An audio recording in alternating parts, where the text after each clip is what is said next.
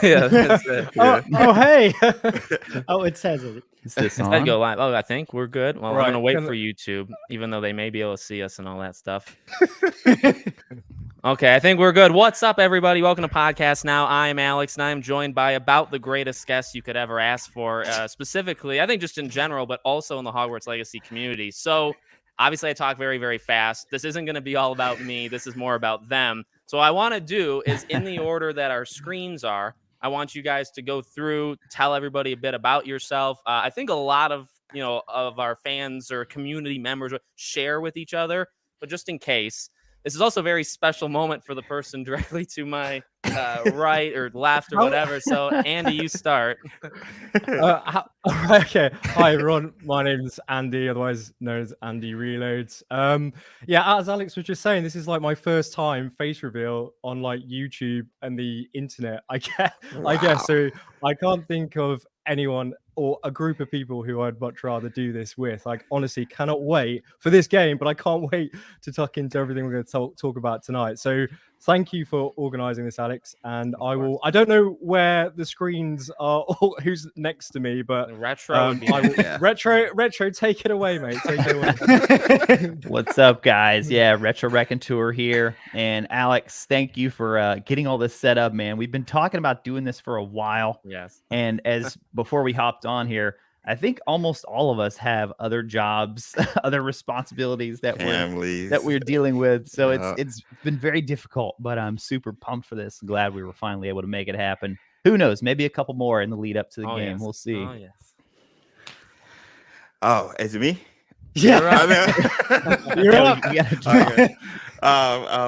Yo, this is your boy James, or Expect to Go. Bring you guys the latest and greatest in Hogwarts Legacy content, and I'm so honored to be amongst this group of content creators, fellow just awesome human beings who enjoy the Wizarding world and the game, and decided to go down the route of creating content, which we're all crazy for doing that. But nonetheless, we are here, and I'm excited to be here with all you guys, the community, and Alex again.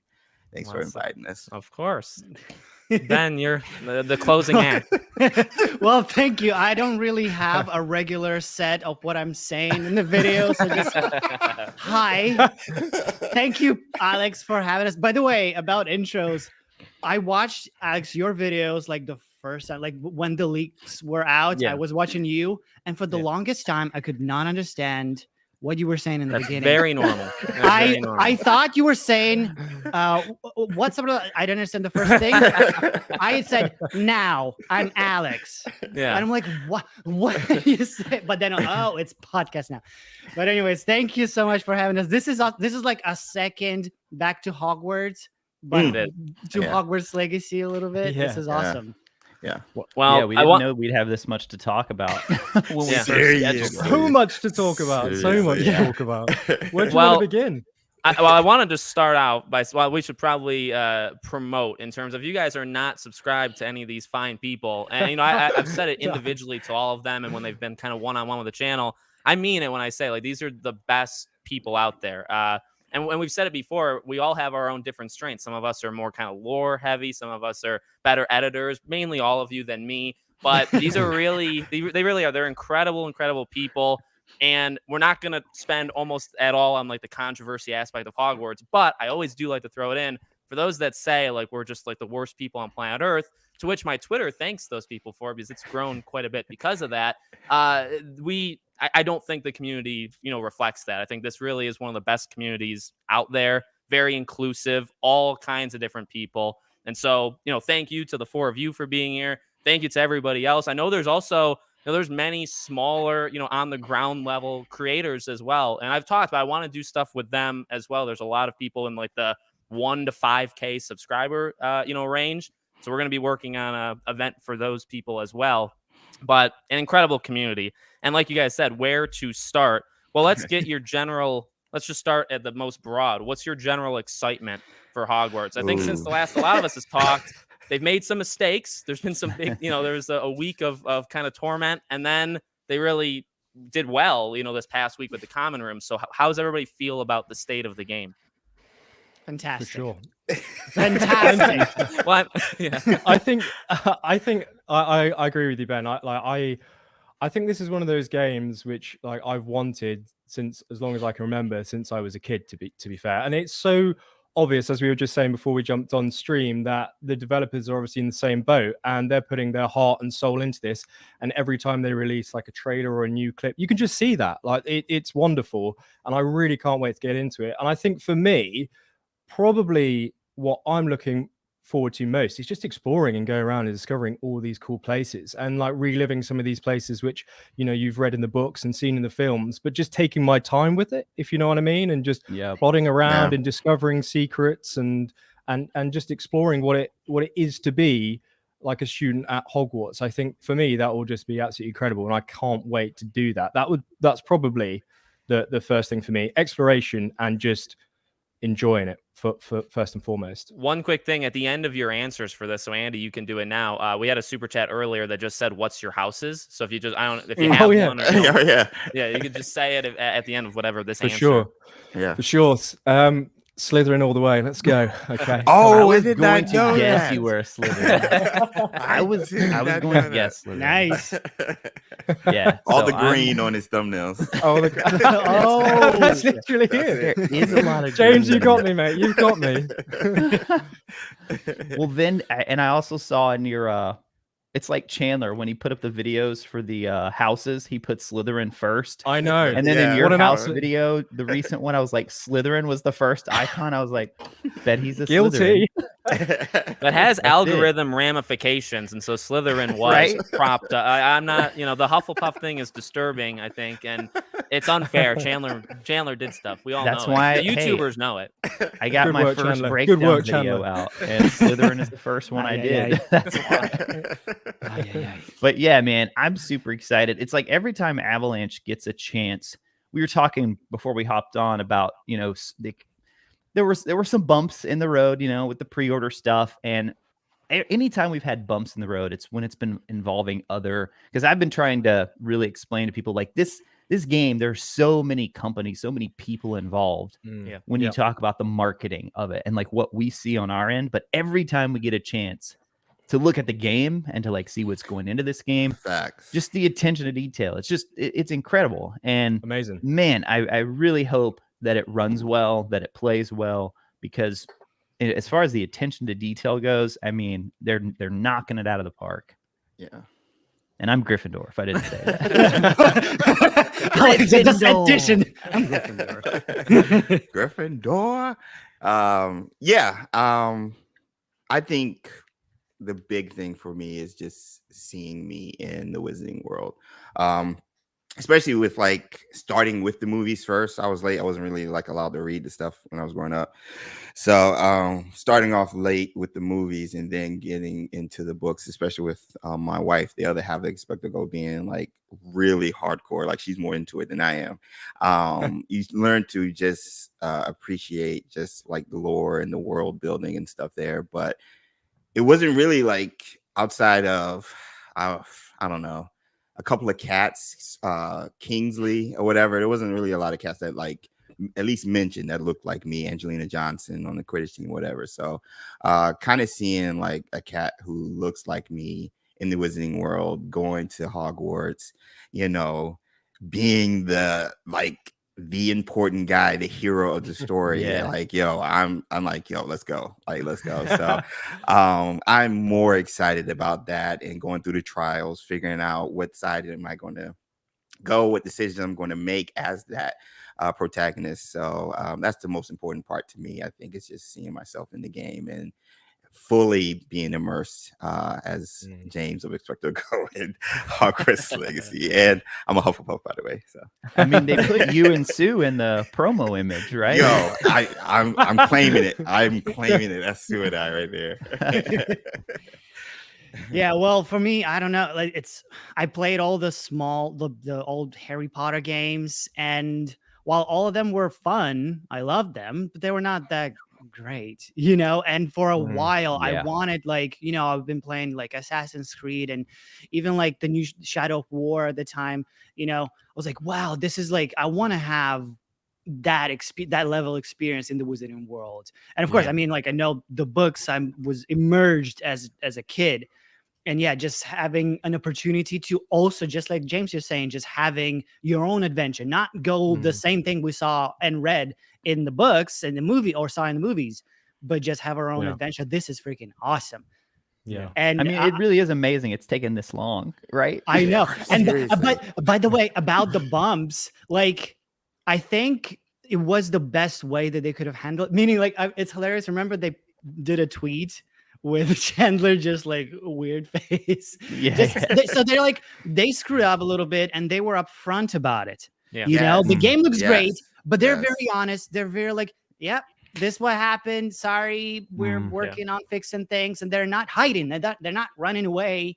They're The there. apology was big because most wouldn't give the apology in the Twitter thread. Most just ignore it. So yeah, so I think that's the best way to go. Like, I don't know. I haven't really followed that many games to really have a comparison, but I want to say I don't know if there was that great presence of a company within the game, within the community, as it is with Hogwarts Legacy now. They're so like we're just talking to each other all the time. I would agree with you there, Ben, because I've been covering Assassin's Creed Valhalla for the last year and a half, and just to compare, I would say, in terms of bugs or mistakes, I think communication with the community is incredibly important, if just for any sort of game. And I think if you can put your hands up and just say, yeah, we slightly missed the mark here, apologies about that, but here's some further clarification on it, I think people are just, I certainly appreciate that. You're not going to get it right every time. Like as we were discussing before we jumped on, it's so complex creating this incredible game, and they want to do it correctly and want to do it right, and everything that's going to be released thereafter, it's going to be some hiccups along the way.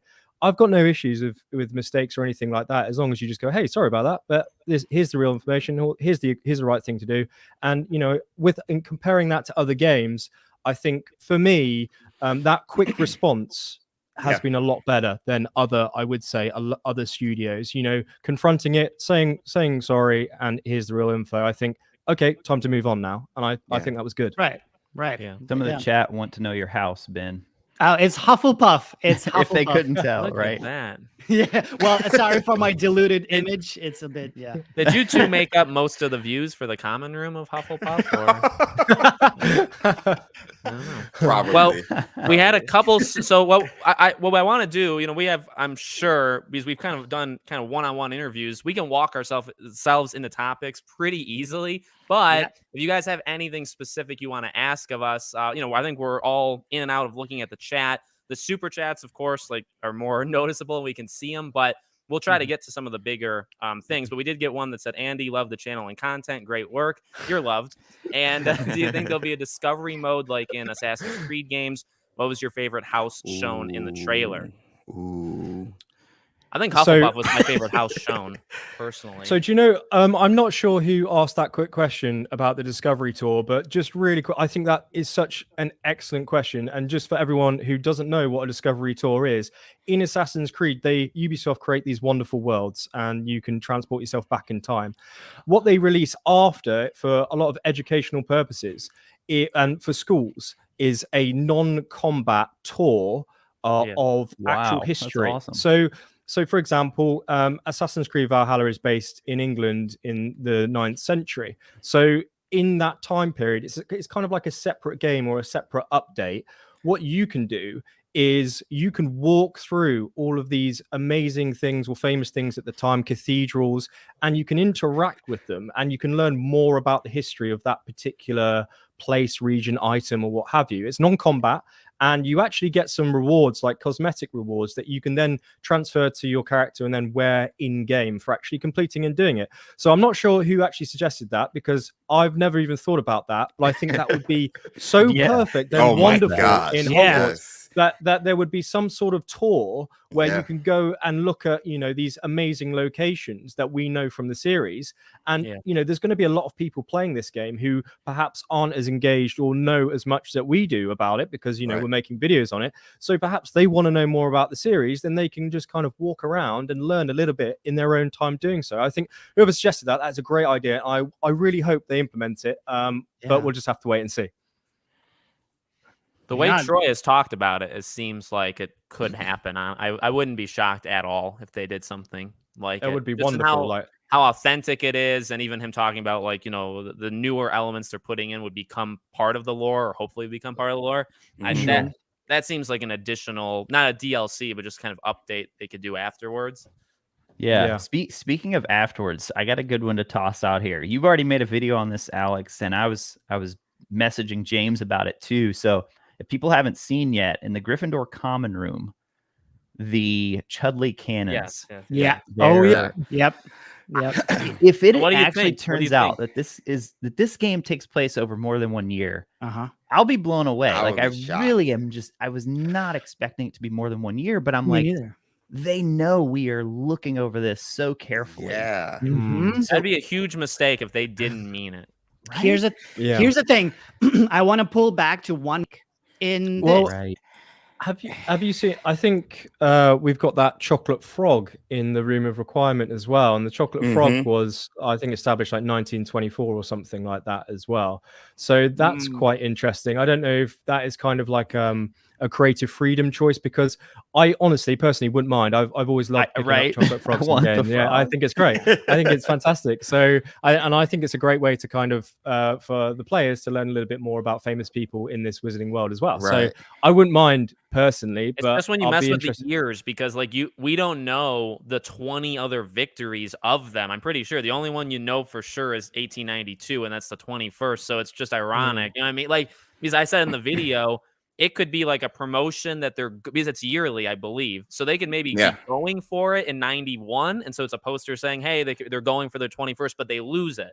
Or in 1890, that's when you're, well, no, you couldn't do it in 1890, could you? Because it would happen before the school year. So why would you see the poster in the school? So it has to be at least 91 or 92. Either way, though, is an extra year. 92's when Dumbledore. That's huge. To me, that's that is gigantic. Exactly. If you get to year 7, he's got to be like he's there. We'll forgive you for some things, but if you go to year 7 and Dumbledore's not there, that's gonna be a cliffhanger. That's gonna be a cliffhanger at the very end. He comes in. My name is Albus Dumbledore. Come in, sword in hand. Gryffindor. That's it. Roll credits. It's gonna be for the sequel. Oh my gosh! I really, I don't know how to feel about that. It could easily be a mistake, but that's a pretty big mistake lore wise. And it goes back. I think we've all kind of talked about this individually. When you add the summer as a season, there's only 2 ways you do it. Is you either enter Hogwarts in the summer month, but that doesn't really work. Right. Or then you have to go into the summer after that first school year. So from the beginning, they've kind of hinted that those are the only 2 options. You know. For sure. So do we think it's multiple years then? Yeah. Okay. What's your new predictions? Based off of that? I think yes. I think it has to be at this. I'm gonna go with my gut because I've always said no, but I feel like it's got to be yes at this point. And also, like, if of course, in the gameplay trailer, they said, "As the seasons go by, blah blah blah."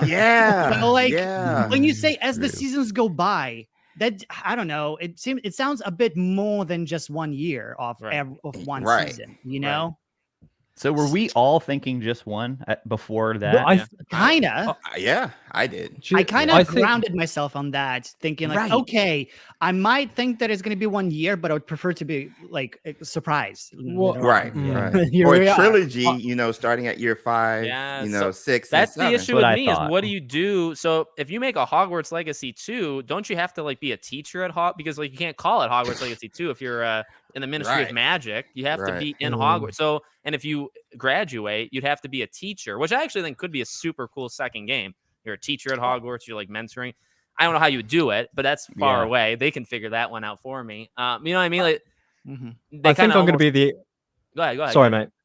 I think I'm going to be the outliner. Oh, sorry, mate. Sorry. You go. I'm going to shut up. I was like, Alex, carry on, mate. Anyway, as I was saying. No, sorry. No, honestly, carry on, mate. I didn't mean to do that. No, you're fine. Oh, okay. Well, I was going to be the outlier here. I would say. I honestly think it will be a full school year, and I think how the kind of level design will work. We'll have it into like 4 chapters or 4 acts of the season. in my opinion. Retro, I think you said ages ago, just speaking to some insiders, obviously, salt shaker at the ready and stuff like that. But I think you said that correct me if I'm wrong here, mate, but they took inspiration from Ghost of Tsushima.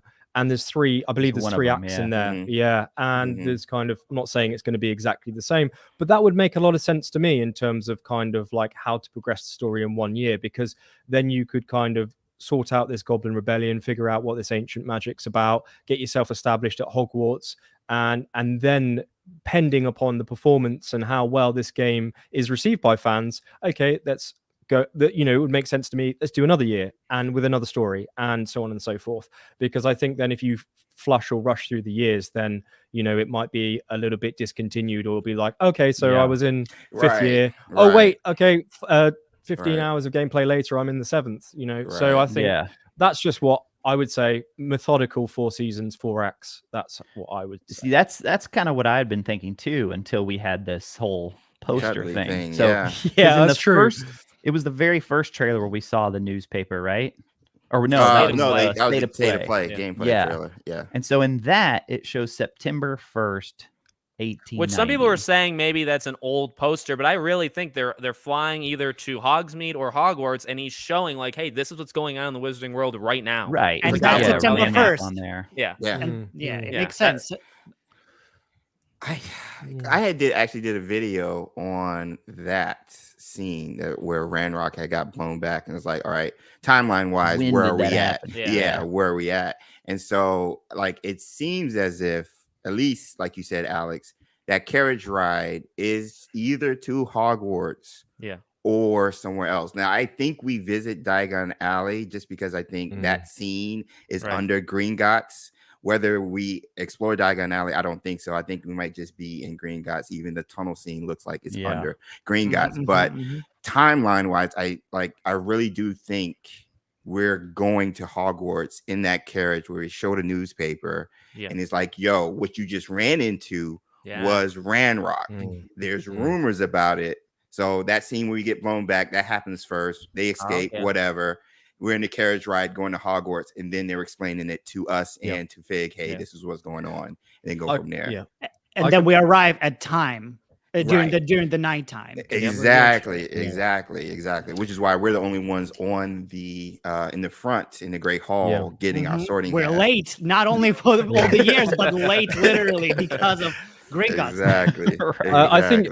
I think you're absolutely right, James, because in the Autodesk presentation, the actual character customization is the same robes as the carriage. So it would make sense to me that you pick everything and customize your character there, then start the game and do everything that you've just said, James. I completely agree. I think that makes sense to me. Couple of good comments we just got. So Wario Land Gold Pyramid pointed out in the trailer, they say as the school year progresses, which and then another comment from the Nightly Nerd, The Last of Us was also like spread across 4 seasons, which was another summer game. What do you do in the summer? That's my counter. What do you have parents? Because I think they're dead. I think it's an easy one. Very dark. We see the Thestrals.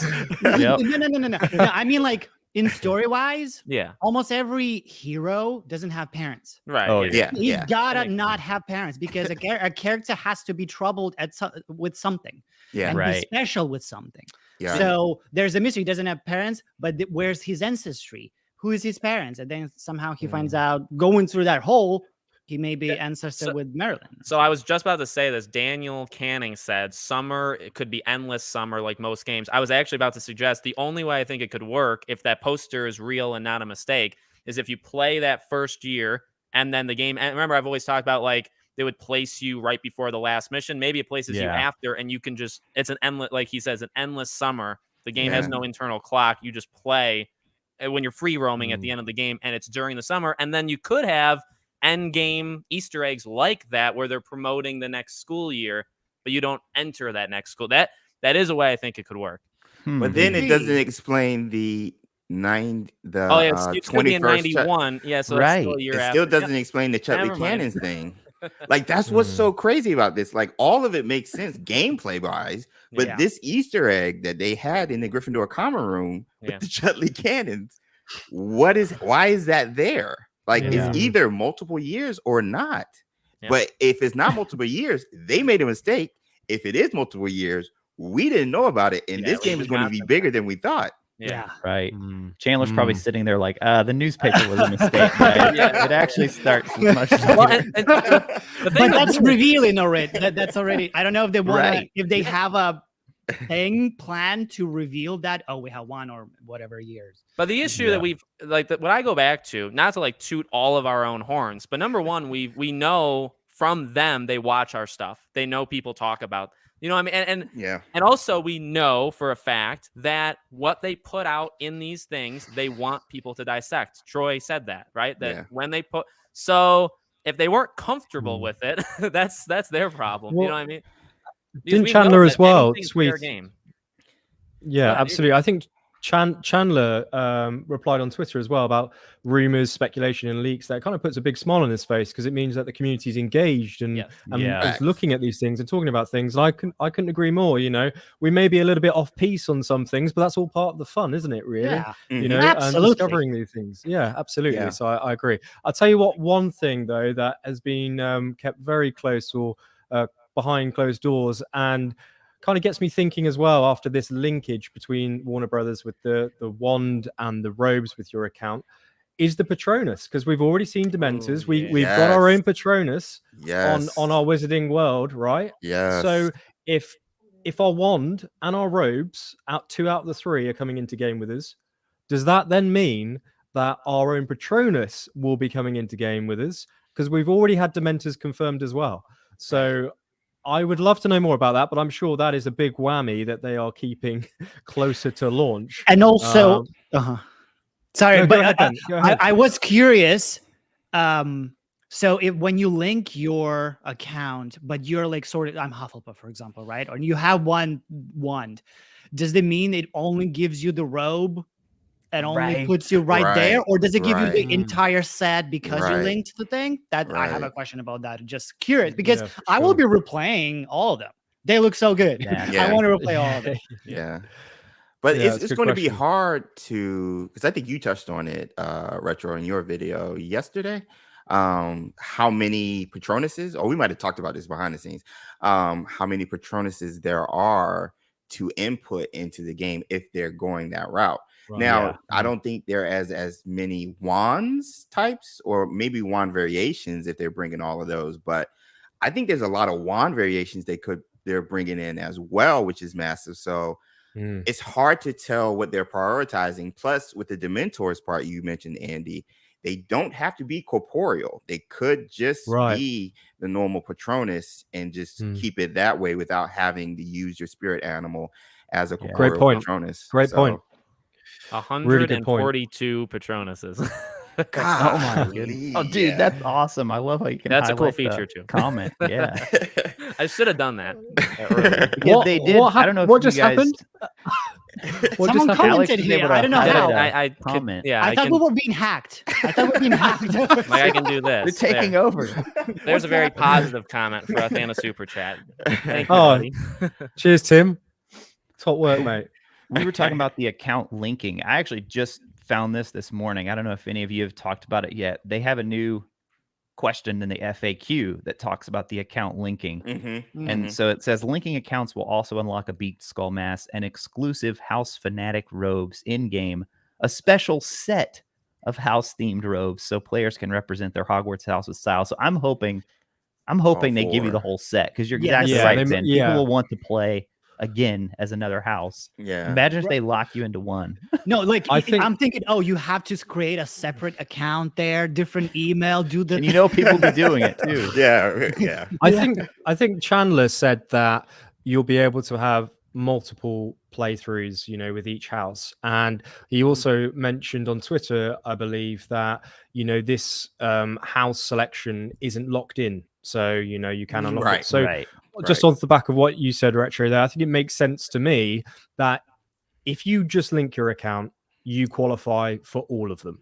And then when, as soon as you link your account and then play the game, they'll all come into your inventory, or perhaps they'll just appear when you choose a different house. Right. Yeah. When you start a new game, that would make sense to me instead of kind of asking people to be like, oh, let's go create another account, etc.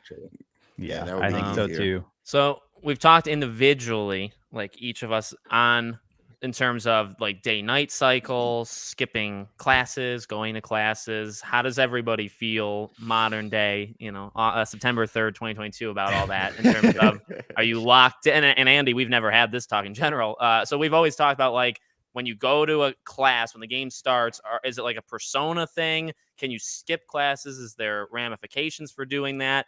How much do they want you in the classes? Are there like going to be repeated cutscenes that happen? Do you get things for going to classes? How do you think all that? And we can go, all of us. How do you think that stuff works?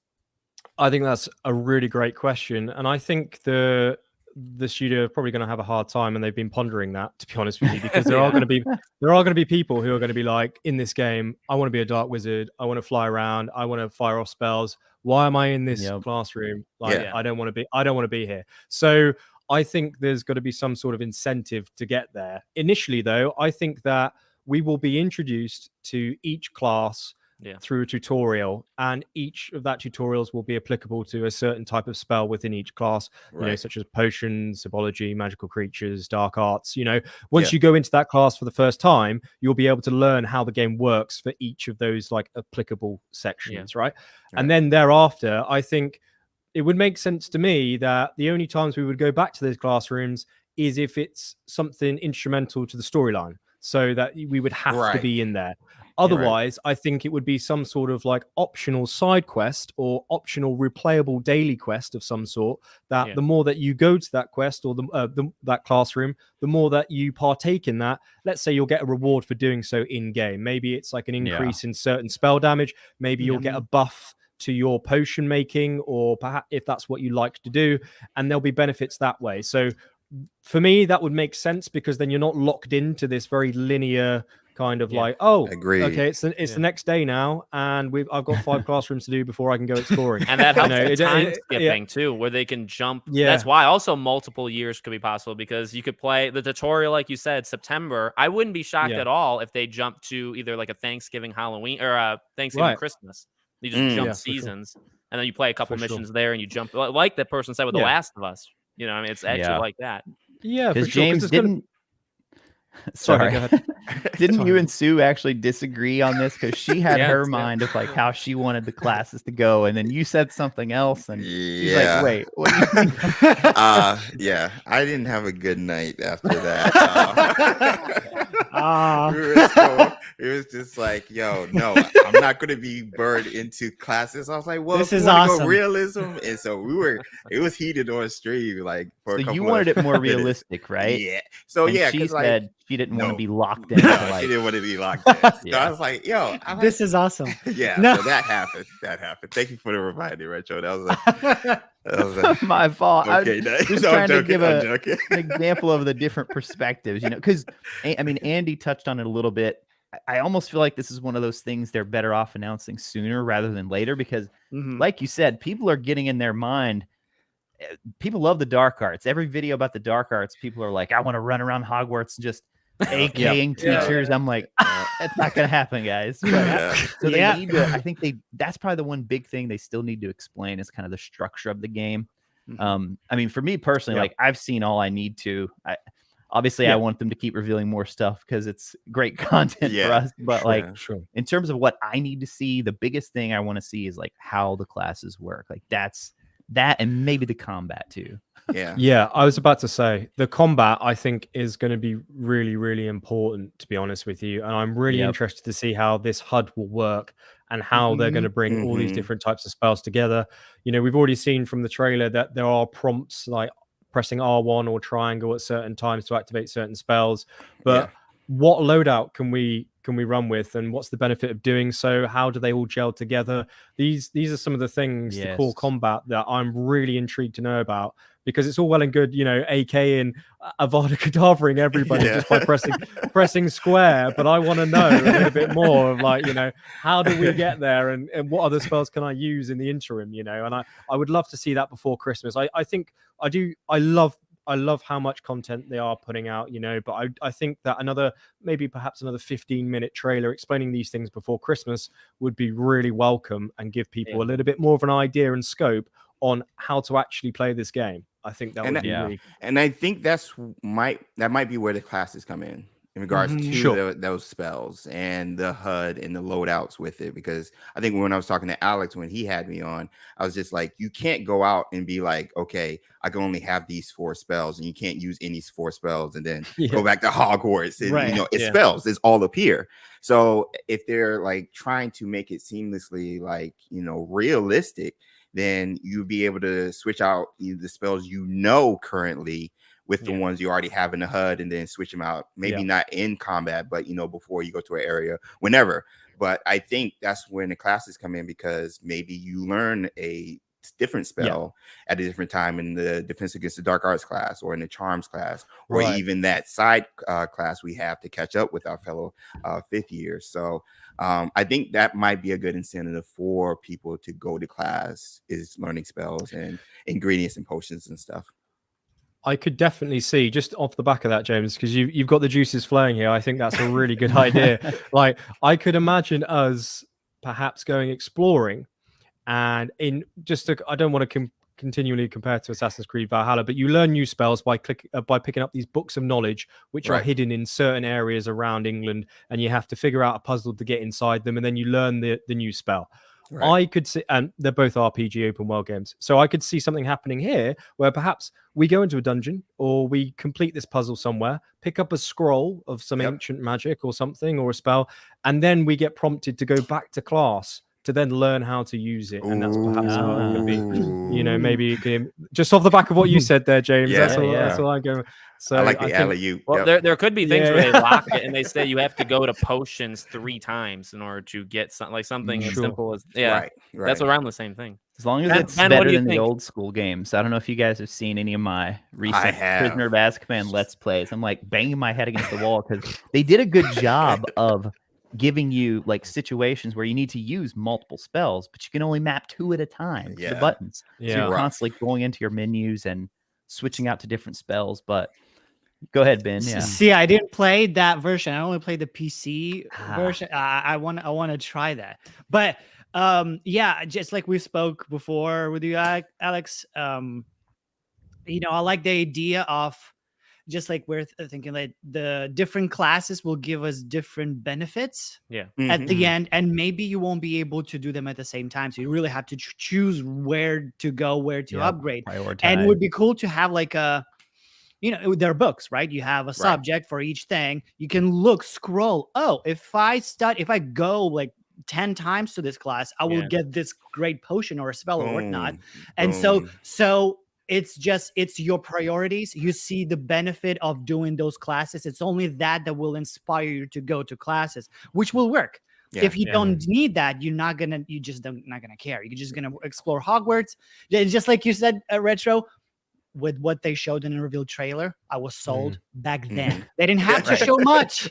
They didn't have to show much. But yes, so this flexibility, I think it inspiring, just encouraging the players. That would work. And I like the idea of finding books. There are books in libraries. You can go, maybe there's some restricted section, some dark spells there. You know, or also the students. Some students know their own specific spells, so they will teach you stuff just like just like this guy Sebastian taught us Crucio, basically. So it's not only going to be classes, it's everything. In the world. That's optional as well, isn't it? That's crazy. That's crazy. So you've got the super chats, Alex, too. I'm gonna run happen. We've got like I knew when we got this crew together, we would just be able to go even with no questions at all. Yes. How many classes will there be, and what classes? So what do we have? Do we have 5 confirmed, and do we count? I think there's more confirmed without them confirming. Because they talked about beast class, like, and then they talk about flying class also on top of showing the transfiguration tower, which not transfiguration, the class, the definition tower. astronomy. So then of course astronomy, then of course the ones they already did, charms, potions, data, and herbology. So like that's almost like 8 or 9 right there. But the thing is, some of them, like I think what I'm starting to think, because you're right, they mentioned the is it like the taming beast, or what's that? What's the official name? They mentioned that in the exact same state of play that they gave us the cutscenes and talked about like the main 4. So those 4 probably will be like cutscene heavy, more in depth. The other, I can see the broom one being a one-time cutscene, one time you go to it, and that's it. That's your class. Same thing with maybe divination, and so I think some of them will be very, very light, and then they'll have 4 or 5 where it's more in depth. That's a good point. Studies. Yeah. Oh yeah, Benz, Professor Benz. That's right. History of Magic. History of Magic. Yeah, that's like 10 right there. Hello. Yeah, that's right. Yeah. Love everybody here. You become part of my daily routine. Can we talk about why the Xbox version cover has the dragon? This is just a bizarre one. Oh, have you guys all seen this? I saw it. I think this is just a design flaw. So for the Xbox version used the optimized narrow poster, and the rest used the background where the dragon is just over here, and we don't see it. It cut out. That's it. Okay. So I wonder if that will be final, because in the trailer, the Gamescom trailer, at the end when they show all the boxes up there, they're different. Yeah, even on the Avalanche. they are. So I'm like, you're right. I guess that's final. Environment, do you think will be interactable? The game is pretty. It has decor items. Do you think we can move stuff around? For sure. Yes, for sure. I think we saw in the Ravenclaw tour, didn't we? You press square. I'm not sure if any of you have caught that, and it spun around the globe. It's in. I think it's in Gryffindor too, for sure. I know that. Is it as well? Yeah, 2 Gryffindor and then Ravenclaw. Yeah. Well, let me ask you guys this. Let me ask you. We'll start another topic and ignore everybody in the comments again. So, I was looking at this, and I think I made a video that's already up, but maybe it's not. So, what I find interesting is when they're doing the Common Rooms tour, that globe is, and to me, very important, because as he's walking by it, the square prompt, pops up, and then you see the chest on the left, and it's lighting up white. Yeah. The issue, Wizard's chest is there, and that's on the table, but you walk directly by it, and there is no prompt. Another thing is you walk by dozens of students, no prompt. It's not uncommon. Andy, you would know this because of Assassin's Creed. There's so many NPCs you don't actually talk to. But I also think people's expectations are you can talk to a lot of people, specifically in your common room. So my question to you is 2 things either happen. Number 1, they turn the prompt off for the Wizard's chest and maybe select NPCs in the common room. Number 2, they didn't turn anything off. You can't actually interact with as much as you think you can. So what do you think? That's a lot. I think they turn it off. I think they turn it off. Yeah, I think they would, because it couldn't be just the globe and just the chest. I think there would be more items. What about the NPCs? What about the characters? I don't know if you have a prompt for it, because I don't remember how it was in Assassin's Creed. So I used to Zelda. You just come up and just press a button next to them. So what I think in this kind of like RPG open world format is that what will happen is that you will run past certain people in the castle or elsewhere, and they will have a little bit of dialogue to say as you pass, like, hey, where are you going? Or, it'll be something of like that, or like, watch out around the corner or whatever. and there will be NPCs where you can have a chat or but that will have a reason. It will be kind of like you'll speak to them, they'll give you some dialogue, and they'll give you a hint to like perhaps a quest somewhere. It'll be like, I don't know if you know, but there was some dark wizards hanging around outside Hogsmeade over there. I just ran away, but you may want to go check it out.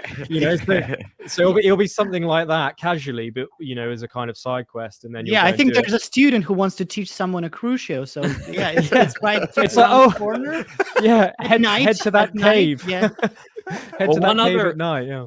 I'll let you guys continue answering, but I'll actually add another question so we confuse people more. Another thing people brought up to me, a couple, was, did anybody else find it weird that they all looked the same age? There was really no like first years in those. There's no young I saw this kids. on Reddit. They all looked your age. That is kind of, to me, it's weird, but I'll let you guys. It's weird, but in that Reddit post, someone explained that it's in general tricky having children. Oh yeah, in yeah. I get games. that. Yeah. Just that part below, like having 11-year-olds, having people technically fight, kill children Yeah. would put good them point, yeah. in adult-only content, Yeah. and will prevent them from selling physical copies. Great So, point.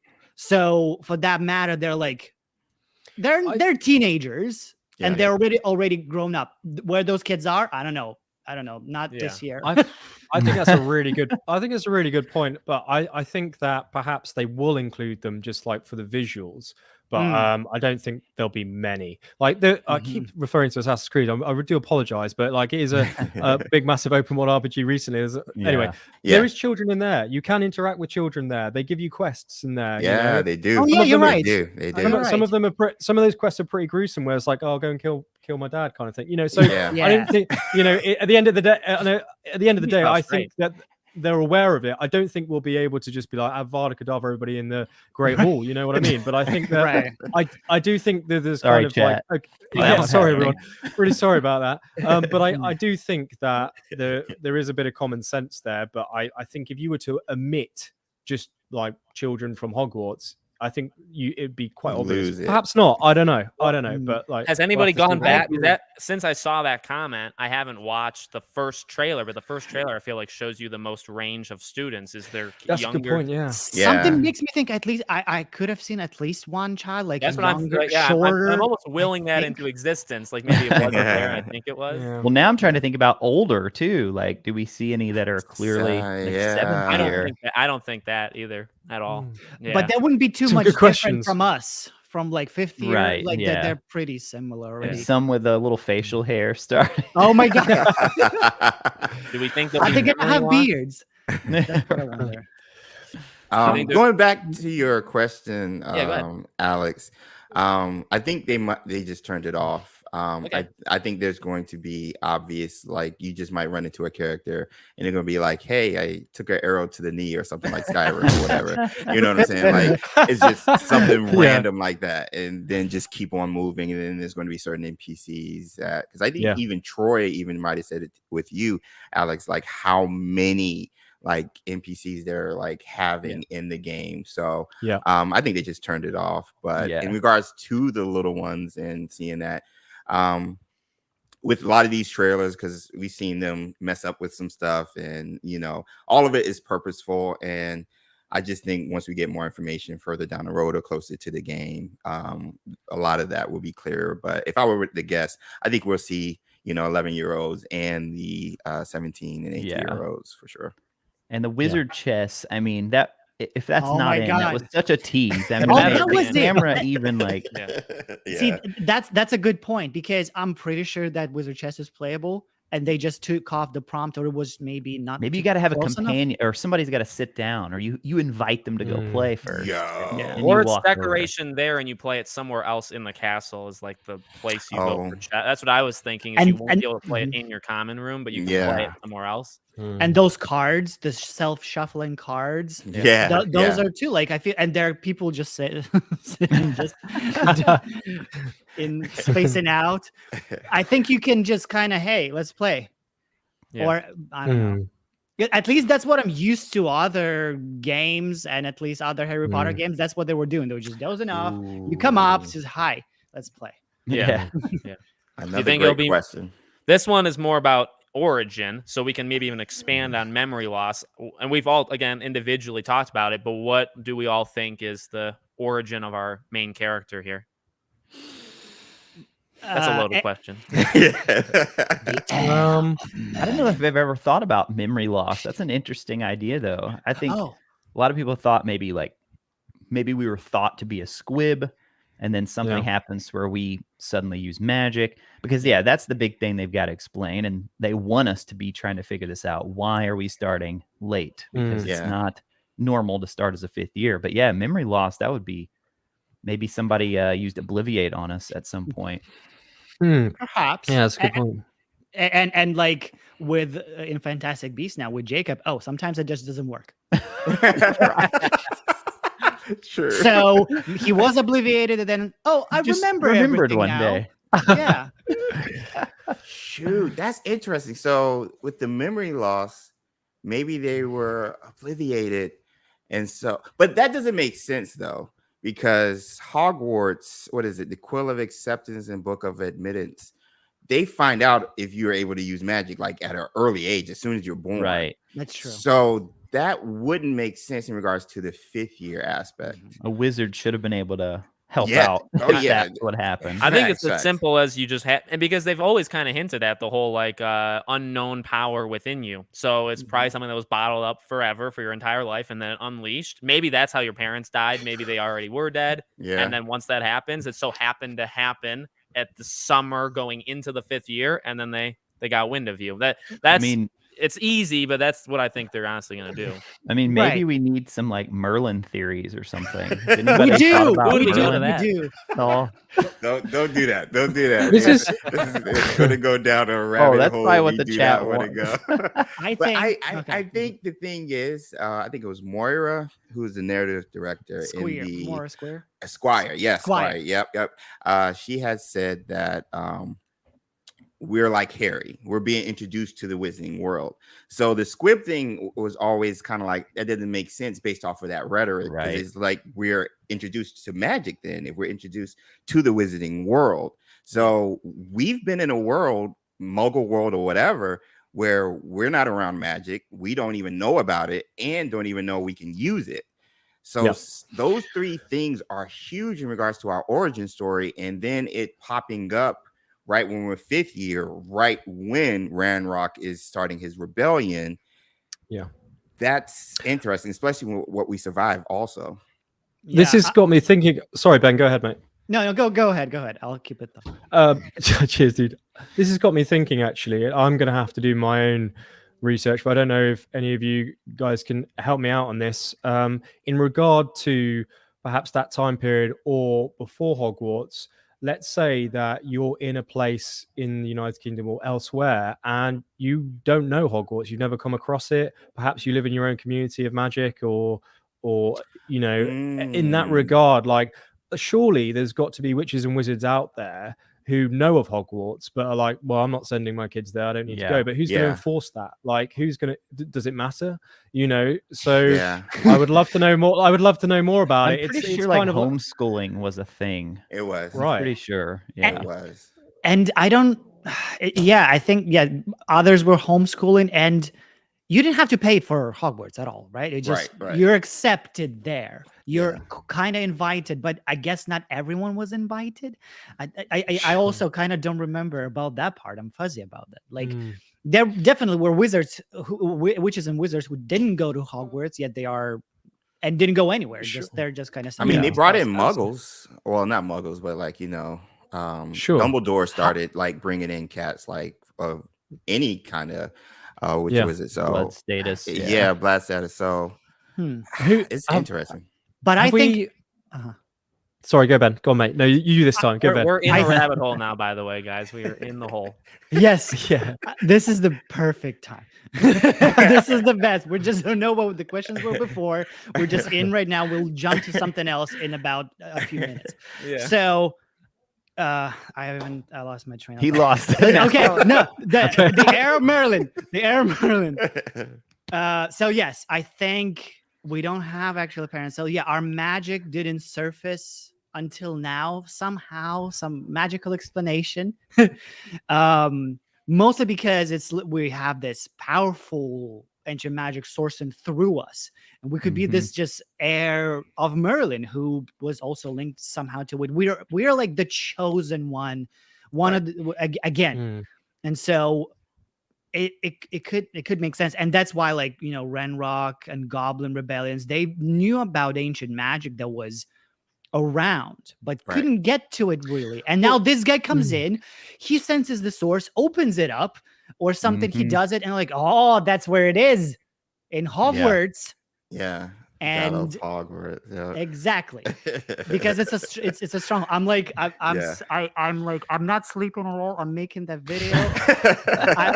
I'm really making it about Battle of Hogwarts. That's the point about them.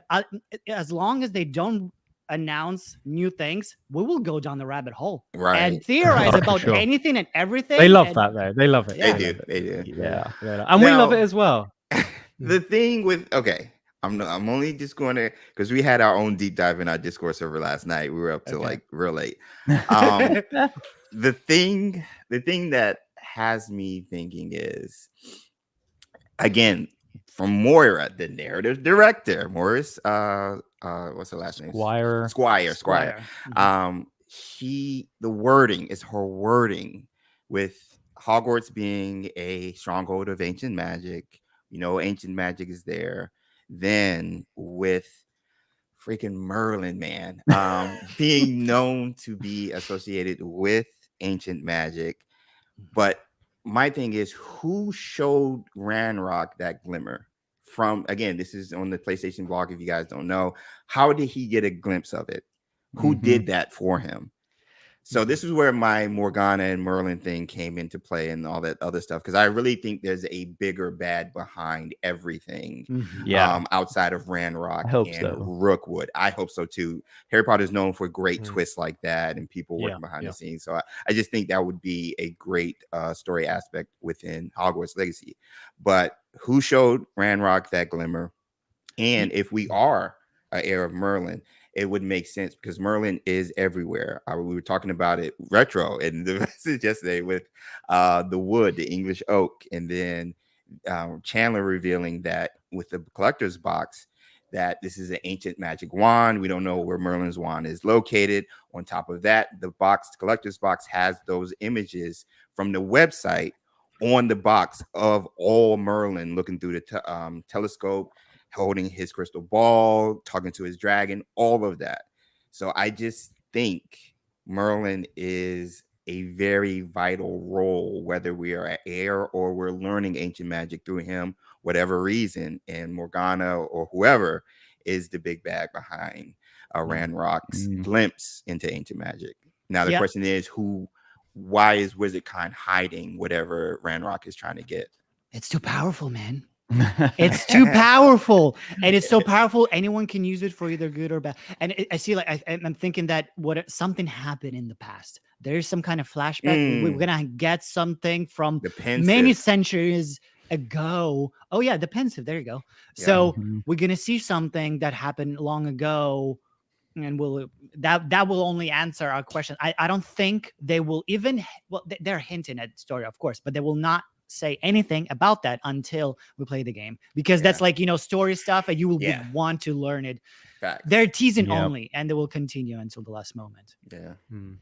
This is more of a fast travel thing, I would assume. What I have found interesting about the common rooms, I think other people probably saw it, is the whole flu net. You can see it in each one. So and that seems very likely, the fact that you can go through the chore, even though it's not a chore to 99% of us, of going through the door and walking in. But there's fast travel built into each of the 4 houses that you can just fast and travel. And a chest right across from them, I believe, as well. A treasure chest, whether you store something in there or for whatever reason, there's a chest like right near that fast travel point. So it's interesting why.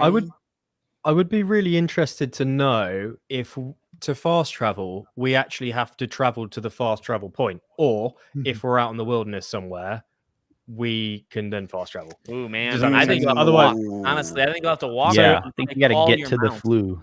Yeah. But in most of the games, you just fast travel from any point, isn't it? In Assassin's Creed, you're just saying that's true. So you still have to unlock it. You still have to unlock it. Yeah, you travel to it, you unlock it. So I think you'd probably do the same with the flu powder network, kind of relight the brazier to get it going. Yeah. And then you could that would then connect the network, and then you could then travel to the ones that you've discovered. But I guess what I'm kind of pondering here is that, let's say I've just obliterated a dungeon and it's completely in the middle of nowhere and I've had a great time, but now I want to head back to my common room. I want to head back there now and maybe change some of the clothes that I've just picked up, or perhaps take the a scroll shower that I've just discovered. Do I exactly? But do I have to then leave the dungeon and then travel to a fast travel flu network to then flu network travel back to the common room? So I wonder if it could do a thing though where it puts you outside of it. Some games will do that too, though. Like when you finish the mission, it'll put you in the next scene, like it'll fade and it'll put you outside of the location, maybe next to a fast travel. So there could be a fast travel right outside the dungeon. You do the dungeon, you finish the quest, it puts you back at the start, and then you can go and do it. That's a good idea. Yeah, because then that's good. That's an older thing. Games nowadays actually make you more like walk, or you have to, or you can just naturally fast travel. But an older, in fact, because I was just playing Destroy All Humans 2, the remake, that's what it does. You do something and it'll put you where it wants you to be at the end of that mission, which I actually thought was kind of refreshing. Based off so as someone suggested about apparition per se, so perhaps. For entire time, we will have to like walk up to the Flu network, use it, and you teleport it to another one where you selected. But you will have an option to learn apparition at some point from someone somewhere, and it works because until then you didn't have to be like from the 6th year. So you could technically learn, because I remember in Zelda, there were only these points where you could teleport to, but then you get this little talisman where you can put anywhere on the map and teleport to it. So like it's a benefit, but later on in the game, it's a thing. I love that. What do you think about this one? Do you think dark magic gets us expelled in the end? I've always said the ending of this game needs to be the same. It needs to be the same story. Even though you're picking a good and bad, like whatever the base story of this game needs to stay the same no matter what the choice is at the end. And so I don't know if expelling actually fits in my criteria. But you know what I mean? Like if there's a battle for Hogwarts and Hogwarts gets destroyed, that happens whether you join the bad guys or you kill the bad guys and you're the bad guy, or you're good. Because you have to keep for the second game, for DLC, for whatever, you have to keep the lore intact. In my opinion. I wonder if what prompted this question wasn't the Gamescom trailer with Crucio, because they were already marked as unforgivable curses by that point. Now we don't know exactly what the punishment was, but by Harry's day, the punishment for using an unforgivable curse is supposed to be life sentence in Azkaban. So it's like now we got these students, and the professor or gamekeeper or whatever, we're not really sure what he is. He clearly like discovers them using the dark magic. So it's like, what are the consequences going to be? Now, the consequences were only against other wizards. We see them use it against muggles, but not against goblins, because I think that scene in the gameplay was against a goblin or whatever in the armor. But they use it against each other. Yeah, the Crucio. They do use Crucio against each other. Or actually, it makes me think that actually we might use it against the other Slytherin guy who's there. Just search at him. I saw somebody thinking that too. Well, that was but like, come on, in Harry Potter, he murdered a guy. He made him turn to ash. He, let a teacher get just captured by a giant. He let a prisoner out of a cell. I mean, he did use the Unforgivables a couple times, and he did use it then. But he's fine. He's not even expelled. Here goes some extra points to win the House Cup. So I feel like we are gonna be something in that area. Like we're gonna be, maybe Sebastian is gonna get expelled, but you, because you know ancient magic, you're the main character. You have to stay in Hogwarts. Sebastian could be like, I'm not pressing charges. It's all good. Don't send him. Yes, exactly. Oh, so the dark arts thing then, will it like end or will we get expelled or whatever? I think the 2 covers might be the 2 endings. Ooh. Yes.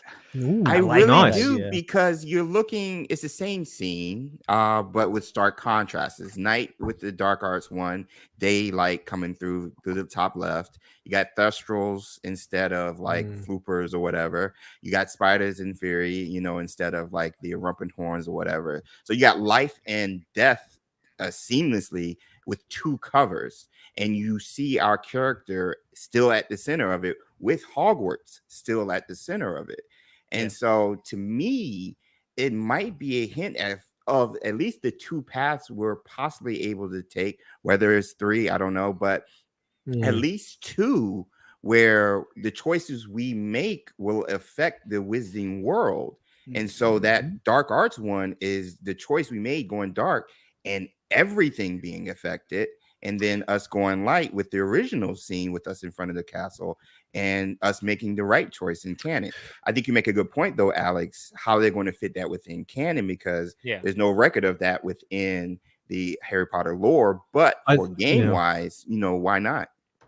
I think that's one of the reasons why they've probably chosen this period of time. It's because they can be pretty fluid and creative with what they decide to do, you know, keeping, I would say, in line with what we already know, but they do have the freedom to actually make something different, or perhaps create something which then funnels into what we now know, that being, you know, unforgivable curses. They may just be, that just may be a word of mouth thing which is coined back then, you know, as far as you know, my lore may be a bit off there, but you know, perhaps we're going to be going through this ancient magic, you know, circus, as it were, and there's going to be chaos enough for you know, the governing body to say, hey, okay, these curses are now forbidden because of perhaps what we have now done or decided to do in that ancient magic time period, you know. So I think there's a lot of like. Go ahead, mate. I was gonna say, didn't Troy say to you, Alex, that he thinks there could be some things that end up happening that become in this game that people might slowly adopt actually as being like, oh, this is my look, it could be the ending. That's true. Remember what the guy said, Sebastian, you're like things like spells that can save your life shouldn't be unforgivable. So like it doesn't seem like they're unlawful, but just people talk about them that they're I agree. I honestly think that's a good point. I think up until this point in time in the wizarding world, like I think that there are curses and things that people do which are kind of like, you know, we don't talk about that. We don't do those. Right. They're unforgivable, you know, kind of stuff. But it's not perhaps etched in law and in an actual law and legislation to say, okay, here is the consequences if you actually perform this spell. Perhaps we are now going to be living through that story to understand how some of these curses, you know, have been written into legislation and law and why they are unforgivable. You know, perhaps that is the case. I mean, it's an idea. Who's going to name their character this, by the way?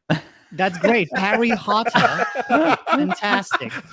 Yeah. I'll do it. If I have to be the one to name it. And, you know. You all are starting to hit on something now, too, that I feel like they've sort of given us two sides with this whole choice thing, because that first trailer, the choices you make now will define your legacy. And then they come out with the FAQ and they're like, well, there's no morality system. Yeah. So I'm like, but there's still exactly. Right? Yeah. But Azkaban. Well, what do we think?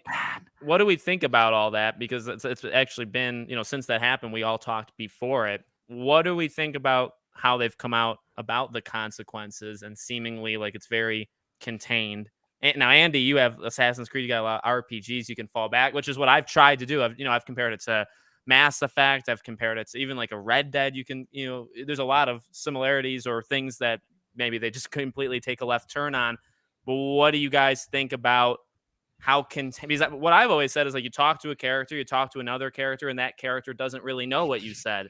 You know, I mean, there's no morality that follows you through. But of course, the consequences of the main story have to add up in some way to reach the ending.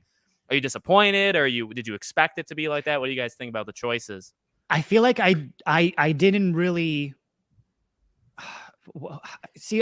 That's why I was confused, because again, no morality system. Like, oh wait, so we can have different endings, but then not necessarily. It just gives us more freedom. It's just the game technically won't pronounce us evil, but like I don't think Assassin's Creed has evil morality system. But still, you can take sides. Even in Odyssey, you were able to, like, there were war going on, so you were able to pick side and battle on either sides. And you know, two different characters literally having, and the path, I don't know if the ending is the same or not.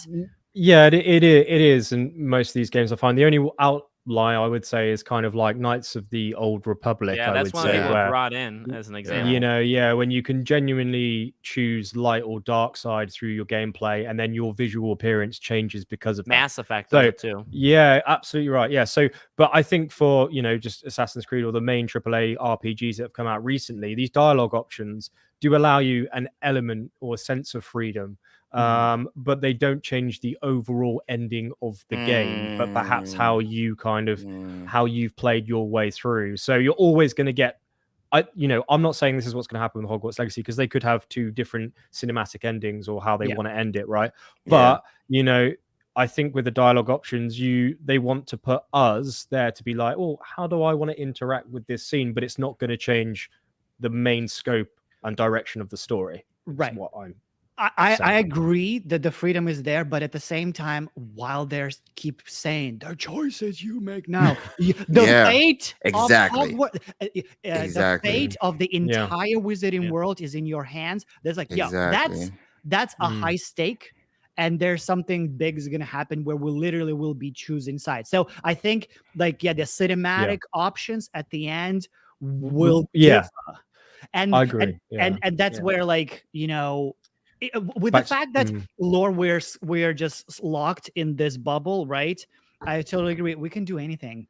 I mean, not we, they, like the developers, they could explore. You can level Hogwarts to the grounds and then rebuild it. Oh, it just was rebuilt. Whatever. Or all of this is a memory of something is fuzzy about. I don't know. I don't know if this guy was good or bad. It just, if there is a story written about this time in the future, so it can make sense. Even like with spiders that are in the forest, so many people going, oh, there were no spiders. There's no anchor. I'm like, there's spiders and they live in many places and in the forest. So the fact that there's another spider colony, I'm absolutely fine with that. It's not technically, but like, there are spiders. For sure. I think those kind of mechanics and stuff in games, like, okay, perhaps there's not going to be everything in this game is going to be 100% accurate to the lore or stuff, but you're going to have to have something. You're going to have some things in this game to kind of make it somewhat challenging or enjoyable. I think that, but because we already know that the spiders are in Hogwarts, the Wizarding world generally, a part of the lore, as a combative enemy, it's pretty cool to have in game, because I think at the end of the day, like, we want to play this game for fun as well. And I think that exploration and story is going to be great, but I also want to fire some spells off at some enemies, and perhaps some of them are spiders, and enemies. Enemies, right? Sure. But a bit of creative freedom, I would say.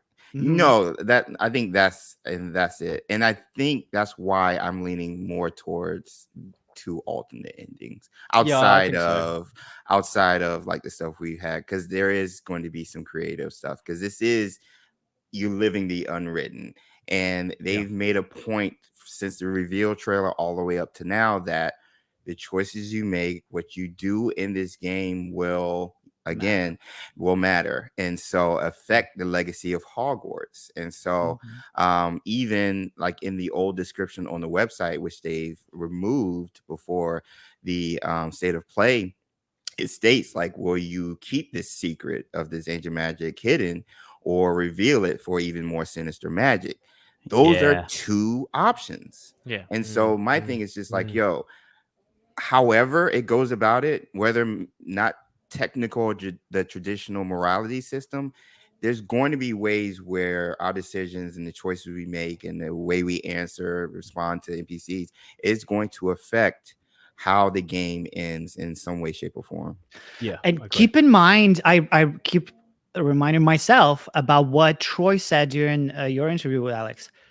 This game, what we've seen is just a tip of an iceberg. We're just scratching the surface. Just thinking about like, we've seen so much in the gameplay trailer. That's like all so much. And him saying that, like, we don't know. We haven't seen anything yet. Right. Yeah, for sure. Yeah, perhaps we need another 15-minute trailer. I've been saying you do like a 10-minute uninterrupted. You have them walk throughout the castle. Then you can see if you walk by somebody, do they naturally just talk to you? You accept a side quest. You go through your inventory. I mean, in 10 minutes you could do the entire game. You can just go. Now they may not want to. Is the issue is they just don't care, and they don't. They want you to. Well, by not caring, I mean like they want you to go in somewhat blind, which I actually kind of respect. I like the breath of fresh, or like God of War Ragnarok, like not really knowing at all, what's happening in that game. Absolutely. It's kind of good rather than showing everything about it. I mean, also keep in mind, like the game was delayed, so they're still working out kinks or whatever it might be they need to do to present either more gameplay or other stuff. Because I feel like cinematics might be easier to do than like actually playing the game and doing stuff, whatever. So, you know, that could be it as well. Maybe they're waiting for the PlayStation Showcase that still hasn't been announced. I don't know, but like. It could be numerous reasons why we haven't got gameplay yet. But overall, didn't you guys notice how everything started just running? Yeah. Like it feels like they pulled the plug. It feels like the whoever was on top was waiting. Like, yo, you got to release this. I'm not waiting any longer. Any more delays? I'm delaying it just a little bit. You go in and announce on the day because Troy actually talked about it, saying that. The reason also, remember, they pushed Thursday regular post to Friday. They the Chandler was let know that we're delaying. Just they had to scramble and come up with the excuse, and they made this.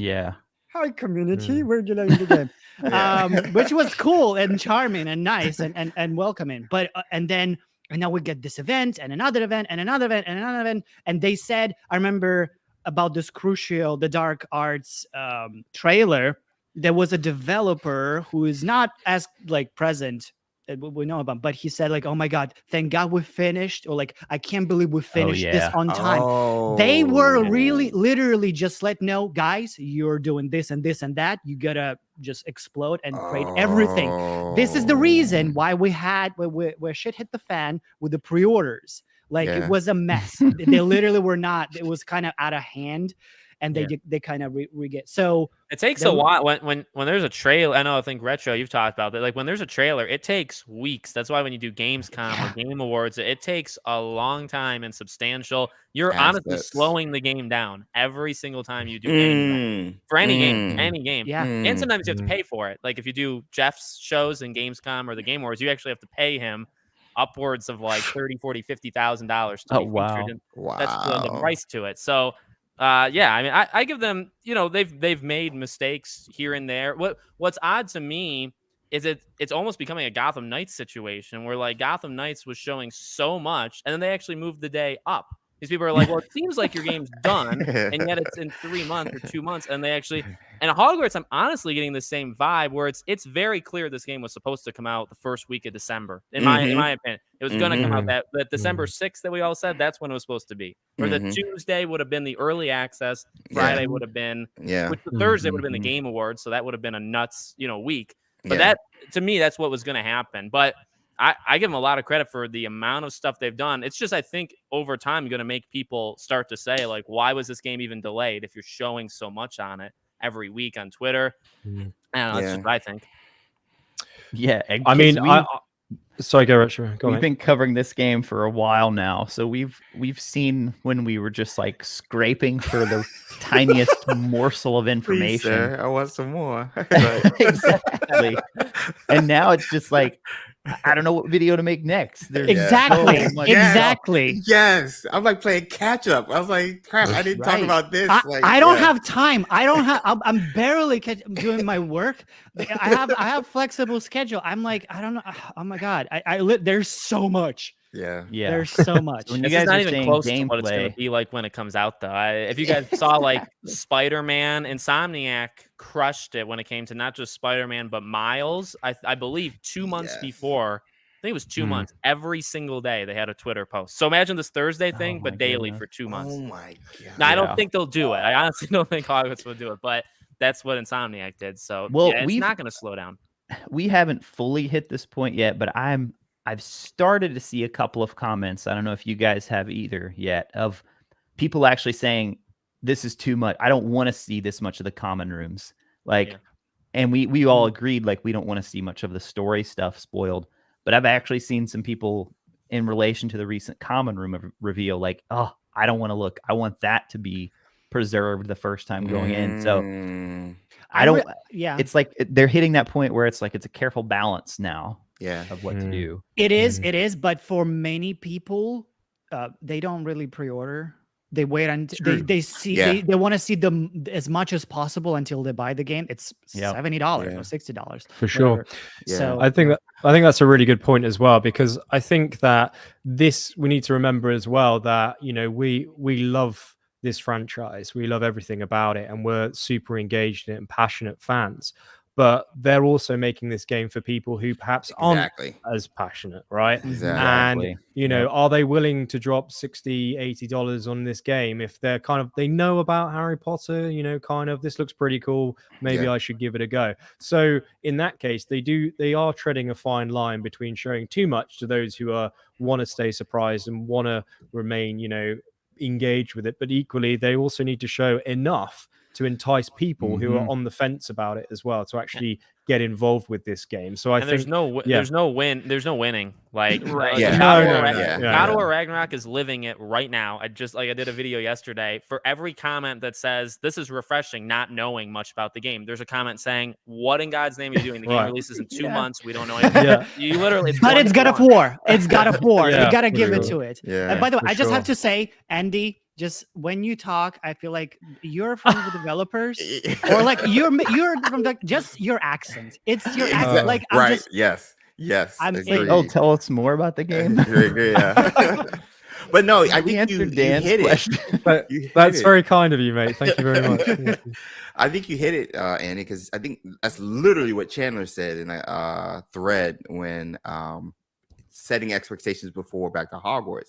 He's yo, keep in mind, even you, Retro, said you can't believe a Chandler anymore because he always underplays it, and then it's explosive. But this is to the wider audience, to the Wizarding World fans, which is why you show the common rooms, which is why you show Hagrid's motorbike adventure, which is why you show linking your Wizarding World account to the game. All of those aspects are Wizarding World Harry Potter fans that we already knew about.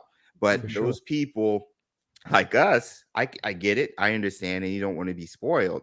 I'm looking at it as a fan aspect. I'm like, they're hitting on all cylinders, showing what they need to show, showing hey, the first gameplay was just gameplay. Hey, this is what you expect. This is a lot more than what we got in the reveal trailer. And then the ASMR, this is the world we're building. And then going forward to the Sebastian Salo Dark Legacy trailer. Hey, this is a side you could go. There's going to be choices. And now this with the common room stuff, I think they're hitting, at least from marketing side, outside of the collector's edition pre-order stuff, I think they're hitting on all cylinders when directing and reaching an audience that they are catering to with said trailer or footage. And just on that, James, I think everything you said is spot on, to be honest. But I think that the community, Chandler does a fantastic job and he's super engaged with everybody. I think that they really do look at the comments and the conversations that people are having. And I think a really great example of that is, and Retro, you mentioned it earlier, mate, it is about the dark arts. People are fascinated about this because in the Wizarding world, you've always been on the good guy side, right? And it's always been the goodies versus the baddies. But this time there is potential for you just, to explore that side.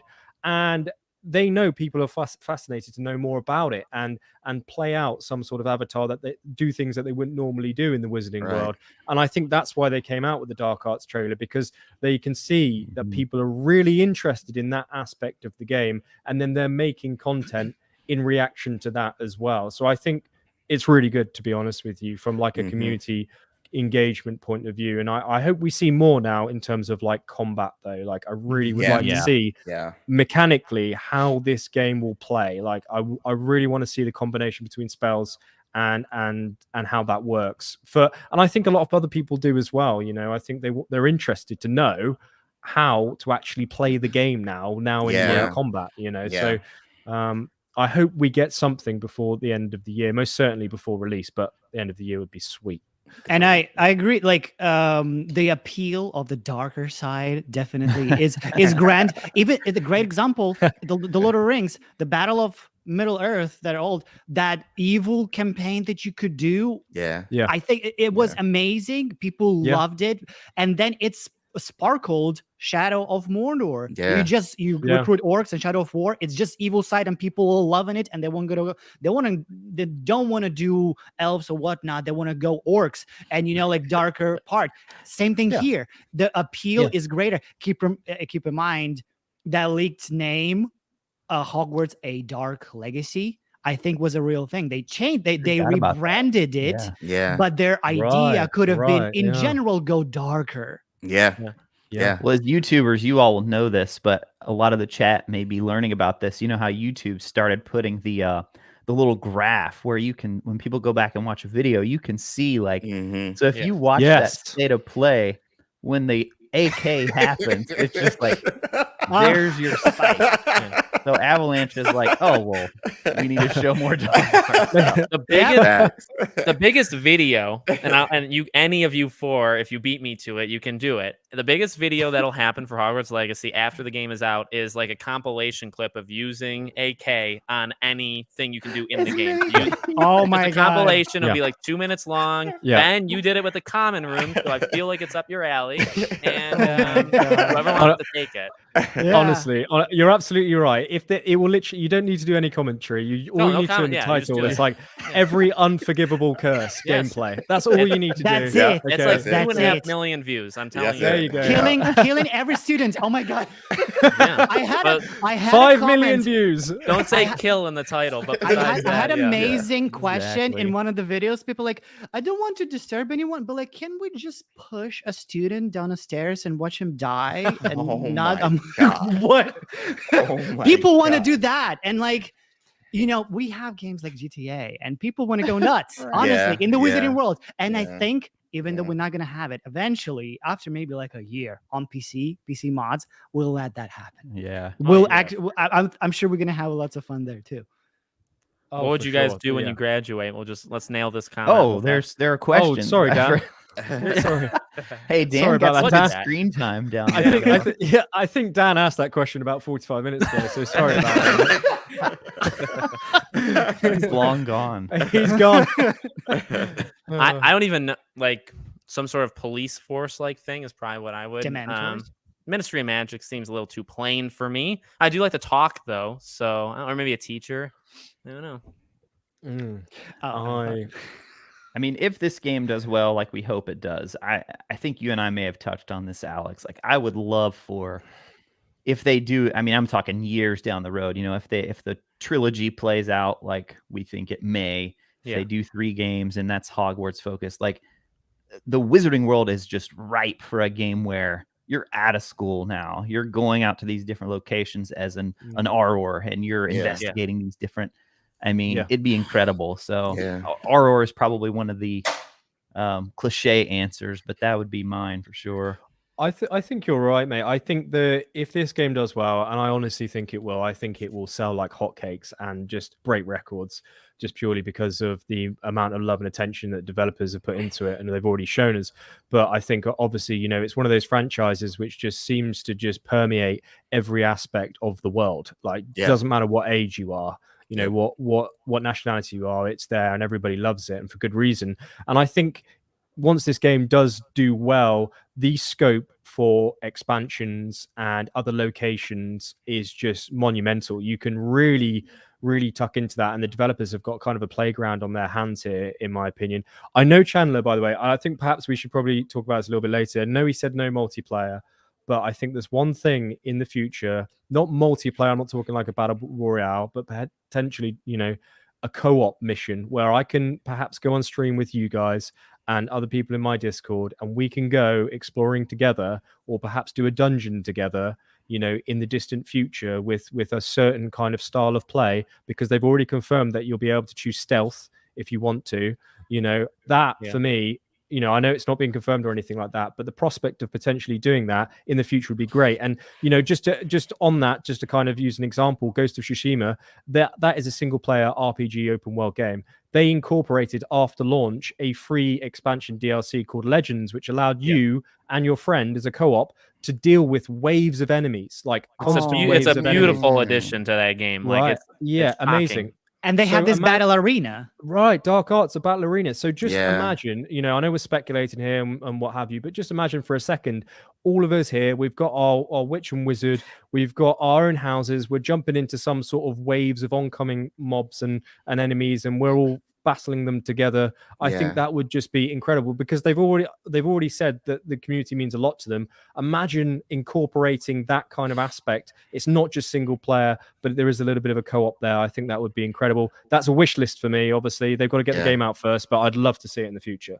I totally agree. And also the fact that we're not getting Quidditch in here. Yet it's so teased. It's almost teleporting to us that we are gonna get something multiplayer, something else Quidditch related later on, because we will definitely be asking. It's like it will have to happen. And multiplayer, it's for sure battling together. Tsushima, that's the example I used for the longest time, because I was convinced it was happening until Chandler. I think it was a couple months maybe after he came on board when it was after the state of play trailer when they updated the FAQ, and that was when they kind of definitively said no multiplayer. And so that's when I finally backed off of it. But you make a great point about them. They clearly listen to the audience. And so if the game does well, I don't know if they have concrete DLC plans yet, but the community, we've all talked about community so much here. And I've seen it in all your chats, all your comments. I mean, that is, if anybody from Avalanche is watching, you know, if the game does well and you guys are looking for something to add, some sort of co-op thing is got to be at the top of the list. I mean, I see that. Now, people don't want it to detract from the single player, but that's what's the beauty of how Ghost of Tsushima did it. You know, it's an incredible single player game. And then you have this completely separate mode where if you want to join up with people, you can. So I agree. That's a great way to do it, because there hasn't been a big Harry Potter game for a while, and I think it's better to start on a very on high standards to really establish yourself that we are quality. If I feel like if they would start with a multiplayer, which probably would have microtransactions and stuff like that, it would be a little bit like, and probably this game, if they released after, would sell worse because of reputation of the other things. So now having this game will sell the next one too. Yeah, right. Yeah. Well, on top of all of that as well, like Portkey does have other games, and so like even with I think the Magic Awaken, which we're still waiting to hear a release date on. I can't wait. I want to be playing it. Did they say beta 2, James? Is there beta 2 Yeah, now? I've done 2 betas this year alone, back in like February, and now I think it was either June or July. That is multiplayer. That is where you create your own witch or wizard and go to Hogwarts, and there's a mystery a couple of years after the timeline of Harry and the Golden Trio. So I think if people are wanting multiplayer, at least now, Portkey is like, hey, we have this game over here where you can do that. Let's focus on this first, and like you all said, make sure it's good, and then implement multiplayer later. Because I think that was the one thing like I was very upset about with Hogwarts Legacy, the lack of multiplayer, because I want to play with the community. I want to play with you guys. Like I would love to share these experiences, being in the common rooms and going through Hogwarts and going out exploring like with other fellow like fans. That would be huge. That would be huge. Amazing. So I think that was on purpose though, because that's a lot. And we've seen there's stuff going on behind the scenes, even back to 2020 and up to now. So I think Portkey's response, or at least their response, should be, hey, if you want to do multiplayer, we have this other game coming out that you can play for free. Granted, it does have microtransactions, but you can have that experience of being in the Wizarding world and seeing yourself in there while playing Hogwarts Legacy. I have a question to all of you. What would be a killer experience for you in Hogwarts? Like, what would have to happen that would just, okay, nah, I'm not playing this. Oh, I'm not playing it? Or not playing, or just like, you just, oh no, I don't like this. I don't like this. Is messing up with my experience. It throws me off. If I'm forced to do things that perhaps I wouldn't necessarily want to do, I think actually that falls in with Adrix's question here about classes. Personally, like I think Good if I'm segue. forced, yeah, it really is actually. If I am forced into doing the same grindy class over and over again to actually get some sort of bonus or reward, and I have to attend to do so, then that wears off real quick. I'll be honest with you, like it really does. And the thing is, unfortunately, you know, that is part of the fabric in some of these AAA RPG open world games. You know, they do incorporate, even in Ghost of Tsushima, which is a masterpiece, but there is a lot of things which are grindy to do if you want to get that platinum or if you want to get that certain thing. Like that is the nature of the game. Like it's optional, and I hope it remains optional. But one thing, if this was incorporated into this game, if it's not optional, if those kind of things aren't optional and I'm forced to do those things over and over again to get something, then perhaps that would turn me off. I don't think it will happen, to be honest with you, but that's one thing that pops to my mind in AAA RPG games. I'd say like the characters or the dialogue, if it's very cringy, if it's very robot, you know, and I just simply threw out the option in when they did the dialogue reveal, and people really didn't like me for it. But I'm not a big fan of the dialogue of how it's written. I think it's very monotone and robotic, which is fine. It's 2 seconds long, or 5 seconds technically. If the whole game is like that, and what they say out loud is, because I get it, like you're not going to necessarily repeat what you pick. You would add, I mean, it's in any game, but yet again, it's also not sometimes. Sometimes they go off the trail and say things that are not what you picked.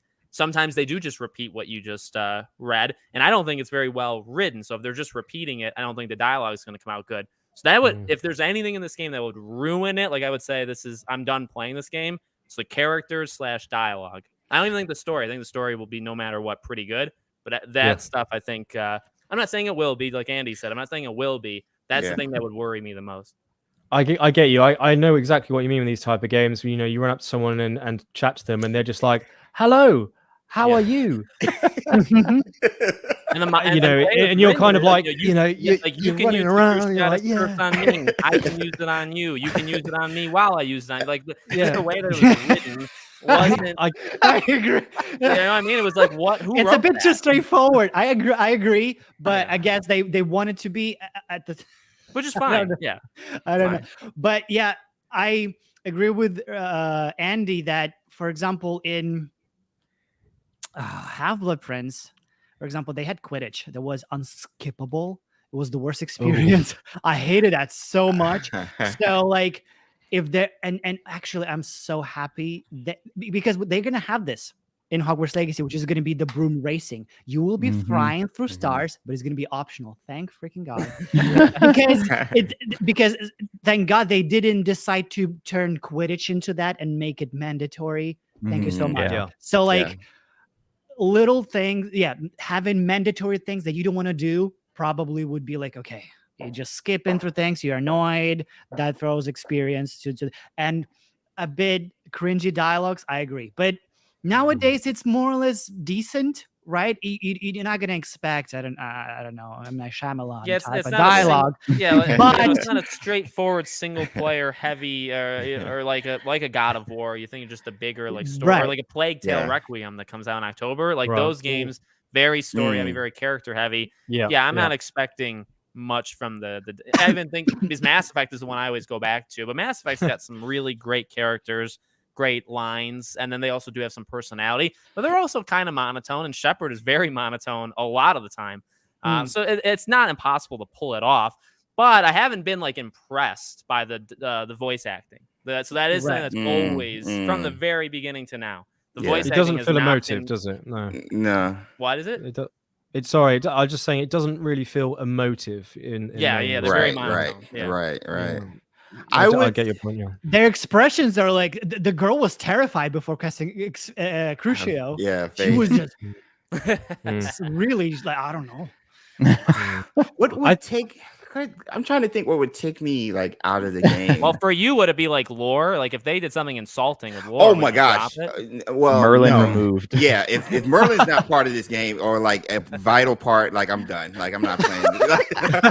So if he just didn't simply only create the puzzles and nothing more, you're like, I'm out of here. Yeah. If he's just there for puzzles, like no, like there's too much connected to my man. Like I will is the die on powerful this hill. creator. I will die on this hill. I don't care. But no, like in all seriousness, no, I would be disappointed. But I think I'm not really worried about dialogue because I'm not going to be talking to people. Like I'm going to be like going around, like looking to see what I'm going to find in Hogwarts and then outside of Hogwarts. So, I mean, I get the dialogue and stuff, especially with the story, but I don't. Well, care. I love this question too, Ben, because it's like we know each other a little bit, like through the videos we've made and through hearing you guys talk about other games, because it's like we all kind of look for something different, you know. Everybody's looking. There's something people really want. For me, it's really going to come. Well, I was thinking about this the other day. I was like, this game, if it launches,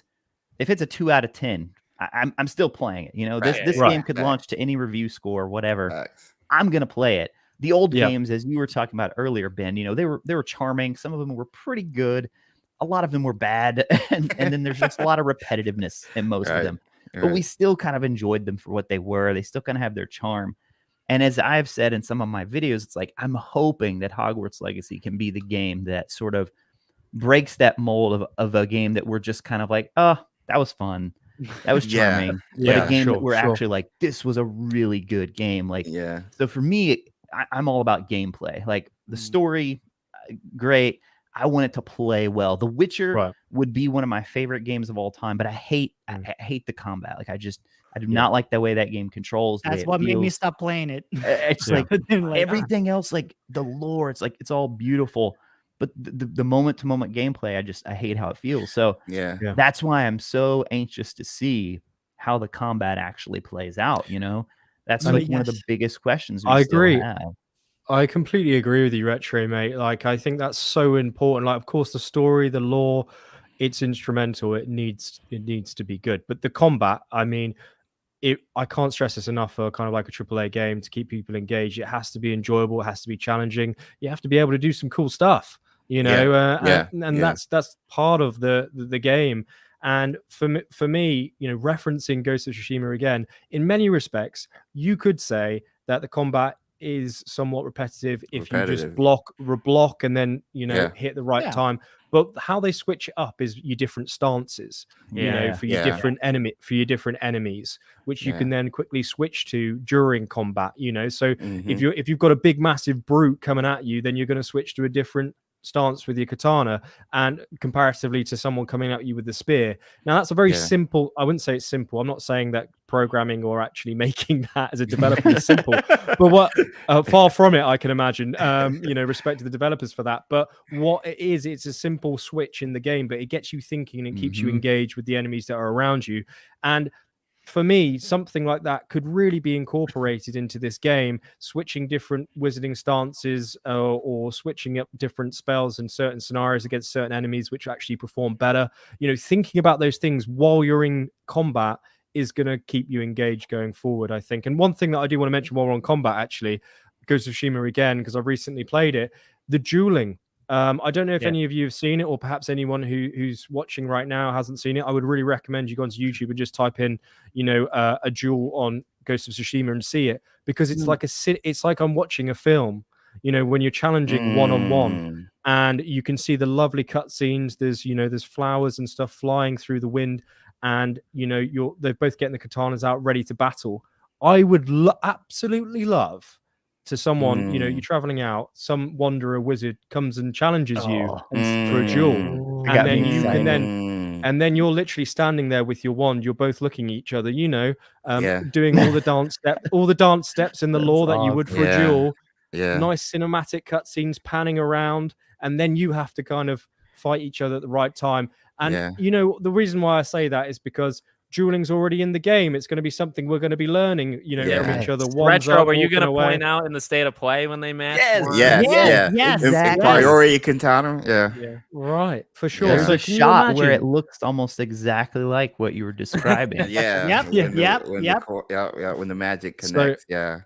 It's a small thing. It's a bit of a one-on-one, but oh my god, I am immersed. I am engaged. It's me in this wizard. Let's go. Let's absolutely go. I hope it's in the game.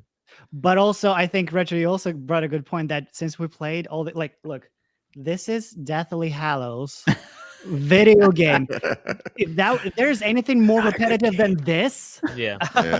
I don't know, but I love it. I love playing it. So like to disappoint us is going to be very hard, very difficult to disappoint us, I think. But in general, they know who they've been listening to the fans for so long. They saw the requests of the people for need of a big game like this. So I think they're not really slacking anywhere. They going full on, and I think the launch is going to be very, very solid. One last point to the dueling, and then we'll read this super chat, is in the state of play, you do duel in what seems like Defense Against the Dark Arts class, right? So, and we go back to the beginning of our conversation where we say tutorial kind of incorporating it. That could easily be the place where there's a pop-up that says throughout the world you'll encounter wizards that want to duel you. And you do that. So that would be a very easy thing. We have talked about Patronuses, but we'll definitely answer this. Do you think we'll get a unique Patronus or incorporeal Patronus? What do you guys think? Incorporeal for sure. I think James is right. Like, I think it's a great point. I think it's impossible to have about, all these animations on Patronuses. I think it's just easy for the time being. Maybe they will add it in the future. Maybe it will be perhaps 40 or 50, but I think it's too stressful on development to do it. And I think James is spot on by saying it will just be a corporeal. What about this one? We've talked about it. How many spells in all? So to James's point, and we've had this conversation, him and I, with the wheel, like a Witcher kind of what's the max of spells that you can use like in combat and whatnat? I think they've confirmed what, dozens? I think they've said. They said dozens. So at mix least and match 24. dozens of spells. So you have these phase buttons. Then if you say choose a stance, it switches them maybe. So that I think 18. Okay. 18. I think I'm putting it out there. I think 18. I think there'll be different ways in terms of how you want to play, or certain stances that you can switch to engage in certain spells. For example, you're not going to be wanting to perhaps run around if you're just going out on a bit of a rampage or in a dungeon, with certain spells that perhaps you wouldn't necessarily use. Like, I think it's a bit of a wasted space. So I think switching stances to then incorporate the ones that you've put in there would make more sense from a gameplay point of view. We'll keep going back to Ghost of Tsushima. I'm really sorry, but like, I think it's such a perfect example of like what could be used here when you've got the different stances, but also the ranged options as well for distracting. Like, you can throw firecrackers, smoke bombs, grenades. Remember, the Wizarding World is so rich with things like that, which can be incorporated. We've already been seen potions being used, and using different plants to actually utilize it in combat as well. So I think being able to use the L2R2 to flick your stances to what those, and then engage it with the D-pad. I think that would make sense to me. But what about the combinations? Okay. Like, remember, they keep saying it's like they're gonna have combinations. I think also it bothers me the way they say combinations and not combos. But like, what do you mean? Do you mean combos, or you just say you're combining things? Because anything, if you combine, you just there's a sequence of spells. Yeah, that's a combination of spells. So I'm like, I think there's going to be. I think there might be more than 18 just based off of the spell types, with like transfiguration, charms, jinxes, all those types. So, and I think each is going to merit the type of play style you might want to work on. Because I keep thinking about talents. Stealth, for example, you're going to want a certain spell for that type of play type. Same with being a duelist. Or a pacifist. I think you're going to need more to, showcase the character you've created in game. So I think it's going to be over 24 at least spells you can play with. Now, what we can use during combat, I hope it's 8. I hope it's like Assassin's Creed Valhalla, where you could kind of switch between the buttons and the actual dialogue.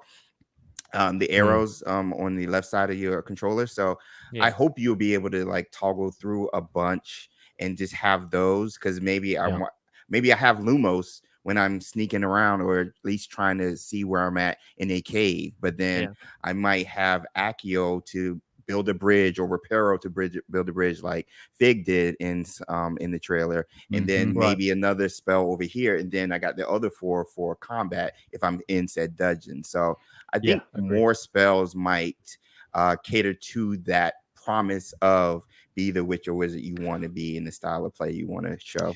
I agree. Yeah, I completely agree. While with you said about Reparo, I instantly thought about the counter spell Reducto, and I want to just.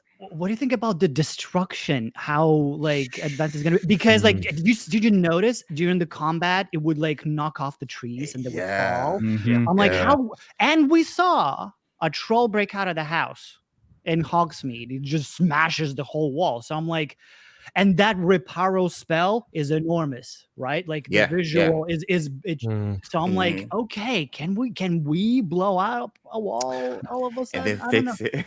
Oh my god. My gut says no, but I would love it. Contained and smaller. I don't think it's gonna be I'm trying to even think of like an example against it. I think there'll be smaller things like the when you're battling in the State of Play trailer and you see like R1 or whatever to lift up some of the things or to blow up. Right. Barrel. There could be that prompt for walls too. I'm not saying like you won't, but they'll be like small. They'll be in the arena wherever you are at that time that you'll be able to break. I don't know if you'll be. It's a question because I think people even asked it before. Like one of those first super chats even said, like, when you're in Hogwarts, what will you? Because in past Harry Potter games, like you can do a lot with just magic, just walking down the halls and stuff. But what will you actually be able to do minute to minute walking around Hogwarts? Like how much? Even like the Lego games, right? But there are some parts of the Lego games that you can't touch. For some features of the castle. You know what I mean? Like what is going to be breakable? What can you lift up and place somewhere else? Troy makes it sound like it's going to be a lot, to be honest. The way I kind of sense it from him. I have a question for either Andy or Retro because, and I think we might have talked about this, with combat, the speed at which they're casting the spells, how are they doing that? Especially if we're talking about loadouts with the spell types and what we might want to have based on our current situation or even type of player we want to be.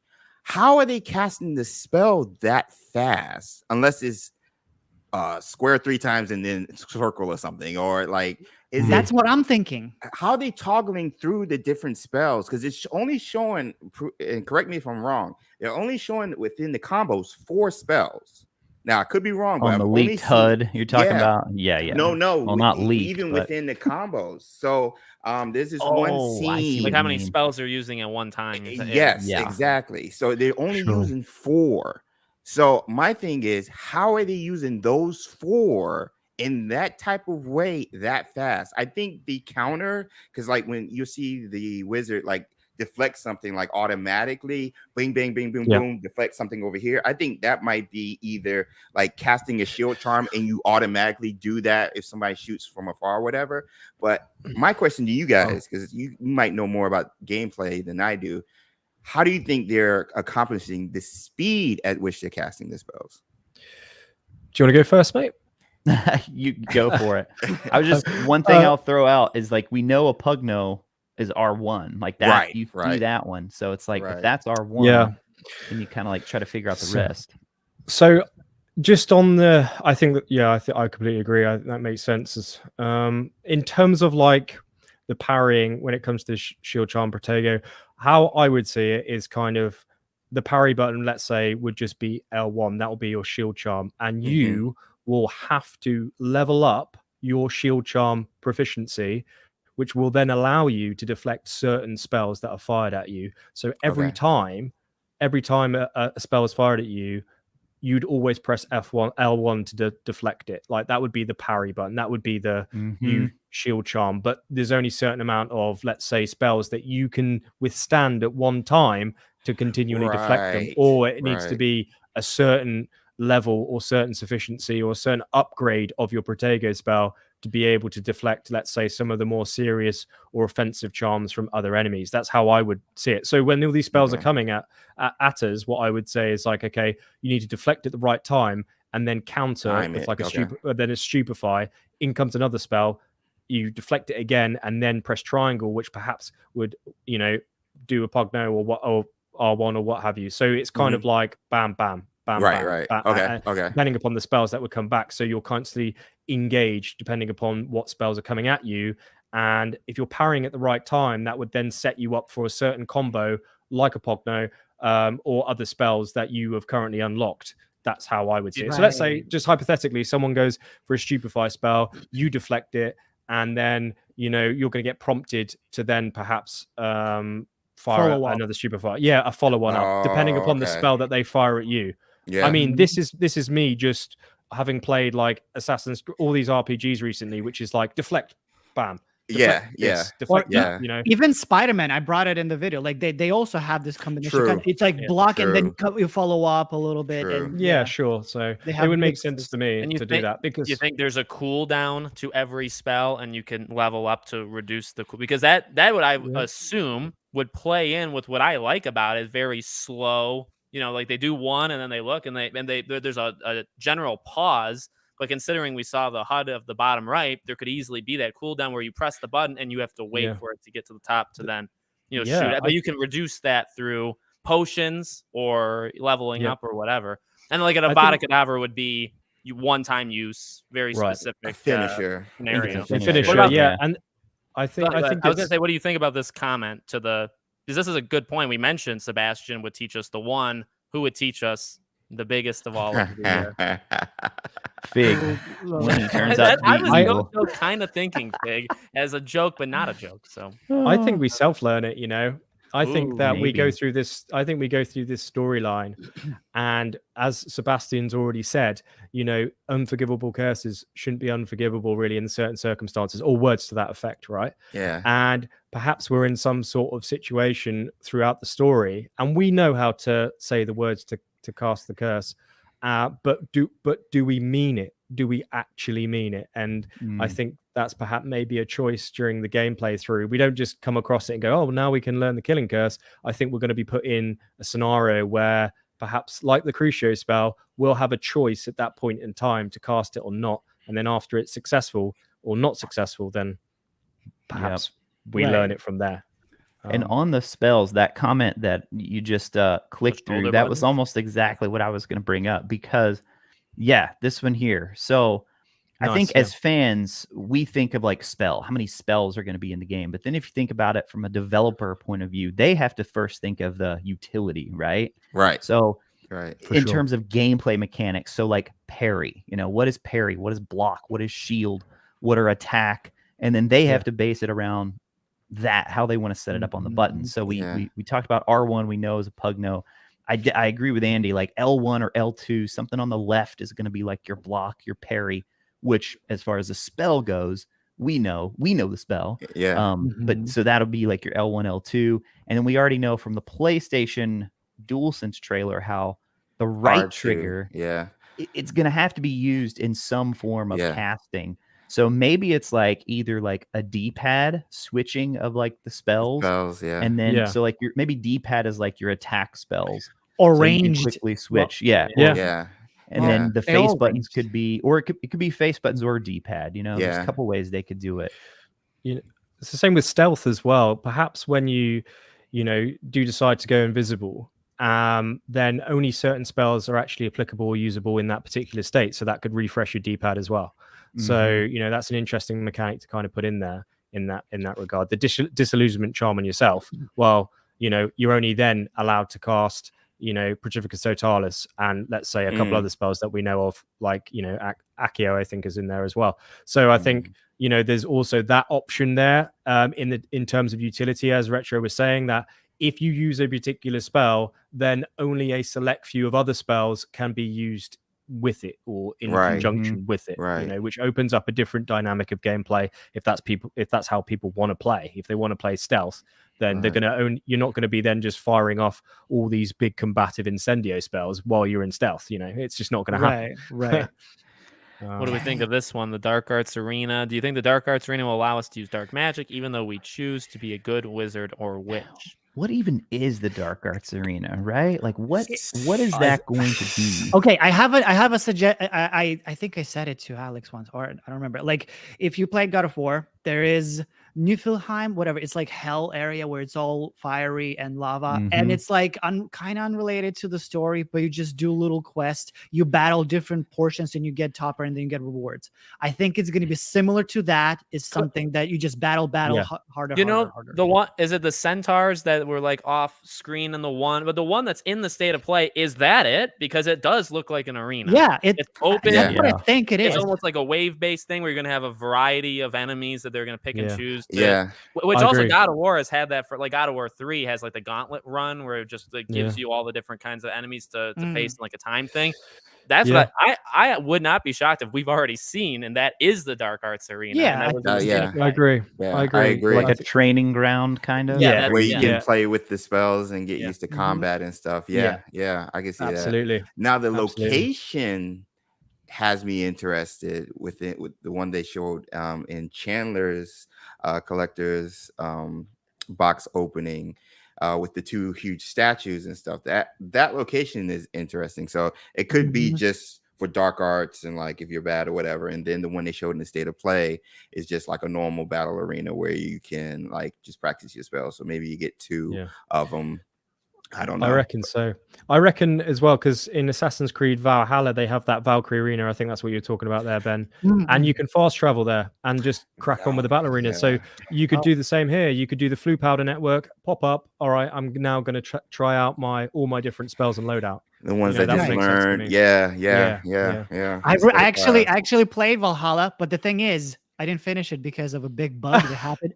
A big bug in a Ubisoft game? Is that possible? No, I'm telling you, it ruined my experience. So something with the audio happened where I couldn't. There was no background sounds, and the sound got screwed up completely. And they couldn't fix it, and I'm like, I'm not replaying right now. So like I stopped playing just because of the bug. Yeah. And I'm waiting for PS5 to restart that, and you completely like just on that, but going back to Hogwarts on Legacy, that's why I want them to take them.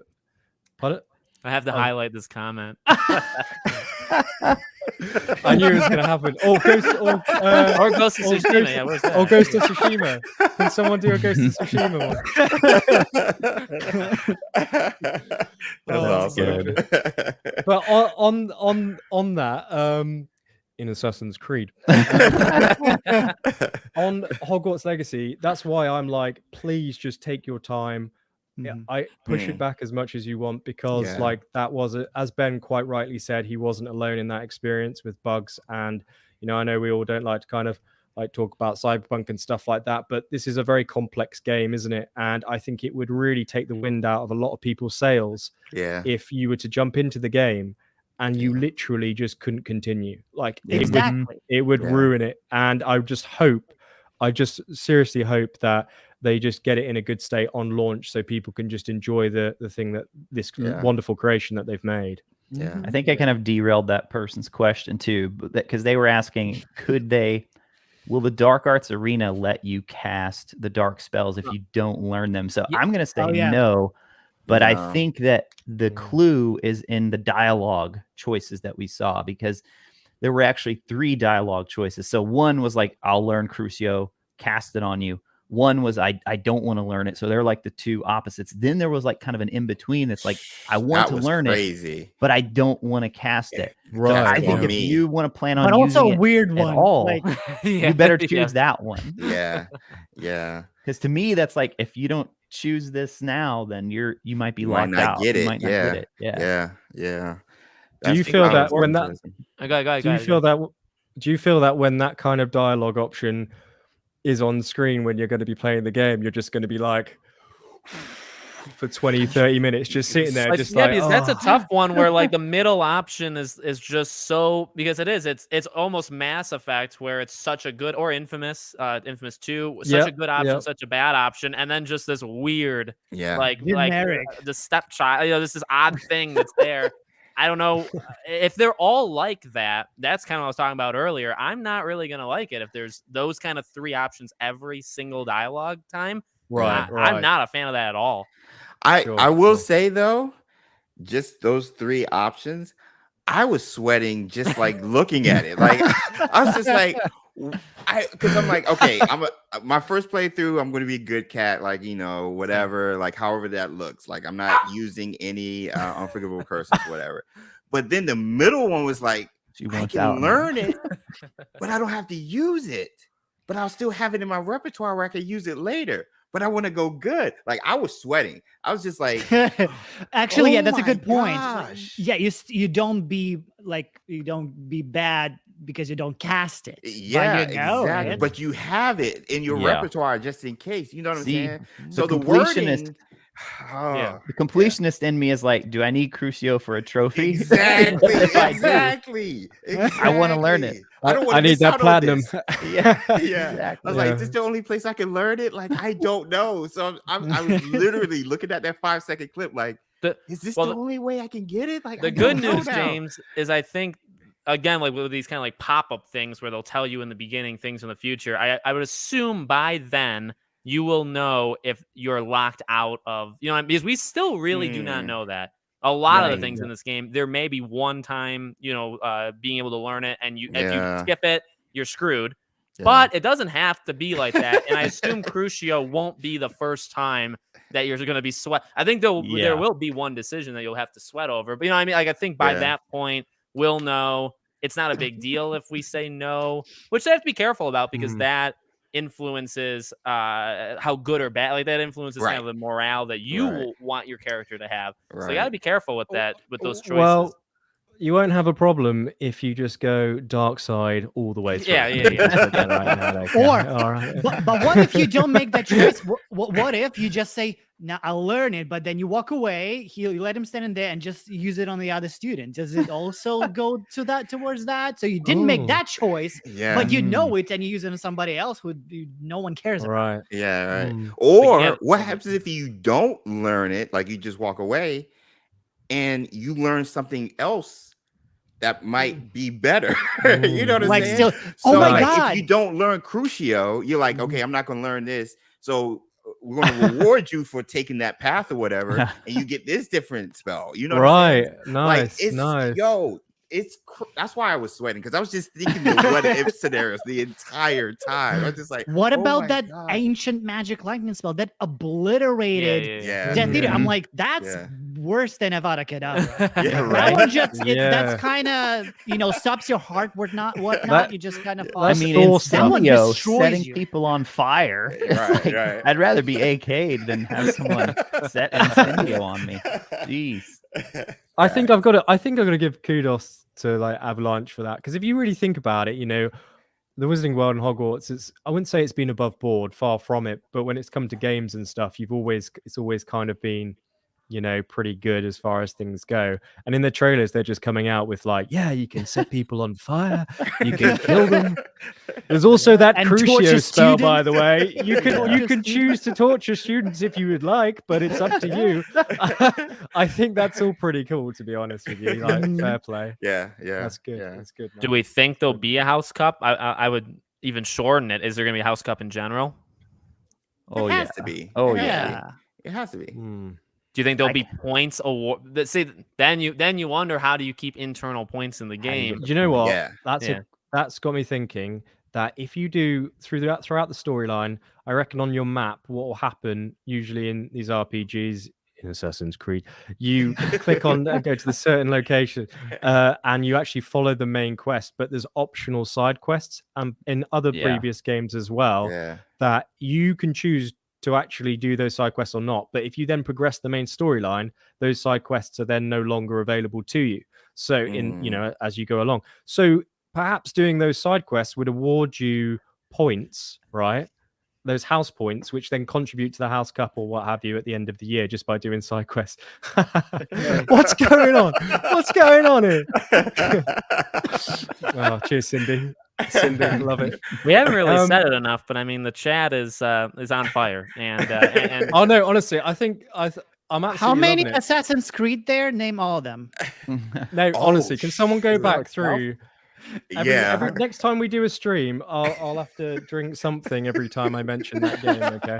And go to people should do that for me in videos, but I'm the same way. In videos, I bring up Mass Effect too much. Like I tend to forget. sure. Ghost is a really good comparable. Infamous, I honestly think is not that bad either. But I'll always go to like Mass Effect, and people say, "What about like Bully?" And it's like my memory is only very select. I think of Mass Effect and I just go with it.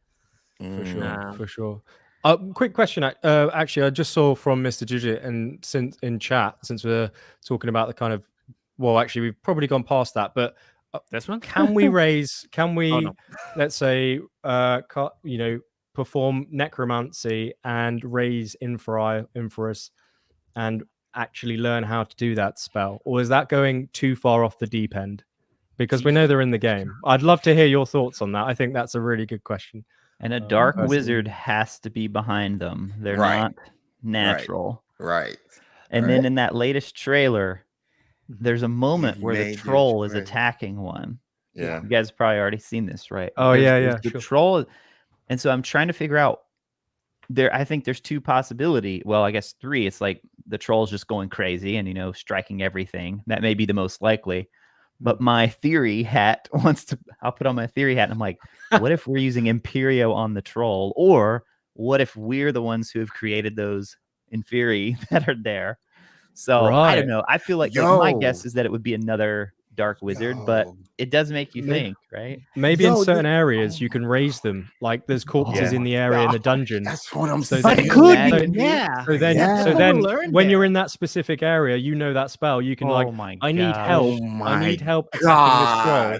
Let's raise them up. Oh my god! Like let's get those spirit animals in God of War. Like they come for help, but here they're in you can only cast it in certain areas and certain zones and certain places. That's the only place, obviously, because there's dead bodies there. And so on that the could be good an side, interesting utility. And on the good side, we have plants and stuff. We do in that way. Herbology. Oh yeah, that's true. That's true. Oceans. Right. But the troll is manipulated though, because it He has doesn't have red eyes. He does. No, it does. He does. He does. I don't think the new one does. I'm colorblind a little bit, so I might have missed that. It looked like, because I zoomed in during a Wednesday, and it looked like it had red eyes. I could be wrong, because it was very prominent in the first troll. It's like clear. But we zoomed in. Maybe it's a reflection of the fire or whatever. Those who watched our live streams, you guys know like how crazy we go. But if that's the case, I could be wrong, but if that's the case to what you're saying, Retro, what if that troll is manipulated by Ranrock or whatever? We've seen his goblins, with the red eyes and other animals and stuff. What if Ranrock is attacking us with that troll and we're using the Inferi against Ranrock with the troll? Like, you know what I'm saying? Going the dark path, and maybe that's our way of, because we're still going to fight Ranrock in a good way, but maybe that might be our dark way of fighting Ranrock as well. And right. Controlled. I'm just saying. Well, I've seen both chat saying both. Some said no red, some said has red. So we're all gonna have to go back and look at that again. Oh, is that right?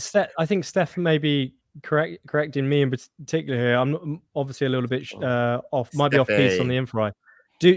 Am I correct in saying then that you actually personally have had to have killed these people to then raise them, or because Voldemort did that, he killed the homeless people, didn't he, to kind of bring them back to life? But wait, did actually raise all the people in the lake? Yeah, that's exactly what I thought. There was a freaking thousands, hundreds. Yeah, there's a lot.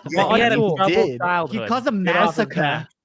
I thought it was necromancy, so you could actually raise even the bodies that anybody. I didn't think it'd have to be particular. Yeah. So but in that case, maybe we are the cause why our parents are dead too. We just don't remember. We're oblivious. Yeah. We're very dark, actually. Very dark. I think Janessa not where may have the conversation answer would take us, but we're actually a psychopath who is in the institution, and it's all a mistake. And Hogwarts in threat because of us, not anyone else. Oh, Janessa is saying it depends on when you pause the video, because I captured it without red eyes and someone else captured it with red eyes. Oh, so it could just be the fire and stuff around then. I'm loving these, Alex. I'm loving these comments pop up. This is like awesome. Like it's so simple, but it's I'm really great. pioneer in a lot of ways, to be honest. And that's on It's so- YouTube. How is that happening? No, that's on Imagine. StreamYard. Okay, Oh. yeah. Steffe. Oh, those Yeah, who joined. Okay. that's how I understood it. What she just said there. What does Steffe say? You have to have killed them to make them, but other dark magic can raise them. So if they Right. are there and Oh. you want them, they will rise. So they're Okay, like that- your pets. This one gives a definition. We have a definition now. Shadow. Yeah. Little Oh, very good. fairy pets. Thank you. Ever Thank you Snape. for that. It's not a lot. So basically, raising them is still on the cards. I think Yeah. so, yeah. I'll be think honest so. though, the way this conversation took it, do they even want to touch this idea in the game? Come on. Oh man. Good. Have crack. you- I mean, we seen- know they're there. It's Yeah. happening. Who's behind? Have you it? seen the chat about Poppy? Everybody is going Okay. wild. Okay. for What? Poppy. Okay. Am I missing something here? What is going on? Andy, I What can is going on? explain. I can explain this, Andy. Okay. There was a live stream. Shout out to chat where I had said something about Sebastian, whatever, and Right. everybody loves Sebastian. Yeah. The thing is, everybody knows I love Poppy. So now they're throwing daggers at me that Poppy is the villain and Poppy gonna be is evil. sus and Poppy is evil. And a fellow Hufflepuff and a magic zoologist, I'm just like, no, Poppy is sweet. Her last name is Sweeting. Leave her alone. Like she is all Good work, good. chat. So, Good work, yeah, chat. Top so work. Somebody showed up in mine the other day and was saying Poppy Lestrange, and I was like, I said, no, we have her last if you name. see- yo, if you see any Poppy stuff, it's sadly from our I love that. This one, I've always said can use the killing curse at any time. I've always said no. I think Nah, that's very I don't think so. specific and what like a Yeah, mission agreed. at the end you would choose. I agree. Probably a late game finisher is my guess. Yeah, I think. What do I we think I about so. since we're just talking about You're inferior back. the Dementors? How or where are they coming from? How might they work? We got one tease with Azkaban in the reveal trailer and nothing yet. This is our first look at Dementors. I was thinking maybe they scrapped it. That's what I was thinking too, because this is the Yeah. first time we've seen Dementors. Granted, it's on the cover of the game. Yeah. This is the first time we've seen them since the reveal trailer. And since they So- are on the poster, they must matter. Yes, Right. Like, exactly. they're going to be in Yeah. the game. yeah. Exactly. They have to be in the game. So how might they be in the game? Because their origins is tied around Azkaban. Are we like Voldemort, where we brought the Dementors over or something? Maybe we do something so bad that the Dementors are like, yo, this place was full of sadness and Yeah. bitterness. And they're like, yo, let's go Let's hang hang out out. with this guy. Like, Dude. I don't know, but I want to hear you guys' thoughts. I on that. think. Okay.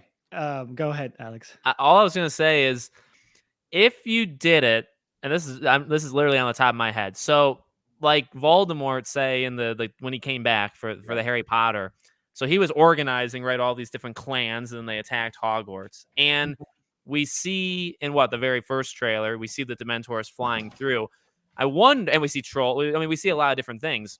If the game is building up to a Battle of Hogwarts, I wonder if a large part of the story will basically be investigating, because we also see them with the poachers, Right. investigating what they're doing that leads up to a Battle of Hogwarts. So we know that they're trying to basically tame Dementors or get them to attack Hogwarts. So we have a mission, which is the thing we see in the first trailer. That's how we're introduced to Dementors. And then we see I don't think it has to be as big. I get what you guys mean, like big. They'll come back at the end, but there'll also be one specific mission on them. But the rest of the game, they won't be in it. That's how I think you could have almost missions where you're trying to piece together what Ranrock is doing, or the bigger bad, and it all is individual creatures and animal, like all this stuff, and then Different eventually comes back at aspects. the end Tied to that. where they yeah. form an army and they attack you at the very end. I wonder if you. Sorry. That's what that's what I think. It's just a quick thing. I feel like they could have two different, like you said, there's could be a purpose of Dementors in the story, and as a mechanic, I feel like they could be a police. Like I don't know why. yeah. I just have that thing like when we use Avada Kedavra, we actually taken their busted, taken to Azkaban, we get out. It's just that mechanic, and they appear to get us. They're like in Assassin's Creed, they're the bounties. They're the bounties that you cannot kill. You know, like you kill too much, then you start haunting you, and you like have to either pay someone or be really good at combat. Man. I completely agree with that. Like roaming bosses of some kind. Yeah, that's the Dementor. I think as well that I don't know if any of you chaps know or any of the chat knows. I'd be really interested to know when Dementors like took up lodgings in Azkaban. Like when was that implemented? I was trying to look that up right now. All right, because if you think about that, then perhaps Dementors are just roaming around, and when we come across them, trying to kiss we're going to have or in some sort of if we go into these pretty dark magic orientated locations, surely we're going to come across some Dementors of some kind or magical beasts, which doesn't really take too favorably to us being there. So like, when did the Wizarding World actually go, oh, let's round all these guys up and then they can look after the prisoners? Like, when did that happen? So Harry Potter Theory, I watch all the time, side channel of Star Wars Theory. And he's done this. I've watched these videos like 3, 4, 8 times. And he's talked about where Azkaban was actually the place where I forgot the name of the Dark Wizard, Christus or somebody. Christus, I'm looking this up right now. Where it's on it's official Wizarding World post. Okay. J.K. Rowling has a big post about it, but yeah, he created where he said to have created the Dementors there, where people would get shipwrecked and stuff, and he would do unknown, like horrible dark arts. And because of this place, he died out, and the Dementors just started they were just there because this place was just so bad. Well, the Ministry came upon it and was like, yo, what did we just stumble across? And it was like, yo, you know what? Like, our jails we have now aren't as good. We're going to start sending these bad wizards here.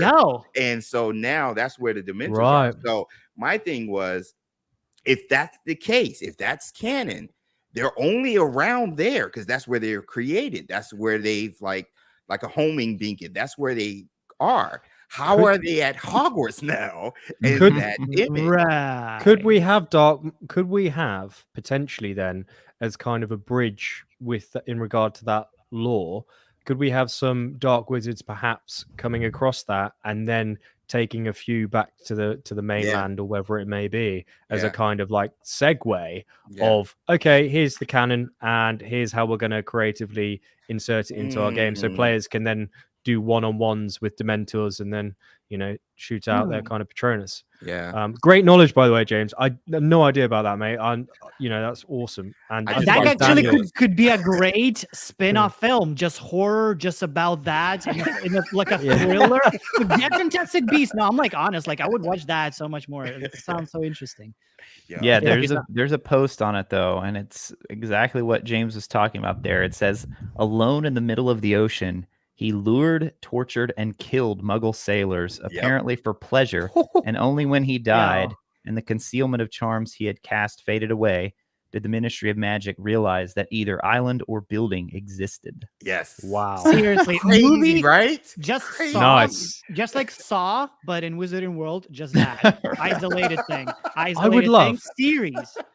I would love a TV series like The Mandalorian, but like about that. Yeah. Oh my gosh. Oh my just about him like creating. Oh yeah. I think Alex, I think you may have nailed it though. I think it's going to be, I think Azkaban will be part of a mission, and I bet it's one of the other stronghold, one of the other areas where we go and find some ancient magic, because we already know for sure Gringotts. That's one we see. We know about the Hogwarts one. Because that first trailer, it shows the Dementors in what looks to be Azkaban. I think we'll go there for a mission. I saw somebody in the chat said maybe we have to break Sebastian out. I don't even know if it'll be anything like that. Maybe we have to go there and question someone, or we have to go and investigate this. That's what family member history. Giovanni said that. I think we'll stop some villain after we'll have to go to Azkaban to talk. Yeah, there you go. Yeah. Is Merlin still there and is imprisoned? Yeah. Is Merlin the bad guy? Well, we don't know where Merlin's body is. You can't confirm he's turned dead, into a Dementor. honestly. Do you think we'll be able to swim? Nah. See, I reversed my thoughts on this. I think so. I think we will have just if we get in the water, we'll be fine. But there's not going to be a grand underwater exploration. Okay, so we'll just swim a little bit, like to get to places, but not like there's a mermaid palace in there. Yeah. I think am I the only one who rates water in games? Is that just a me thing? I do as well. Oh, you do as really? I do. So honestly, here's what we're gonna do, Andy. You, me, and I don't know if you know Robert S. Pearson of PlayStation Access. We're gonna form a team, an alliance, if you will. We're gonna just rate water in games. I love water. I've been tortured. I love it. I still have PTSD after Ocarina of Time. Water Temple was the worst temple of all. Like I hate that thing. I hate passion. Assassin's Creed Black Flag. Now that will change your opinion of water. That's my favorite Assassin's Creed game. Like, Sea of Thieves. Really good. Yeah. Even I love Horizon Forbidden West as well. I mean, that's I think the best one. So Alex, you were saying you changed your opinion like since they've. I feel like Chandler was almost throwing out hints. Like you don't do that ASMR thing where like 7 of 8 pictures were water. I mean, what a joke would that be? Like that water looks like it can behave. Yeah, I'm giving it an 8 right now, and I will adjust my score if I can swim it and how it looks when I'm in the game. But it's got an 8 for me right now. And for those that care. I'm gonna make it a thing, trust me. But I've honestly changed my mind. I think you don't do just like the ladder falling down in the tower. Like you do not do that if you can't climb ladders. That's just idiotic. That's true. That's true. You just don't. So and you can go back all the way to the pool with the just like you don't show a Dementor and say we're not gonna have Patronus in the game. I'd love to get your opinion on potential kind of like Easter eggs or secrets or perhaps community-led initiatives in the sense that there is a secret in game, and I really don't want to say reference the game again because Cindy's keeping me honest in chat here, but I'm not going to say it, Cindy. I'm not going to say it. But are you saying you hope they give YouTubers cameos in game? Is that what you're looking for? I think so. But I mean, I would love to know if like you guys think that is going to be something which is going to be involved in the sense that we're going to come across, let's say, runes or something which directs us to another location which we'll have to find, because in my experience playing like recent RPG games, that is something that developers like to do. They like to put these puzzles in their games where it's either side of the map and you can only get there. I'm not talking about, let's say you get a treasure map quest and it's like, go to this location. Yeah. It's like a rune on the wall. What does that mean? Yeah. I'd love to hear your opinions on if you think that they're going to do that kind of thing. I don't see why not. I mean, they freaking added Hagrid's motorbike ride. That's not exactly at all. That's not canon at all. That's and like they so added random in there because it's part of the Wizarding World. Universal is huge and known for the Wizarding World of Harry Potter. So what that might look like, I don't know. But why not? Like they've done that. Why not? What I would love, so like I love how they did in Doom. Eternal and Doom games. So sometimes they have secret map that is from the original. It's all pixelated. A little place. It would be cool if they have certain rooms that you only find. It's a secret and it's like full of beans, or it's a room like in the first Harry Potter games. I think that would be kind of a cool thing because they acknowledge those games and it's still Warner Brothers. I think they could potentially do that. That got me thinking because in Elden Ring recently, like there was these just hidden. There's these hidden rooms which people like do. I think that would be perfect in this game. Can you imagine, like, you go to a certain random wall and then you do a certain spell and then suddenly it just opens up. Like, how insane would that be? What happens if it's like a pensive of the freaking founders, just sitting there. That would be so like showing how Hogwarts was built. Oh my God, that would be so freaking. I'd always imagine seeing a prequel, not a prequel, but like a prologue. In some movie, a Harry Potter movie, where they show how they built Hogwarts. So it's Hogwarts Legacy. Yo, maybe that Easter egg is maybe Rowena or something. Is you go through these tasks, you've got me. You got to find it, and then it's talking about Hogwarts, and he's like, "Yo, you want to know how Hogwarts was built? This is how we did it." Take my money. Boom. Yeah, like, take it now. Take it now. Take it now. Right now. Literally. I mean, I think there's going to be so many Easter eggs, and they've already, like, just think about the prefect's bathroom when they showed that off. Joe spotted. He's like, if the diving board is there, then we got to be able to swim, right? It's like the detail on those little. Because if you read that part in the book, it makes a big deal about the little what do you call it, like the different faucets and how different colored water came out of each one. It's like they could do so much. Really thought of so much.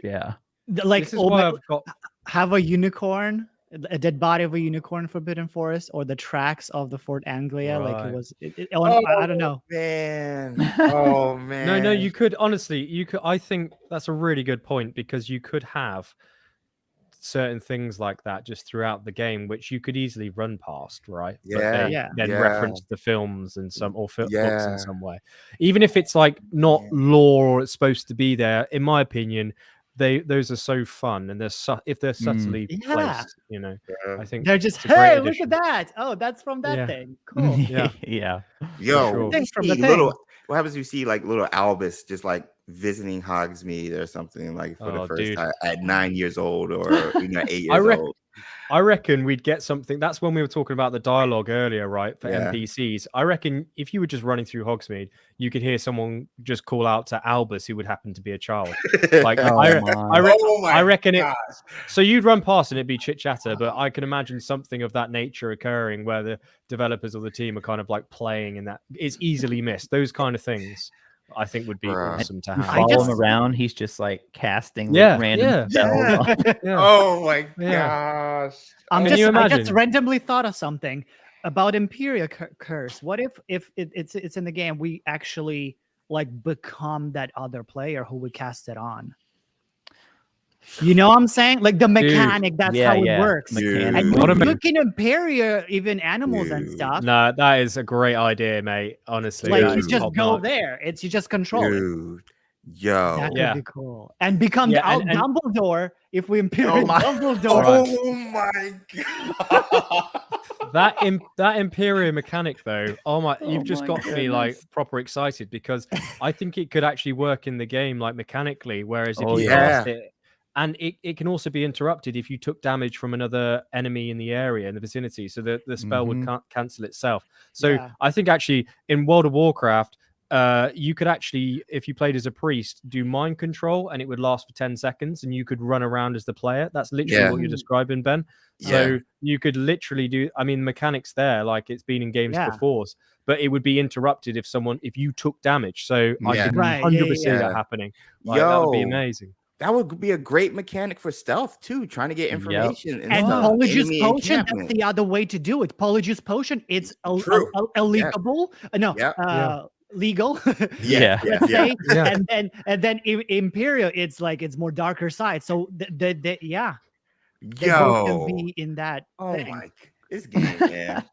There's so much utility there. I also think, obviously, we're all getting super excited because we absolutely love this. But I think you know the potential there. But we've also got to manage our expectations as well, in many respects as well. I think that's good to remember. A lot of this we're talking about. I'm trying to work on a video for this. There's been so much focus on the dark side. Like all that sounds amazing. So like if you give somebody the ability to Imperio, I mean, that's a pretty powerful game mechanic. So it's like, how will they balance that out?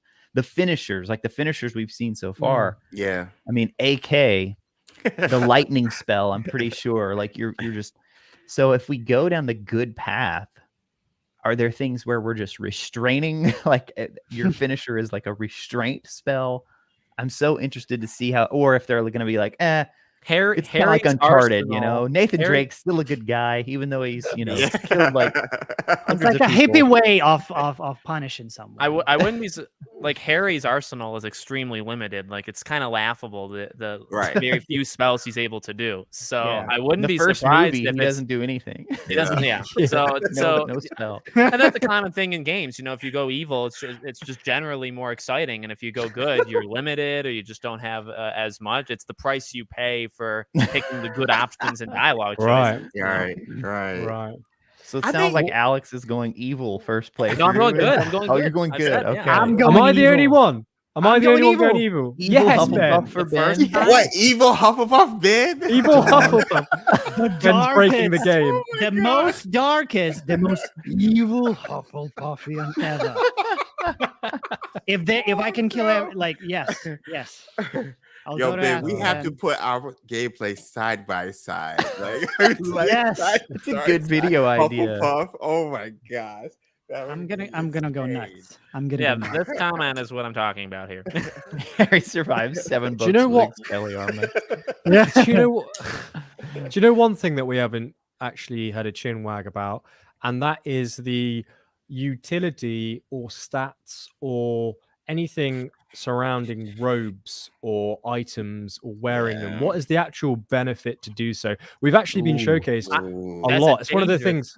Yeah, so it's one of the things that they have shown us in Hogsmeade. You know, they're dishing out these, I think, cosmetic robes, obviously for the pre-order and obviously linking your account. But you know, everyone's going to be able to fire off Stupefy. But because let's say I go down the Dark Wizard path and I'm wearing a Dark Wizard's robe, is that going to be more impactful than perhaps someone who's wearing, you know, a herbology focused potions robe? So what do you guys think about that kind of, how do you think they're going to do that? I'll say no or limited only because of the pre-order stuff. And I just feel like people aren't going to take that well at all based off of how people took the pre-orders so far. I think if you, no, I've always said, like, I think you can have different grips for your wand. And I think that's more likely than ever with the, like, importing it, is you can't change your wand too much, right? But there has to be some cosmetic thing. So I think like a grip, which would increase a stat for a spell. I think the cosmetic look is just going to be, I could be easily wrong, but I feel like they'll hands off with that just because of the pre-order stuff, honestly. Maybe there will be not a robe per se, but some kind of a armor additional, like, you know, like it seems like Ranrock, whatever he has, it's like what about in the charms? armor. Couldn't you have charms or something, like a necklace or something like that? Could be the thing that's. But they say upgrades.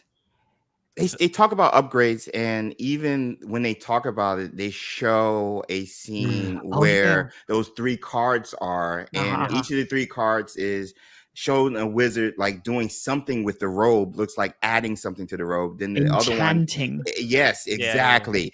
And then the other one is for like cosmetics, how it would look. And then there's one more I can't remember. So there has to be some buffs with some of the robes. Now, not the ones that have been announced so far. All the other ones, they seem to be just purely cosmetic. Heck, even the Kelpie robe, which I hoped would be some benefit, whether in water or shapeshifting, just cosmetic. So I'm assuming the pre-order stuff is why it's cosmetic. I'm afraid of it. That's a really good point. You know, that's a really good point, James. What? Sorry, mate.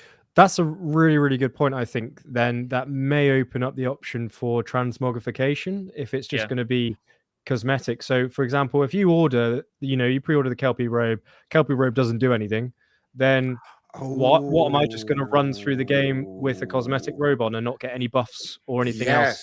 Facts. If we can then imbue our robes back in the room of requirement. So that then makes me think that, okay, I want to play as the baddest dark wizard there is, then I'm going to equip everything that perhaps buffs me up to get the benefits from those spells, but then I can transmog and wear the Kelpie robe because I bought the collector's edition. And fellow studio WB Montreal for Gotham Knights is doing that as well. So there you go. Great knowledge. Okay. Boom, so maybe a transmog option is potentially on the cards if there's going to be, as James, as you say, like an upgrade or buff system to specific robes that we choose.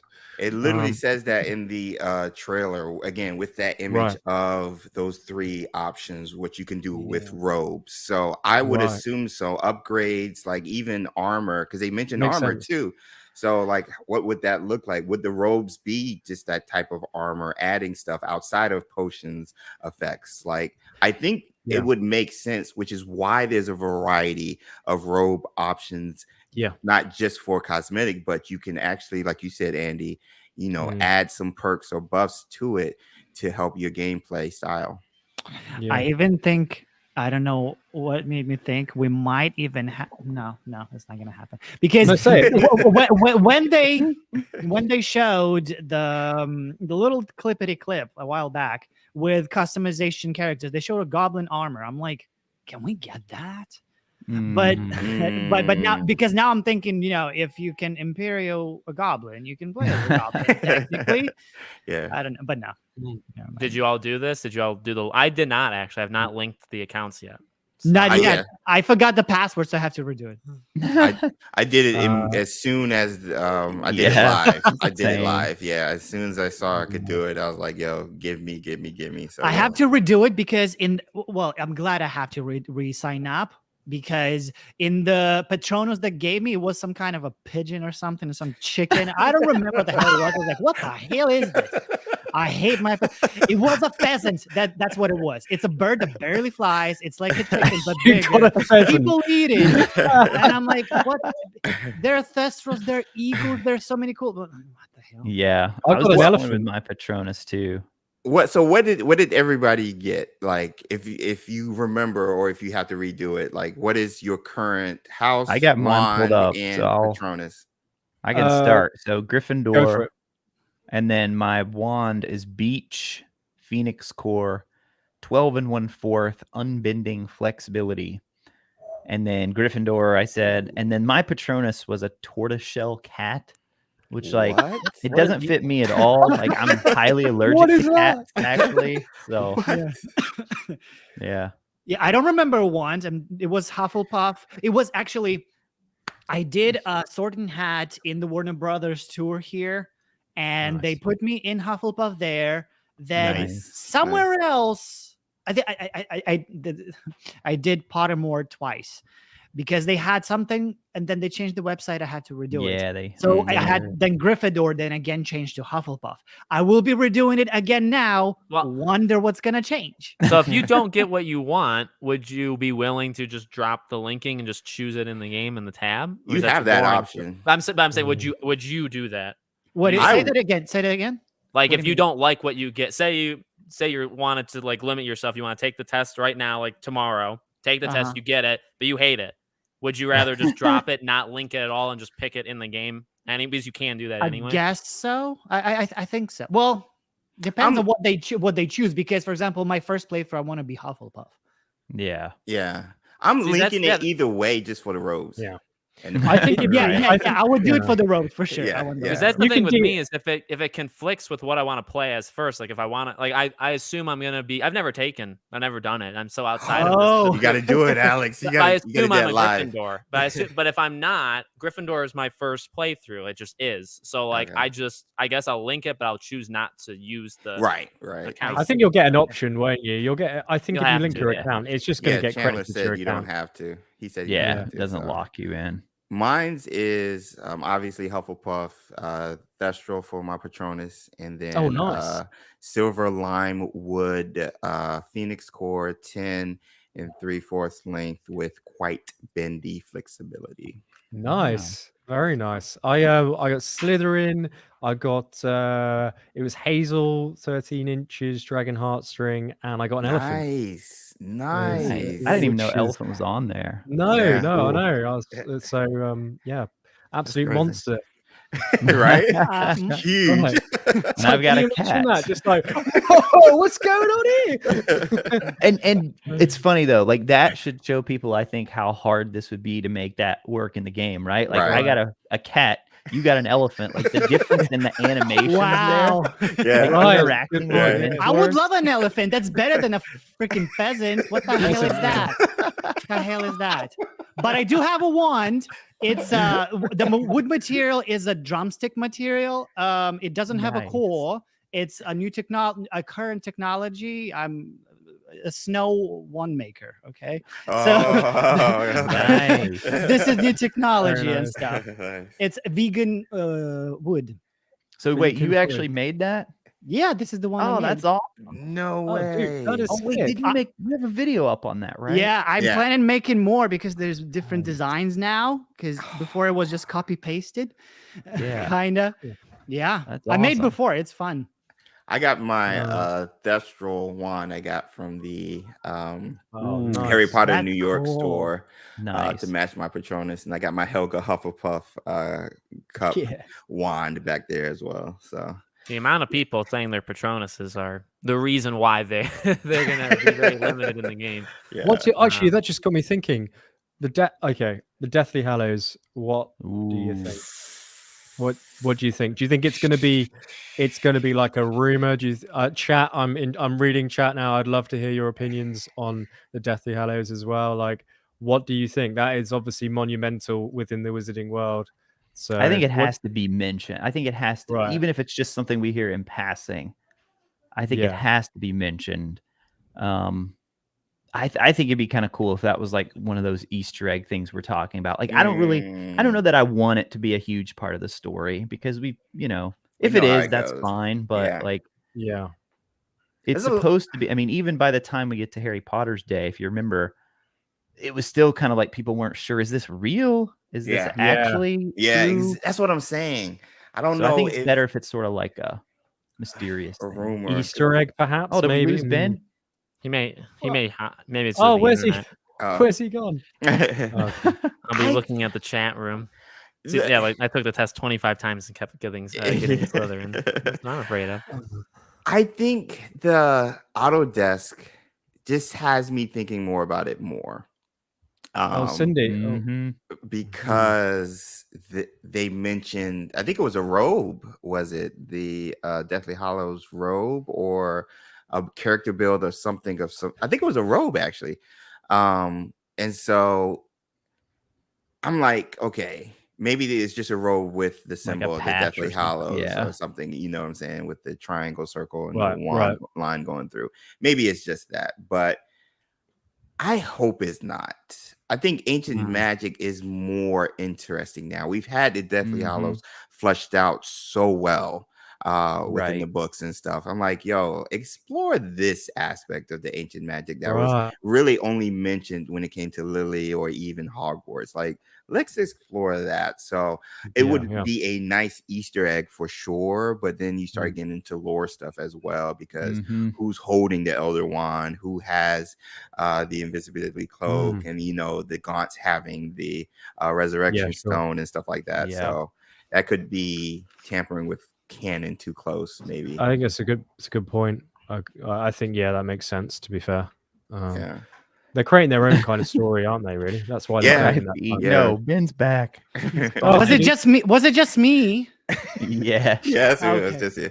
It's not good. It's not good. Some people were thinking maybe you lost your power. Yeah. And my mouse died. Like, I had to charge it for a second. But yeah, what do you think, Ben? I think we lost you on the question about the Deathly Hallows asked by Andy. I didn't hear that.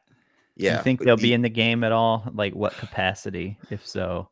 At least story wise, like they could establish that where I don't know, some people might know about them. And we saw that symbol like on the book. It kind of looks like part of the Deathly Hallow thing. And of course the Autodesk presentation.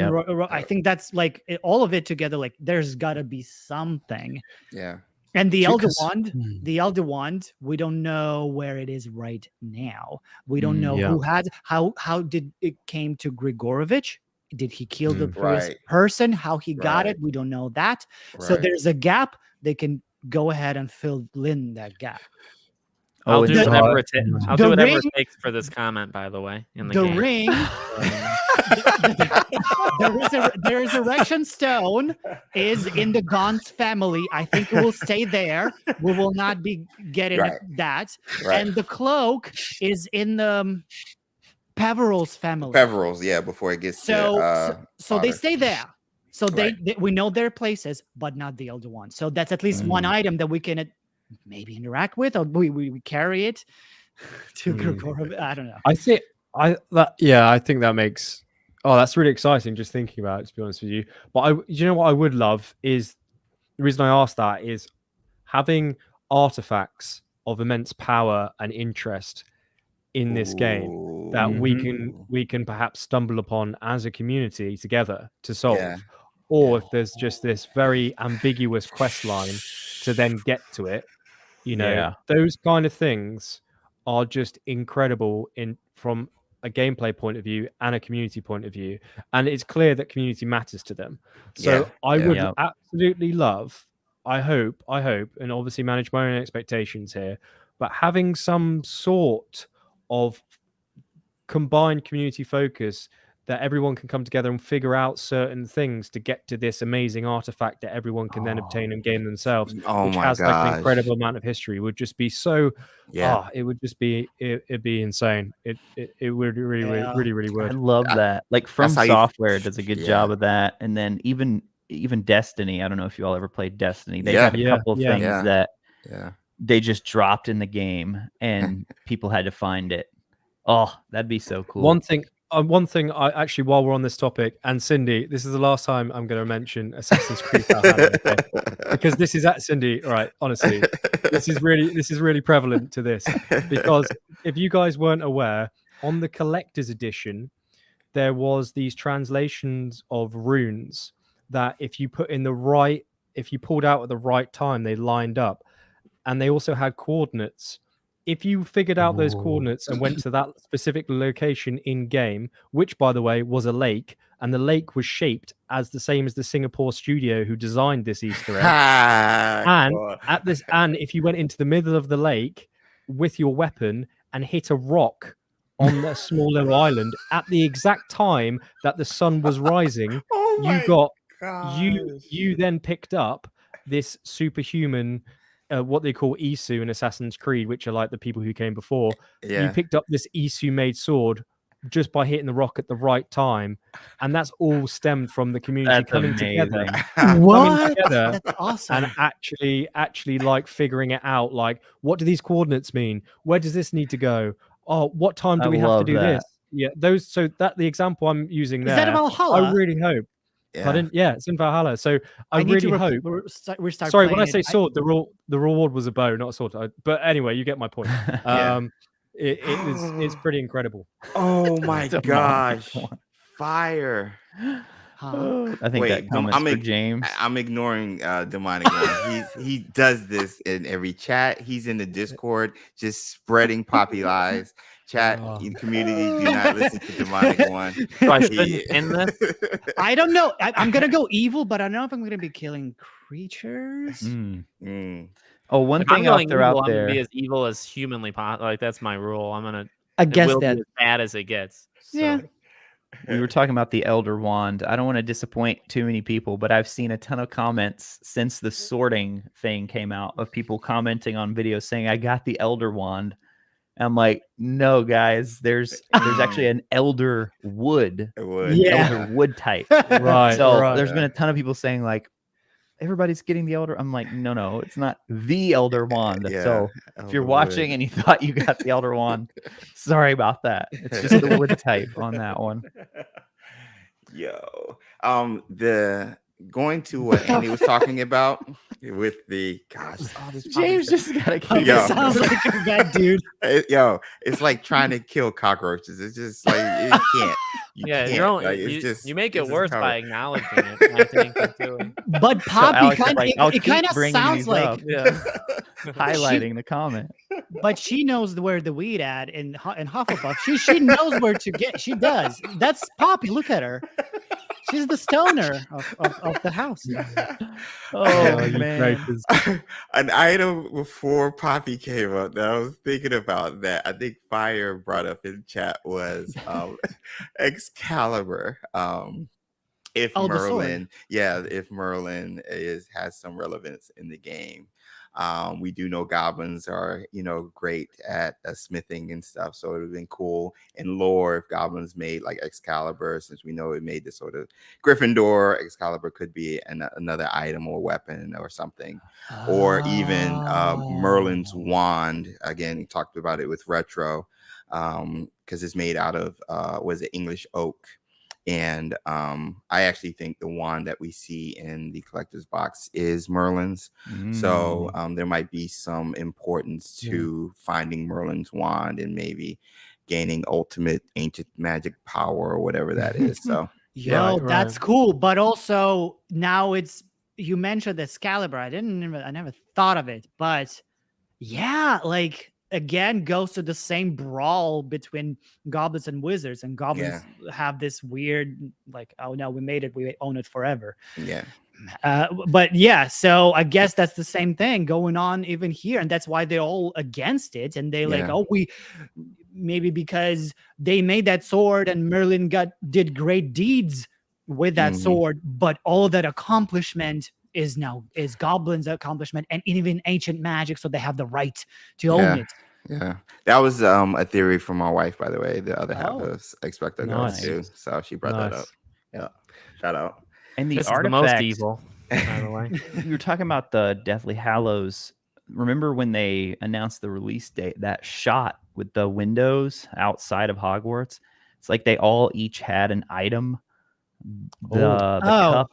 Helga had the cup. And then Gryffindor with the sword, and then Ravenclaw had the diadem. And then I'm pretty sure it's the locket. Yeah, for Slytherin. So it's like, is that just a fun little nod to fans, or are those gonna play a role in the game somewhere? I think they will, mate. I think discovering them for ourselves in game in some sort of format would bring tremendous joy to a lot of people. It would. Right. It would. Yes. So I think having some sort of cutscene and perhaps it's a long, hard road to actually get there. You have to jump through certain loopholes, do certain quests, what have you. And then perhaps by having it yourself, it kind of gives you some sort of benefit in game. Even as you were saying that, I mean, think about how Harry got the sword.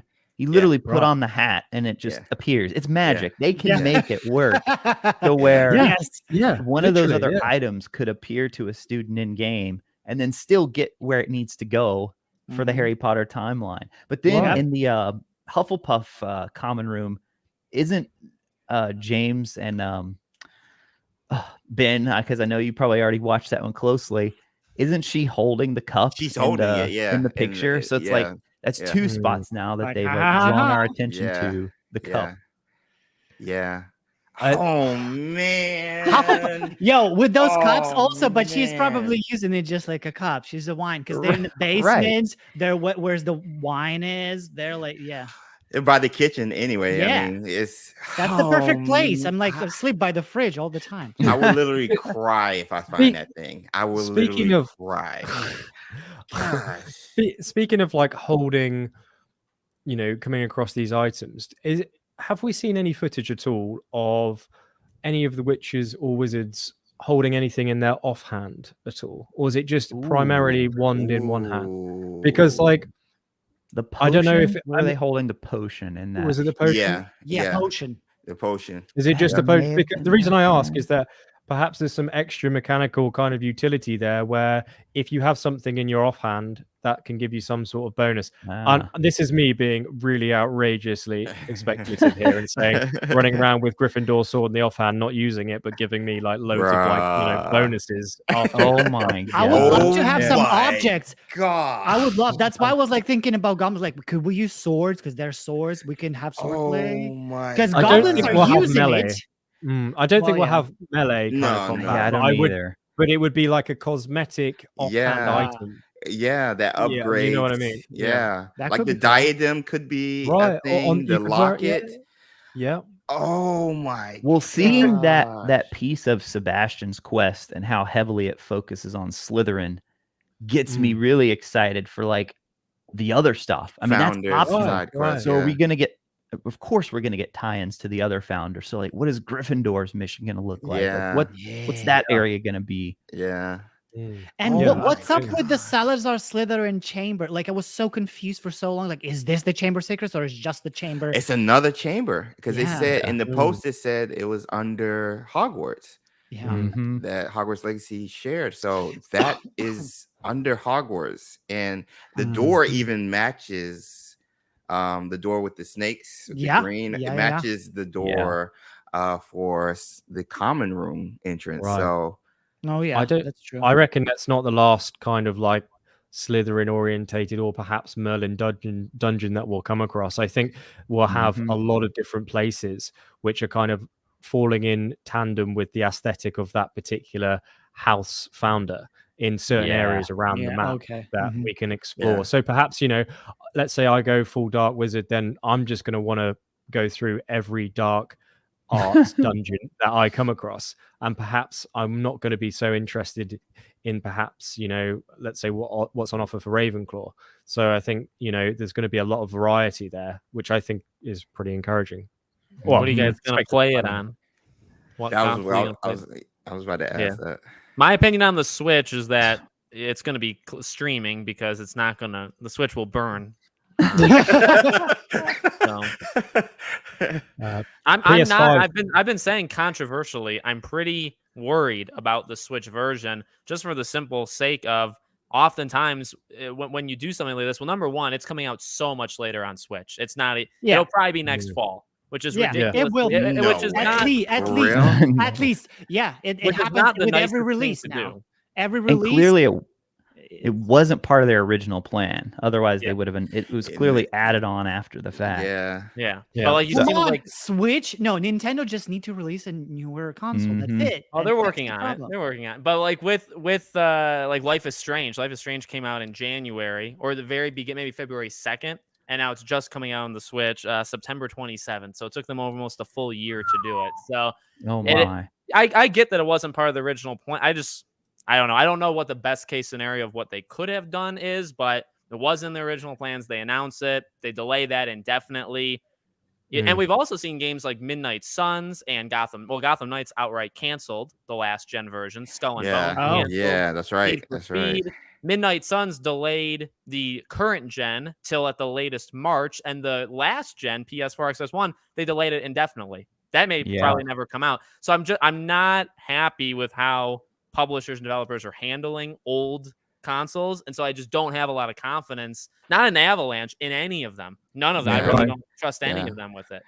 So. Yeah, sure. I think this is a question I see quite a few comments a lot from people saying, should I get it on? I'm planning to get it on Switch. I mean, my advice to you, like if I were in your shoes, I would try to save up and get, unless you want the portability and you already have a Switch and you're just really short on cash. But I mean, I think it'll even play better on like Xbox One and PS4. Yeah, agree. Then it's going to play on Switch. I mean, we're all just guessing here because we haven't seen it running on any of these, but I would try, if you really are looking forward to this game, I would try to save up and get one of the, you probably find a PS4 or Xbox and the One. Specs are not high for PC. It's not like yeah. But like it's shockingly low actually. It seems like for PC specs, as people were kind of pointing out. So you don't need a 4,000. You know, I mean, for people that are worried, you don't need the greatest computer in the world. And people are kind of surprised at how low end your computer. Now, of course, there's things you can up res it and all that stuff with a higher PC, but it's kind of shocking how you don't need that powerful of a machine to run it. Though the size is pretty, 85 gigs. That's I mean, there are games that are much bigger. Like that, my friend made me install Call of Duty with all the things. It like eat up entire Xbox. I'm like, what that's the hell? The one end of the spectrum is Call of Duty games, and Destiny. Yeah, I think for these kind of like RPG, AAA open world games, though, you are pushing 50 gigabytes at a minimum for these kind of games. Like you know, it's just that's a good sign, I think. Absolutely.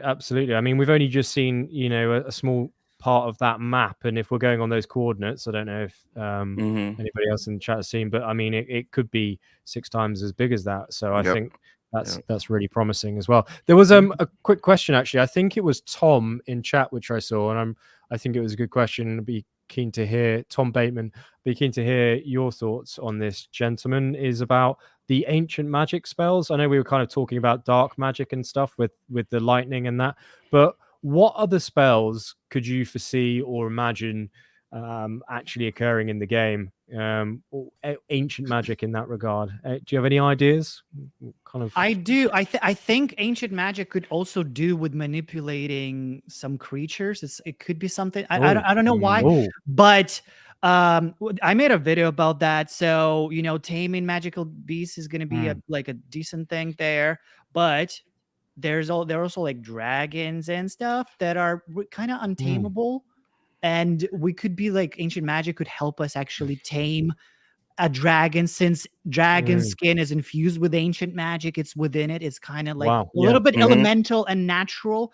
So it could sense us. So I think it's going to be a lot of connection with like nature and creatures, at least on one side of it.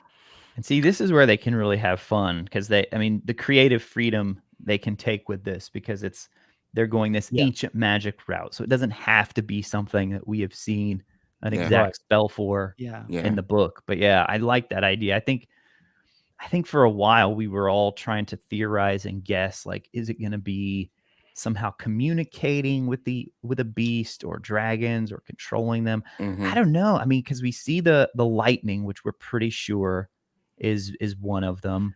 Then kind of that teleportation, which is, see, the movies threw everybody off, because that's not how with the Death Eaters and how they could all fly around like crazy. Unsupported not flight. How it works in the book. But then we kind of see a little bit of that in the trailer. So is that part of it as well? That little quick like dash, almost like a dash ability. So I actually think it's unsupported flight. And it's really and it's just because even in the movies, just visually, they had to you read about it, but they had to convey what everyone read in the movies. So they just did it with the smoke, and then with during the Order of the Phoenix, when they had that big battle, you had the Order with the white smoke, and then the Death Eaters with the black smoke. That was just their way of showing the difference between who was battling what. So I think Hogwarts Legacy and Avalanche kind of just took that and was like, okay. Because we even see the other Death Eaters in that in that battle arena coming in that one scene with the unsupported flight with the black smoke, but we had the white smoke. So I honestly think it's so that's flight. Not going to be part of the ancient. No, I don't think so. I don't think so. Gotcha. It would be interesting, but I don't think so. If we're seeing the Death Eaters or Dark Wizards doing it, other ones doing that. I don't think so. Now with the ancient magic, I'm in total agreement with Ben, because we know it's universal. We know it's part of nature, and so seeing lightning, I mean, that's nature. That's part of like what happens. Elemental. It's got elemental, exactly. Well, I won't go down that rabbit hole. But even we could say even what we're seeing happening around Hogwarts on the new Dark Arts cover, the sky is affected.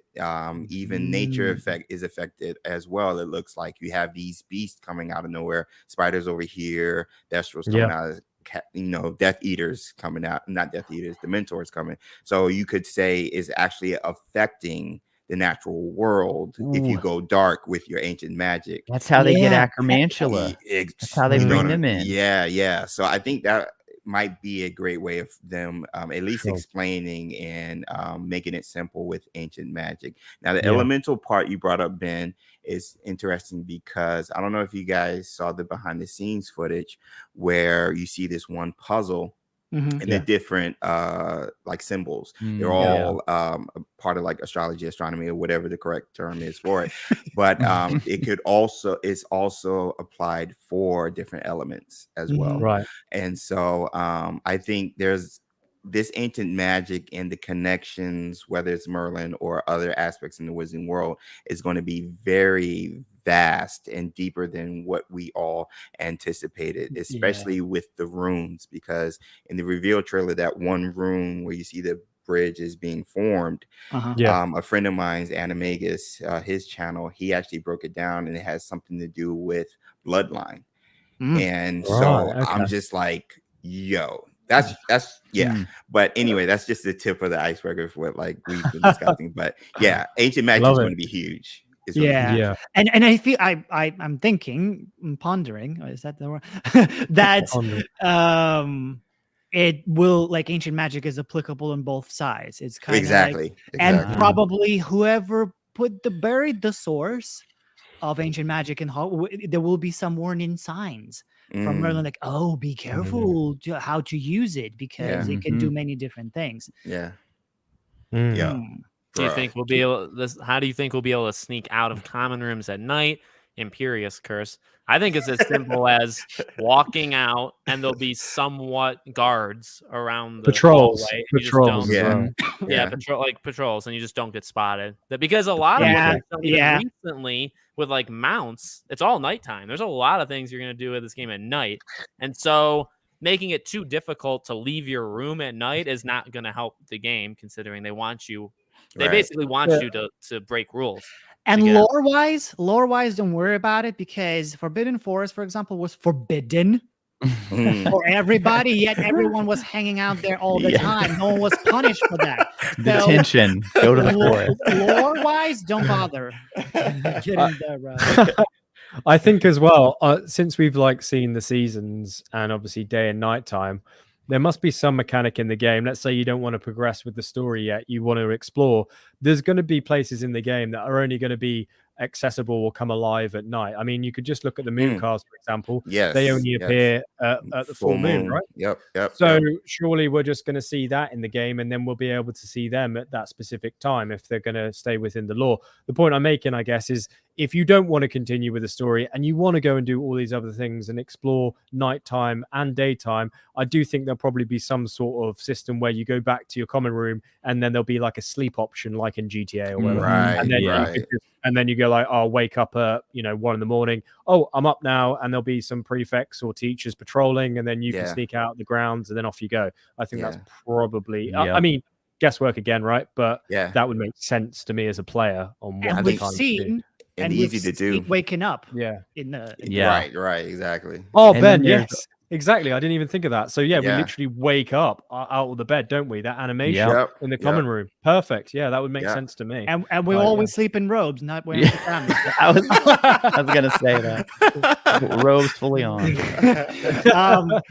Wait, I forgot. There is that charm. We see the disillusionment charm being used as well in that one scene. Right. So we could use that to kind of sneak around too. Yeah. So perhaps we do some sort of, I don't know if that's going to be taught in class, but let's say it's not, and we pick up some sort of scroll and learn it or what have you, I don't know, then that perhaps would be an incentive to go and do that, because it would be an easier time to get out of the castle for stealth, for stealth, right? Instead of having to kind of wait round corners and then go, before you get spotted, kind of thing.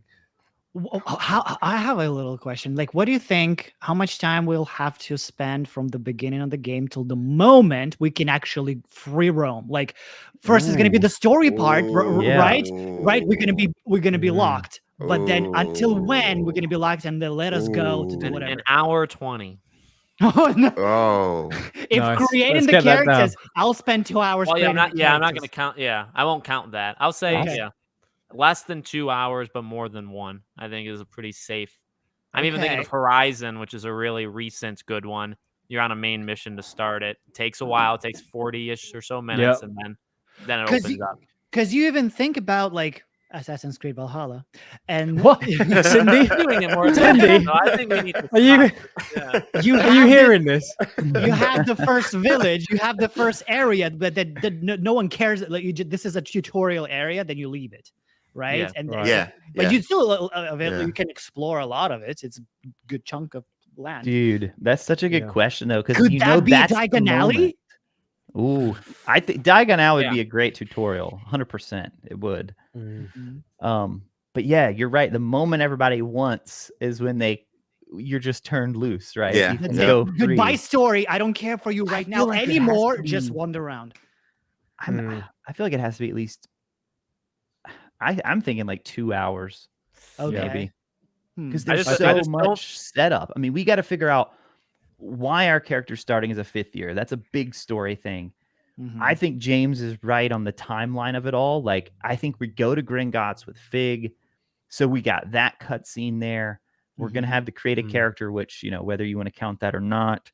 Then we see them on the carriage going to Hogwarts. We presume Hogwarts, that we don't take the train. Then you get to Hogwarts, so they're going to have to do sorting. They're going to have to set up the classes and how But it only takes like a 10-15 minute cutscene, separate a couple times to do what you're saying. It doesn't take. Yeah, that but you long. don't think there's going to be any like? Well, there's going to be like you don't to think we'll James's take point, control? I guess That's what of I'm the saying. player. Well, like when Ranrock is coming, that could be some sort of minor, like you're in that room and you can walk around. That could be the first time you literally have your hands on the analog stick, and then there's more cutscenes. And when you get to Hogwarts, you get sorted. But after that, maybe even like a nighttime thing where you say goodnight to your common room in the first day. Then the next day you wake up and it gives you the box again. It says like, here you are, we're ready, go. And I don't think to take classes. You're right. Because it's 1st of September. I think it'll make you open world before that. I think it'll say like the first mission will be attending your first class. That's what I would. Right. Are we talking about like when we're talking about kind of like open world exploration, like the whole map? Because I think that you'll get to Hogwarts, you'll do the sorting hat, and you maybe wake up. You wouldn't necessarily have to go straight to a class, but you could just go explore the Hogwarts grounds and Hogwarts itself, but it's kind of enclosed. So this is the area that you start in. You're free to explore the castle, but I think you're not free to explore past the grounds at this stage, because then the storyline will take you past that. I also think there's going to be certain areas in terms of like level design. Retro, just referencing, you know, your reference to Ghost of Tsushima as well. There are certain areas in that game that you can only get to with the kind of rope dart that after you kind of obtain, like cliffs that you can climb. You literally, when you arrive without it, it will prompt up and say to you, you can't do this, or you can't go into this area right now until you learn a different skill. I think that is going to be applicable in this game massively in terms of reparo on certain areas or bridges or areas that we go to. Accio as well, pulling things towards us, flying, all these areas. Like, it's going to be massively scaled, you know, in different layers, so that the more magic that we learn in certain spells, that is going to open up the game more for us. But I think initially, after we wake up, it will just be Hogwarts, and then you know, you've got to carry on with the story you know. And I think Retro's right. It's probably about 2-3 hours until you're able to just go. But even then, you won't be able to have a lot of things. I see. Okay, that makes sense. But so it's like maybe we want to fly up onto a mountain cave or something, right, at the edge of the map. But we can't do that until we do flying, or we do the Hippogriff High Wing quest. So like, that's kind of what I'm thinking. High Wing. Oh man. So do you think we will get a Hippogriff only after we rescued that Hippogriff? Yes, I think so. Ooh, that's my. I think that's mission. the great. So that's going to be somewhere in the beginning. That could be the first time that you realize that they're poached, because like you're learning, you know what I mean? Almost what I said earlier, that you're learning what the enemy is doing. Just like the conversation between Ranrock and when they're like eavesdropping on them, and they say like, you failed. That's probably within the first 10-12 hours of the game. Like everything we've seen, I think, is very early on. Yeah, for sure. I do the recent common rooms, because that could be a year again. Going back. Oh man! Oh my gosh! Oh my gosh!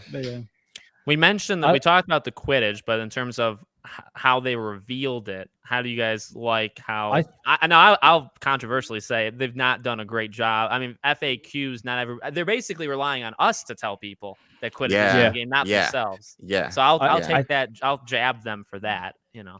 I guess that they went a little bit a safe route in terms of thinking by letting about us take the fall. No, it's official. It's official. No, it's official. No, I mean,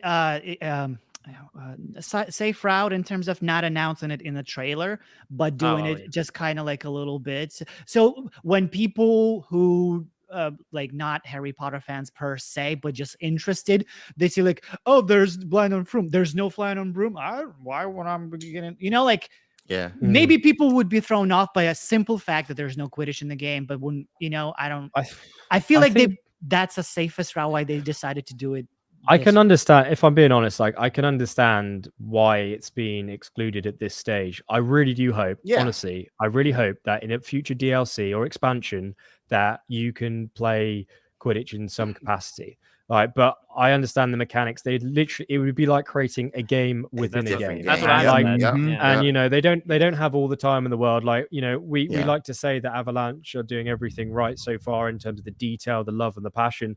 But they are, you know, as a business, they're on a time scale. They got to get something shipped out, and they can't indefinitely postpone it. And I think if you have this massive Quidditch game, if you put it in half-heartedly, people are going to be annoyed. So I think for now, it's just like, okay, that is a big project. Let's see how the game does. And what we'll do is we'll say, you're a 5th year. You have no idea what Quidditch is. Maybe in a couple of years' time, you can try it out and be on the team. And I think in game, you'll see some cutscenes of us popping down there and watching, like, you know, 20 seconds of like, oh, Gryffindor's won against Slytherin, woo, and then everyone's walking away. Like, I think that's probably I think you're spot on. I agree. I think in terms of how they rolled it out, I think they missed the opportunity to, it was a little bit of a misstep. I think it should have been in that first big FAQ update after the state of play trailer, because that was your first big reveal, right? Of like, of revealing all kinds of stuff. And you showed in the trailer a pretty clear nod to Quidditch. I mean, you've got a person flying on the broom, the Quidditch pitch. You watch all of our reaction videos. We're all like, Quidditch. Everybody instantly thinks Quidditch. So there's your opportunity. That's when you should have announced it. So they didn't do that. I had heard some rumblings behind the scenes, and then I heard from 2 different people. That's when I was like, okay, people need to know this. And so that's when I made the video saying, hey, this is not going to be in the game playable. Yeah. But I always tried to stress playable.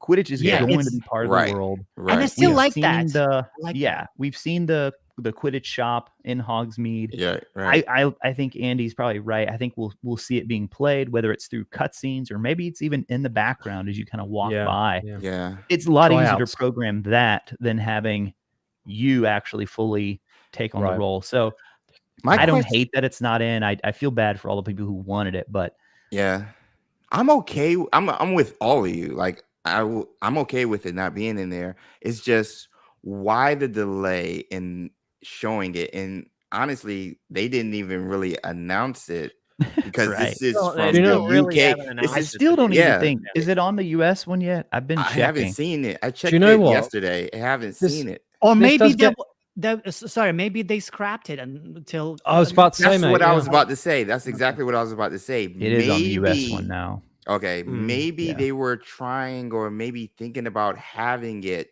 at the point of the state of play, which is why it wasn't announced. And then they got to the point this summer and was like, okay, we're trying to have it like released in December. Yeah. We might not make it on top of everything else, whether it's just time, whatever. Hey, let's scrap it all together. Maybe add it in a future thing. Maybe we have something here where we can add it eventually down the road for replayability and then go from there. But I think they were trying to do it. And that's smart. And that's smart because, again, I would hate to be flying through stars. Quidditch. I would hate to have that. I prefer not to have Quidditch than to have a shady Quidditch. Yeah, absolutely. James, you just said something which I don't think that we've discussed yet, and I would really love to hear your thoughts on this, and that is replayability. Because I think we're talking about what's to come in this game, like storylines, spells, and stuff. You know, that is all fantastic. But let's say this game is a 40 to 60 hour, maybe, you know, even 80 hour, who knows, storyline wise game. What do you do after you've done the end game storyline? What is there to do? And this is the thing with these RPG open world games, is they're still struggling, in my opinion, of actual things to do after you've completed the game. Are you just going to sit in the dark arts kind of arena and just do waves of enemies for 10 hours a week? Probably not. So what do you think that they could implement in terms of replayability here, like maybe events or stuff like that? I think the great example, for me at least, is Zelda Breath of the Wild. Right. finish the story. It's kind of short in one thing, but I love exploring, finding all the core seeds, and doing all the things, talking to all the NPCs. It's so vast. It's interesting and it's intriguing. So I hope that Hogwarts Legacy will have some elements of that, you discover some runes or scrolls, so you keep, there's side little things that will keep you engaged and interested in all the side things. And I replay Zelda. It's a big game. There's a lot to do, and I replaying it all over again just because it's so good. I love replaying that. I think there are two factors of replayability: replaying the game all over again and continuing playing when it's over. Right. Yeah. Those are two a little bit different things. Yeah. I think replayability in terms of I want to replay this game, it's so good. I think it's going to be there because people will want to experience different common rooms, different things, different choices they want to do. Yeah. It's there. Right. We're going to have so many things to do. So we finish the story and we continue playing. I don't know. That's it right there. I think that's the replayability is the choices.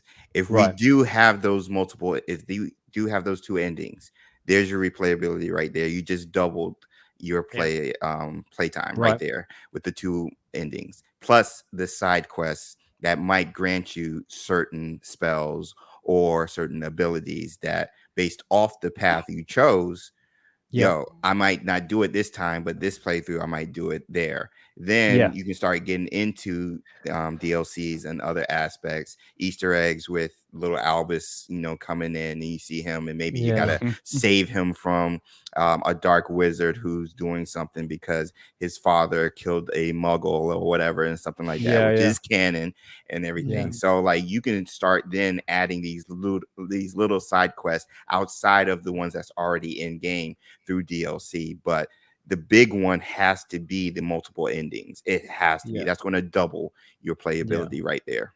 Yeah. My controversial thoughts are I don't really care about endgame stuff almost at all. When I play games, most of the time when the story ends, I almost feel like a sense of like loss, like giving it up, where I just there can be more missions and stuff to do. Even like I just played Origins Assassin's Creed, which is a great game. But when I finished the story, I had maybe like 10, 12 side quests still left. I'm done. Like, that's just my style. The story's done. The story's told. I think no matter what, maybe I'm way too critical and I would accept that. But like when the story's done, the game just feels way more hollow.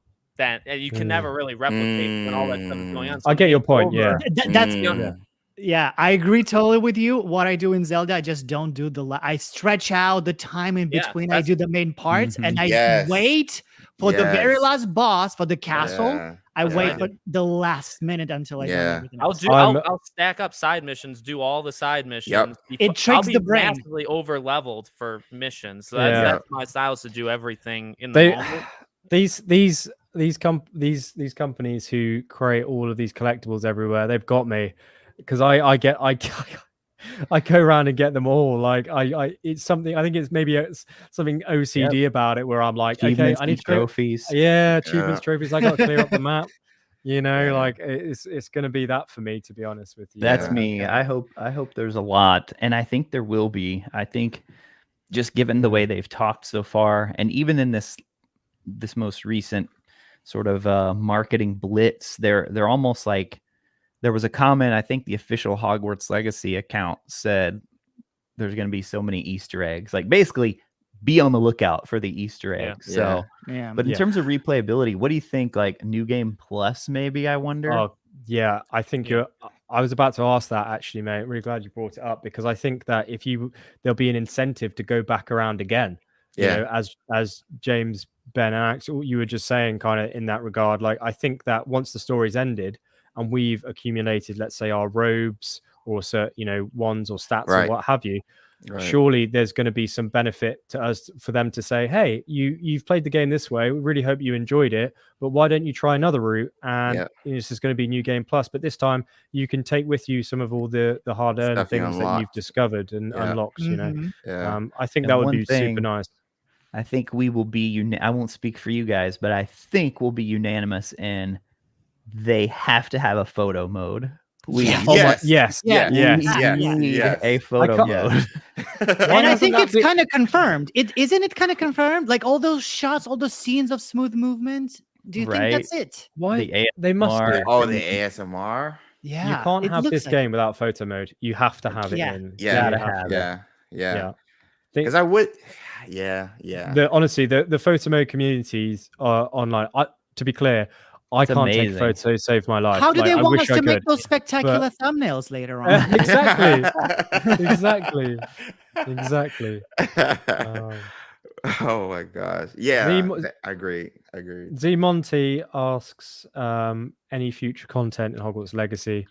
I think we discussed this previously, but I would absolutely love, and I really hope that they do it. They haven't said that it's a live service game. They've just said it's like a single player Nothing RPG. would scare open world. people more than them Yeah, saying it's a live. It's a live. It's just like, here's the game, and I think that's probably wise from them out the gate. But I think that, pending their success, and I believe what Troy said to yourself, Alex, in the interview as well. Like, they're just focusing on this game at the moment rather than which making it a I franchise. partially believe. I believe like largely, but I still stand on, you have to have some sort of, when you're pitching this, you have to have some sort of plan to go into it. And my thoughts have always been again, man, I'm very controversial, I think. So with DLCs, I would say it's the same thing as the ending of the game. I'll take them. Like any DLC, I think a lot of us, and like the sales of this game are going to be outrageous. I think the amount of people that pick up the DLC per a game will be a higher percentage than most games. I just think people are always going to do it. But doing DLCs, like a Witcher style DLC, takes away from a Hogwarts Legacy 2. And those are like the real changes. Like I'm not like against, like I think Quidditch is possible for a DLC or some sort of massive thing, or even gameplay changes in a DLC. But if people want really that next big jump from one game to the next, you're not really going to get that in a DLC, even if it's like 6-8 months later. Yeah. I mean, you need the next game. And so I guess it's me looking too far in the future, like I always do, but I would always just prefer just go to the next one, because you're going to have all these ideas that you probably won't be able to do in DLC anyway.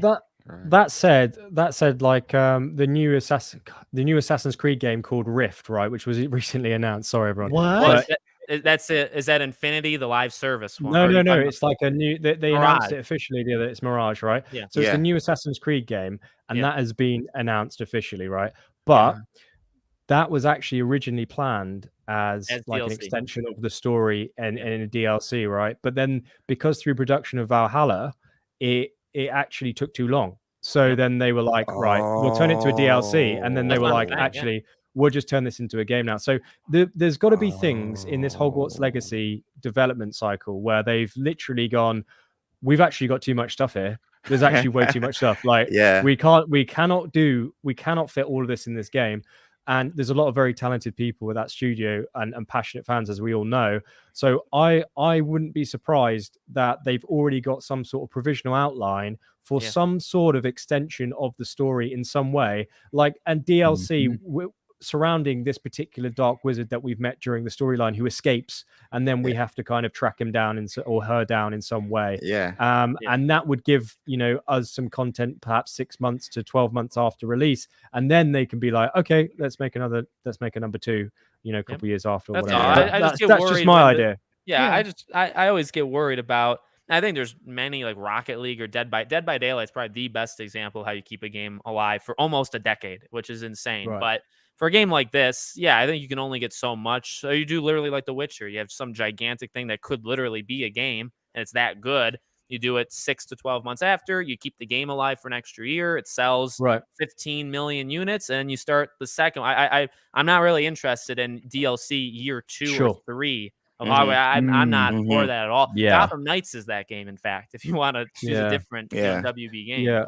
And I know everybody on this chat knows this already, but just to make sure Z Monty here has seen, they've pretty much already said they want to do more. So whether that's blog or DLC, in the PlayStation blog, I think this was like one of the first ones they did. In the state of play. I mean, they basically are like, if this game is supported, we want to do more in this world. So, absolutely. It must be a dream come true for developers to be working on this game.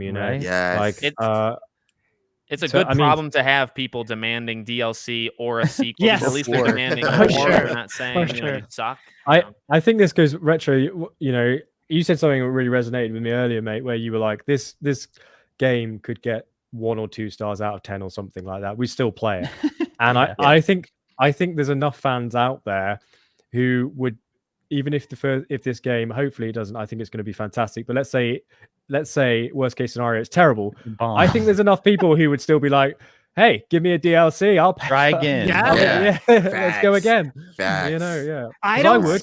Though I don't see it going as bad as Avengers. No. Like that Oh was my the God. biggest flop ever. Oh It my was so gosh. overhyped. So like, Oh my god. I don't think it like no. Well, I won't bring the controversy too much into it, but this game will be review bombed by crit. It is being now. yeah. It's so odd It's not, how but I mean, how until they announced the date and started selling it, like I haven't seen too many comments like against it. It was fine. well, remember the but weekend. right now it's just flooding with like the a lot. weekend after they did the pre-orders, my Twitter blew up because I retweeted that person that got like 70K likes that said you're supporting this and this if you do. And there was that weekend. My Twitter thanks the losers out there because it really exploded because there was a massive movement for the boycotting of this game. It's by people that aren't going to actually buy it and people that don't actually matter to the to the sales of it. But we'll see how it goes. I stand by sites are going to refuse to review it.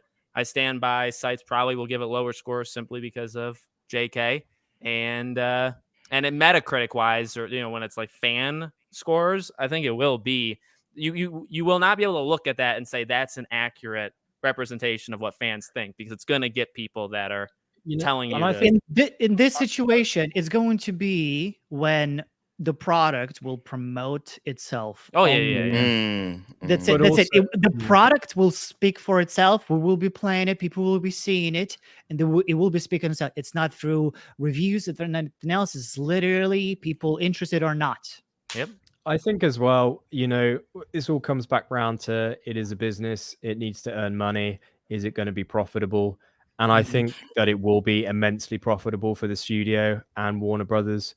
And I think that is just going to be their way of greenlighting further content, regardless of the scores, regardless of the critic or Metacritic or whoever it is saying, oh, it's. That's what I've been seeing on Twitter, where it's like, what do you want them to make next non-Wizarding World? Because they're going to be scared off of it. I mean, I've defended them so much where it's like, ultimately, I hope, and the way they talk too, because didn't they just do the interview, one of the heads? And they asked about David Haydad. Yeah, and then he said, basically he did the corporate answer where it's like, well, we're focused on the product and the people that like it, not like this, boycotting brigade. But what I think that really means is, yeah, we like money and we know the game's going to sell and we could care less how many people cry about it. When the game sells 15 million, you greenlight a sequel to that game. You don't say, well, I guess we'll move off Wizarding World because it's too controversial. You go for it. Yeah. But I would say only on the premise that the game isn't just a cash grab and it's actually built with like that love and passion and that detail, which Avalanche are clearly doing. So I think, that's just going to make people want to come back for more just purely because it's not just some, 2018 Hogwarts game just kind of moved into a AAA platform. It is an actual amazing, incredible. I think a lot of people can see the heart behind it, and like the intent is there to make it. Whether it's bad, I mean, because it really could actually not be good. It's possible because they've never done it before. It could be, but the thing is, I think you're right. The WB knows exactly how much this franchise sells, how much it's worth. But the problem was there was worry not with that more, but that they really failed with Fantastic Beasts, I believe. But they failed not because of any controversy. They failed because they delivered horrible story. They rode simply on the lore. They did those series very, very I would poorly. debate with Ezra and Johnny Depp, though, in terms of controversy. I would debate heavy. It added up to that flame, but in the core, regardless of what actor plays it, you gotta have a good story that will work, regardless whoever plays it. So it's not anyone else's fault but those. So and they probably were worried to be releasing, making so many plans in the future for a game. So they're now focusing, okay, we gotta make something good. We gotta make good story. We gotta tell good stories visually and write something new. And they're trying that. So Hogwarts Legacy is going to be a tipping point. It's like it's going to change the Wizarding World. It's going to open more opportunities because they're exploring new territory, explore new things, new storylines. Even in the past, they will open up for even storylines in the movies or even other games that are like, okay, we can explore different things in the Wizarding World, but we have to tell good stories. I think that's why September 1st was so important. The who?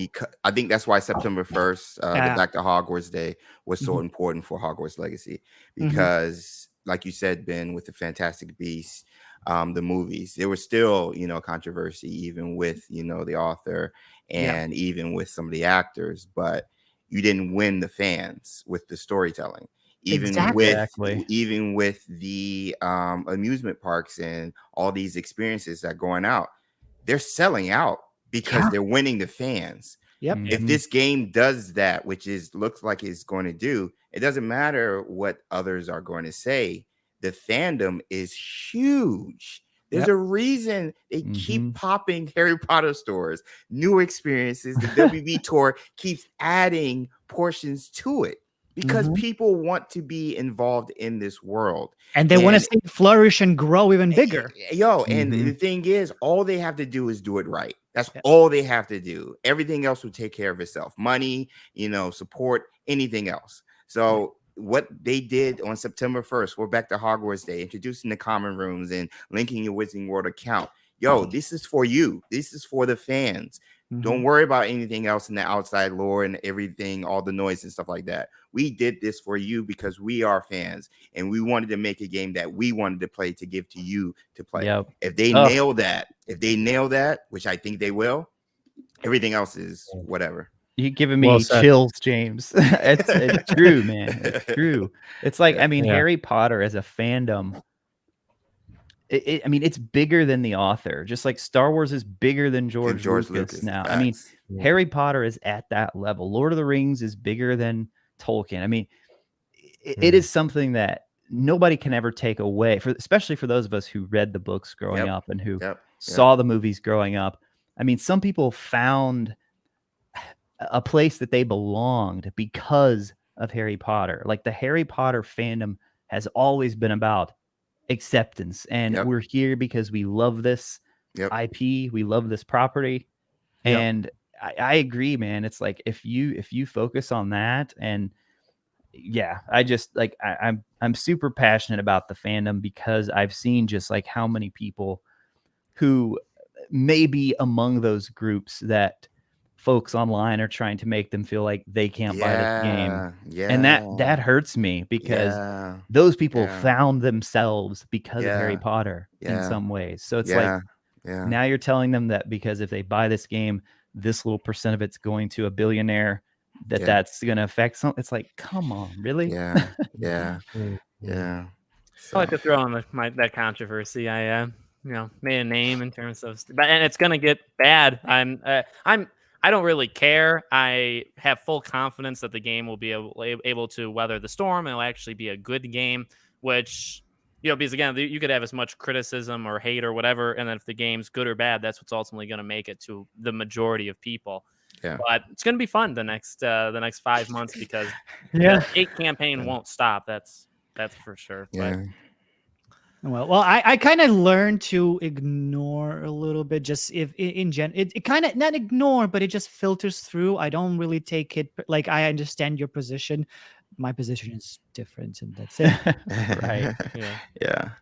For well, sure. guys, is there any last minute things you want to talk about, or any last minute? That was a fast 3 hours and 40 minutes. 4 hours, almost 4 hours here. That's insane. Should we do It's like, what just happened?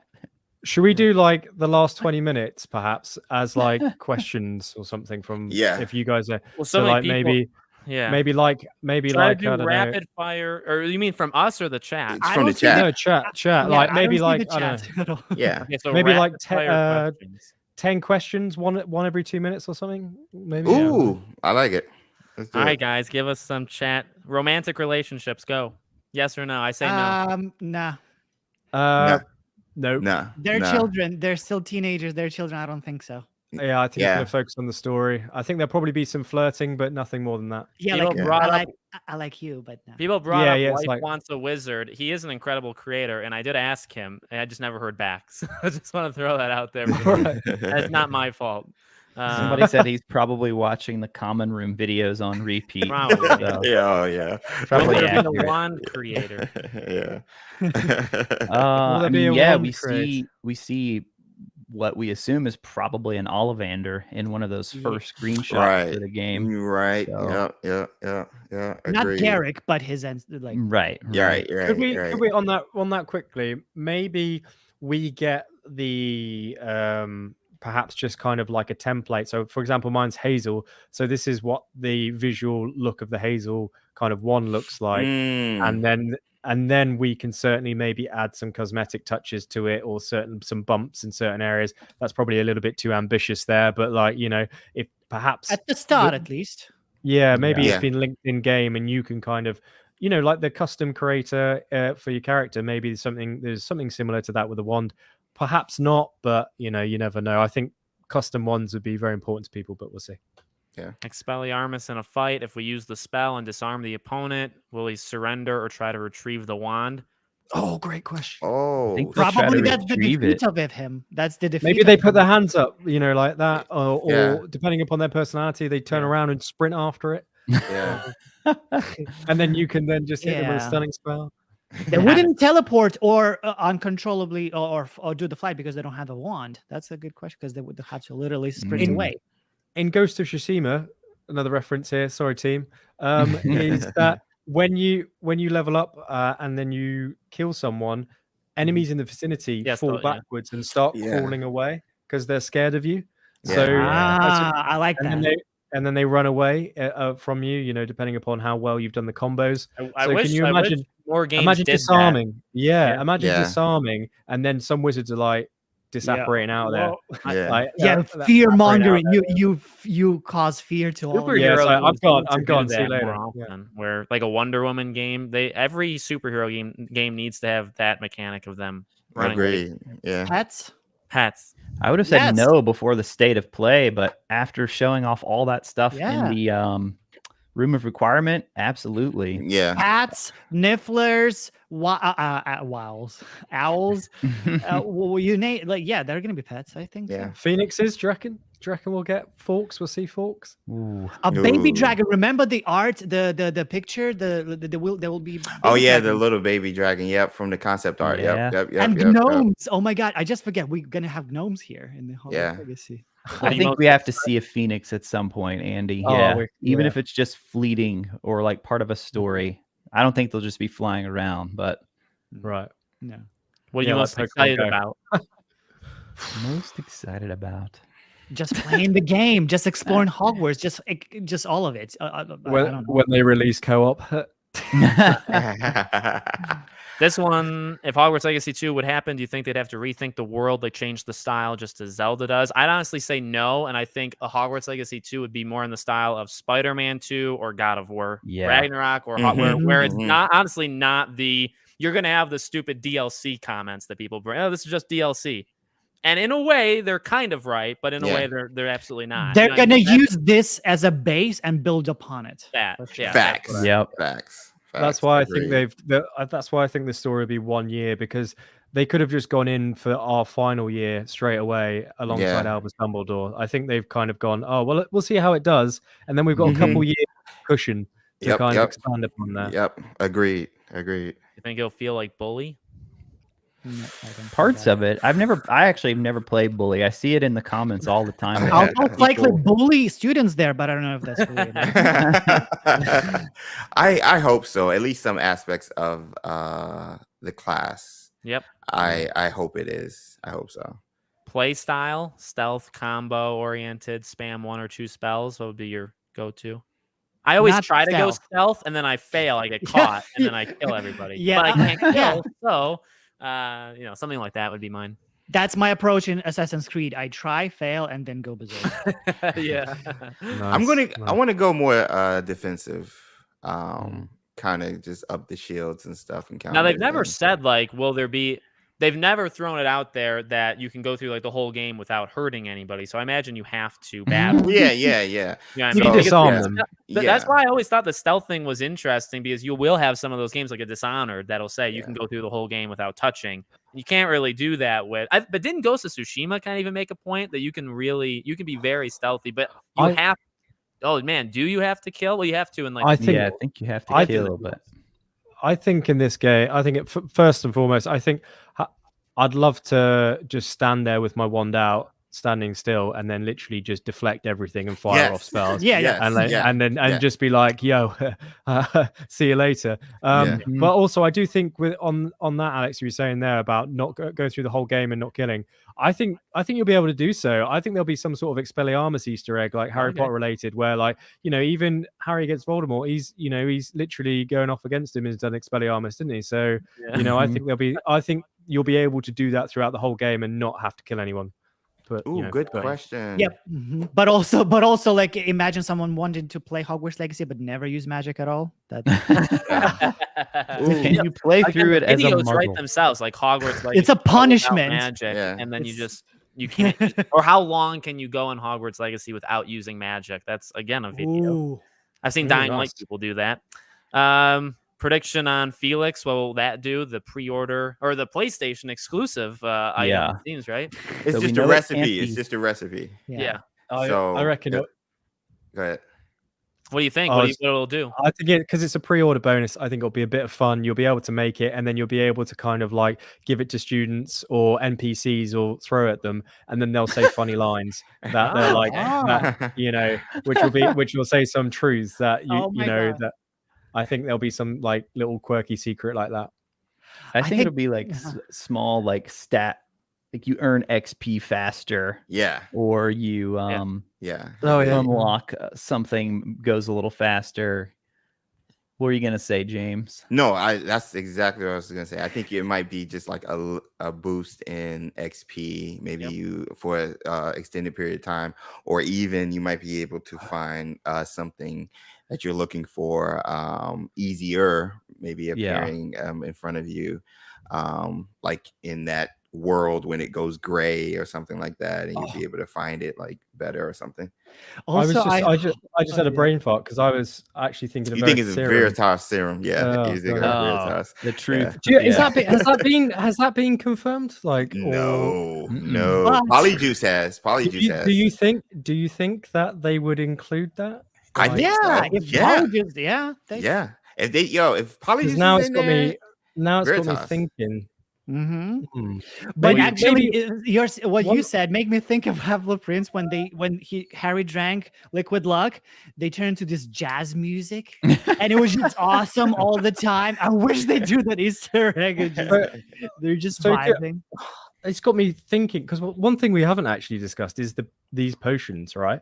Maybe we'll chat about that in another stream or when we get more info. Because I think you're the one who said the rapid fire question. Sorry, everyone. Rapid fire. I'm gonna say yes on this one. I think that's what Polyjuice is for. Will we be able to visit other common rooms? Polyjuice potion. They said it in one of the posts. Maybe you want to do Polyjuice potion to sneak into the common rooms. Yeah, I think that's no brainer. Definitely. Yeah, agreed. Riding dragons. I think so. Ancient magic will assist us. That's my theory. Ancient magic will assist us in riding dragons. I've said yes at the end, like the end game would be a dragon unlock or something. I think the dragon is key to the story. That too. We see the last image at the reveal trailer, Hogwarts and that dragon flying over. The same Hebridean black dragon that is shown throughout the other trailers, and it's the same one we see in the mural of Merlin, where you see him looking out in the telescope, the orb, and then of course him talking to the dragon. So I think that dragon is going to be pivotal. So I think we'll be able to ride it, specifically that one. On the new cover, just super fast. does that look like a common Welsh green to you? Or The neck does. Or was The it, neck was it a does. wyvern or a wyvern? I can never pronounce that correctly. Or was it? Is it something else? Like, is it a wyvern? Sorry, or is it a common Welsh green? Because it's got to be something native on the right side. The top right, I think, are thestrals, right? Yeah, the dragon is the one on the left. On the Xbox only. You're right. Side. In the wide one. But yeah, the neck reminds me of the common Welsh green because I played Harry Potter Wizards Unite and they feature like 4 to 6 dragon types. And just the design, at least the design reminds me of the common Welsh green. Sure. So yeah, I think you might be right. It kind of, but also it's like a mix of that and like a horntail because the tail is a bit spiky and he does have horns. It's like a mixture. There is like the black. I forgot the name. You named it. Well, the black Hebridean black. I was gonna say, will the classes be interactive or just cutscenes? No, interactive. Got to be some interaction. Yeah. You know the Accio clip from the State of Play trailer. Well, you know when you're basically pulling the balls towards us. I think that's everybody outside in the class practicing that. You know, pulling different objects towards us. So I think it'll be interactive for sure. That's how we'll learn spells. I think. Yeah. No, that's that might be. I think that's the I think that part is the side class for us to catch up with our fellow 5th years. At least they mention the side class when that scene is happening. So I'm assuming that is what's happening in that scene. You could be right, and it could be just practicing a charm, but they mentioned that type of class or teaching when that scene is happening. So I think that's something else. And super fast on the Accio front. Sorry. Yes, she is. Did you guys? I'm just really curious on the Accio. I grew up listening to the Stephen Fry books, and it was always pronounced not Accio, but oh man, don't get me started on the pronunciation. I know. I remember you saying it differently, or someone saying it differently. Yeah, I said it. So over here, it was always Axio. And not Accio. But now, because I would say that in videos, I literally got torched. So now I always say Accio. So well, you're not wrong. Real quick, because I can go down a deep rabbit hole on this. But when the books first came out, there was a Scholastic website, which I know in the UK it was published by Bloomsbury, right? But over here there was a Scholastic website with a pronunciation guide, and the spell ACCIO was Osseo is how it was pronounced there. Now I haven't heard the audiobooks in a while to know how Jim Dale and Stephen Fry pronounce it, but you're right. Then when the movies came out, they started using Accio. I know. And so now I say that just because, just like you, I don't want the comments to tear me apart. But I'm just like, hold on here. Because actually, I got receipts. Seriously. There's a couple like that, actually. There's a couple words that were originally said to be pronounced differently. Canute, that's another one. So it's not nuts, the money.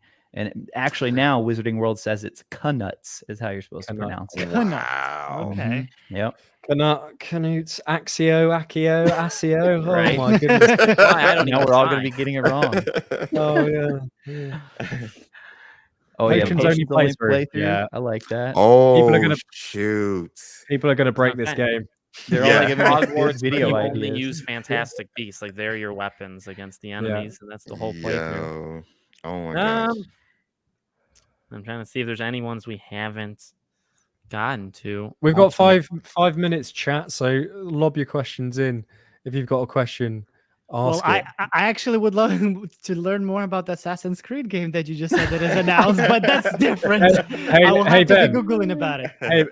Hey Ben, since you mentioned Assassin's Creed, I've just done a video on the brand new Assassin's Creed game. So head over to Andy Reloads to check it out.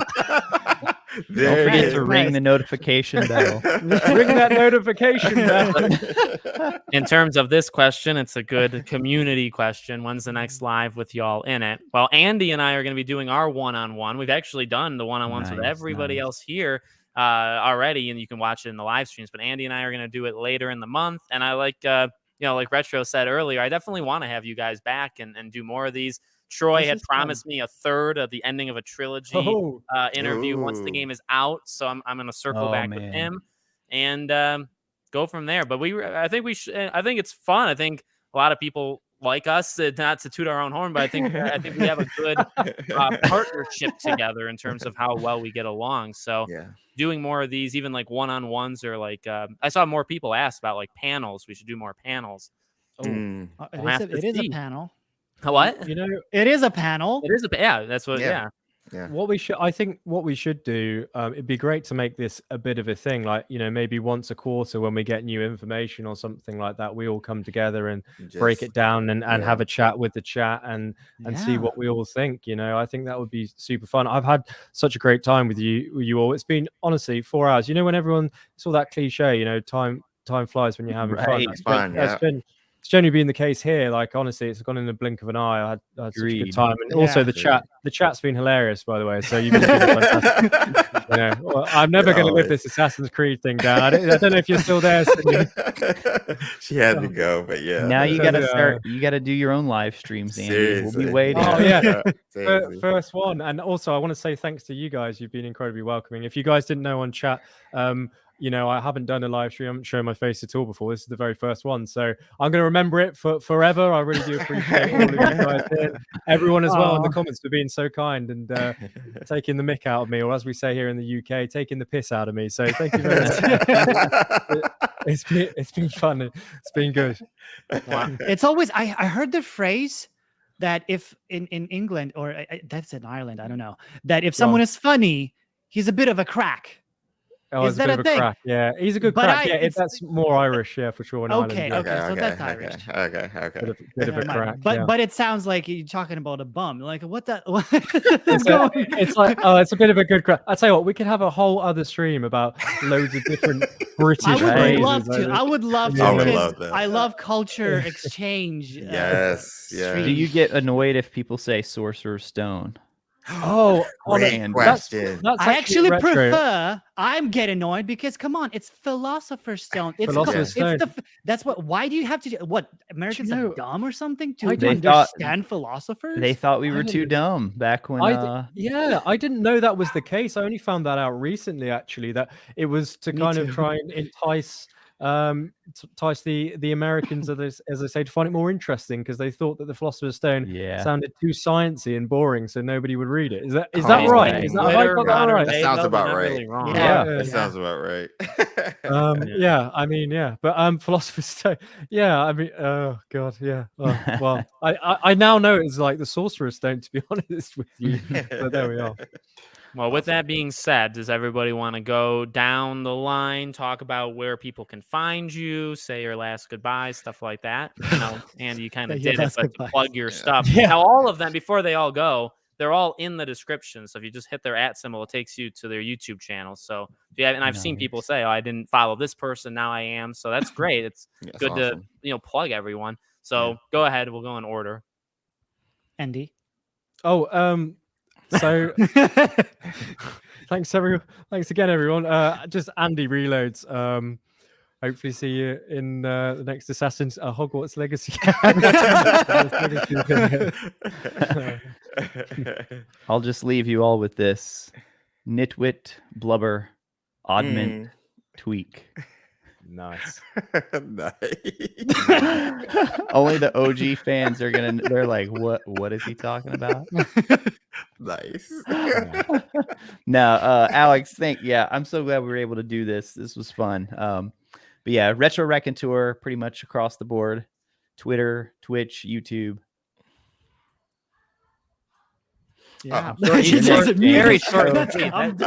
Down this way. I was reading chat. Yeah. No, first I want to say, Alex, thanks for just doing this. Streaming is tough for those who haven't done it.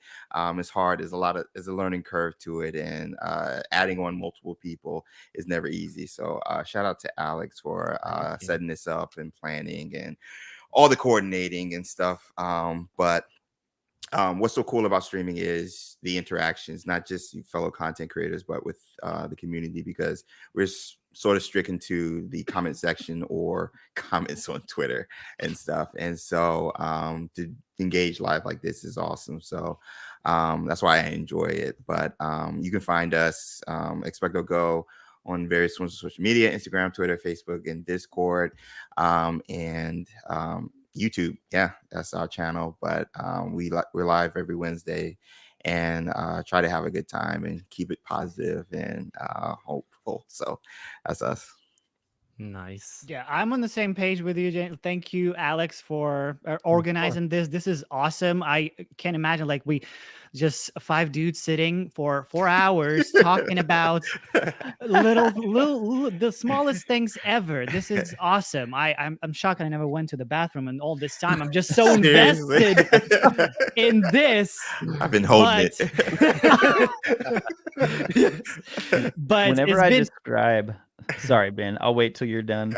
Go ahead. I was just gonna say, whenever I describe my channel to people and they're like, so you do all this and the game's not even out yet? Yes, exactly. Exactly. Not out yet. My roommate went nuts when I told him that I made a video about a tweet. Because I don't remember what it was. It was just a tweet about something. And back when there was nothing. You're but right. anyways, yes, I'm Benjamin Snow. I make videos about Hogwarts Legacy mostly at the time, but later they're going to be added. I'm also I'm Ben Snow on Twitter. And I stream actually with my friend on Twitch. It's a different channel. Yes. Uncanny Scouters. We play horror games mostly. It's like our theme, but we also play some random stuff too there as well. Yeah, and I'm planning on opening TikTok, but I'm scared of it. I'm scared to open it. Right. I would lose and whenever I open TikTok, I just lose half a day. Yeah. Just watching it, not doing anything but watching it. Are you guys on? Like, I know we're all saying our goodbyes, but then this is going to turn into another 4 hours. But real quick, are any of you on TikTok at all or anything like that? I am. Because I am I'm Ben Snow, I believe there. Of course. Like my Twitter. Well, but I barely use it. No. The reason why I say that is because like I've never really used TikTok until like this last week, and I put some videos out there, and so many people love Hogwarts Legacy TikTok. So like you guys are awesome. You guys are such awesome creators, and you need to get your stuff on there, because I literally got it up this week and 3 videos have done over 1 million views and people are loving it, and it's crazy. It's crazy over there. So I would love to, as a fan of all of your content, I would love to see you on that app. So get on that app. Get on it. We have an account and stuff, and I've been posting not shorts, but reels on Instagram in the long form format or whatever, or at least that profile. So everybody's saying just take those and put them on TikTok. So I was like, I don't know, we'll see. For sure.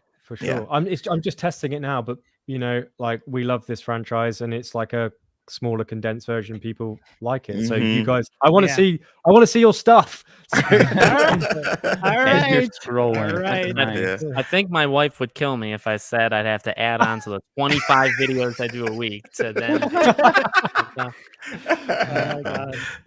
Cool. But I want to thank all of these creators, amazing guys. Like I said in the beginning, truly, we've never had a problem with any of each other. We've never had a problem with the community. It's an insane community that we've built, really. I mean, all of us kind of together, and obviously you guys in the comments are a huge part of it. You are the reason we're around. So thank you to the 4 of you. Again, I know there was many that I know Wife Wants a Wizard was dropped. I know there's a lot of other smaller creators. And again, we're all part of this. It's not just us 5.